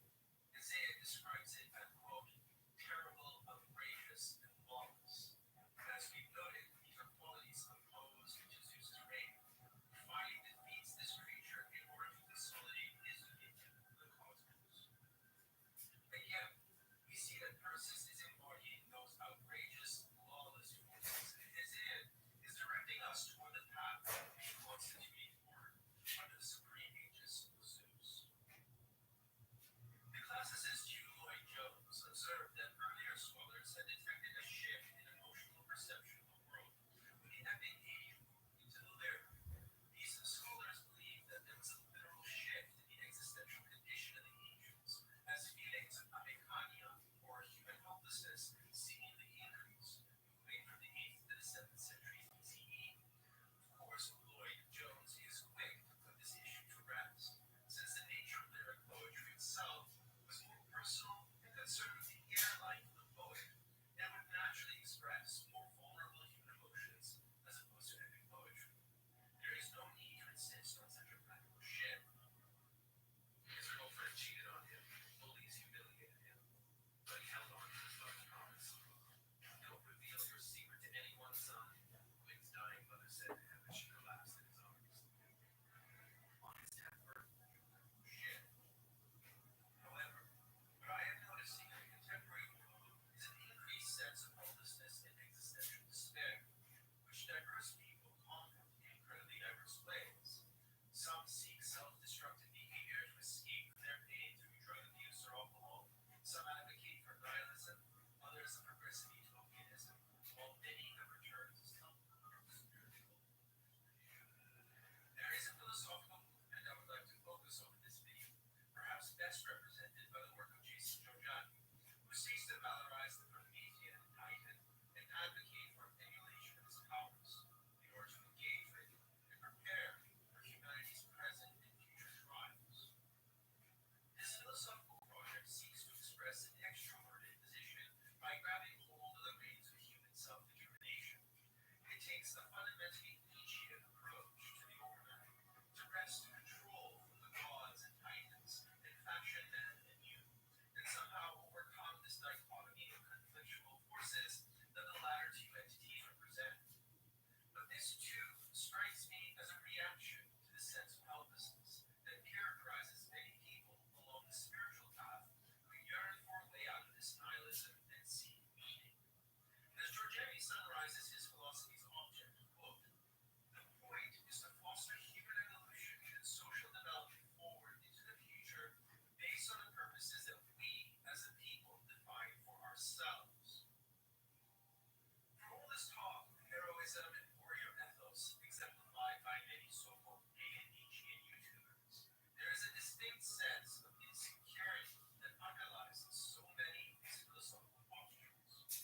Giorgiani is preoccupied with the notions of the determinism of fate and its implications for free will, and construes the Olympian sovereignty of the cosmos as implicitly hierarchical and therefore oppressive. It is important to keep in mind the words of "We are gods," when he said, quote, yet, for all that, Homer's princes bestride their world boldly. They fear their gods only as they fear their human overlords, nor are they oppressed by the future, even when, like Achilles, they know that it holds an approaching doom. In a recent interview, Giorgiani briefly summarizes his Promethean project, quote, I am not saying that we should become gods. I'm not even saying we should become titans. One of the reasons why the myth of Prometheus has become central to my work is that Prometheus is a titan who betrayed the titans to help Zeus, only to then turn on Zeus to be a benefactor of humanity. So Prometheus defies this dichotomy between gods and titans. The purpose of adopting a Promethean worldview is not to become like the Olympian gods for sure, but it's also not to identify with the titans. The point is to foster human evolution and social development forward into the future based on the purpose that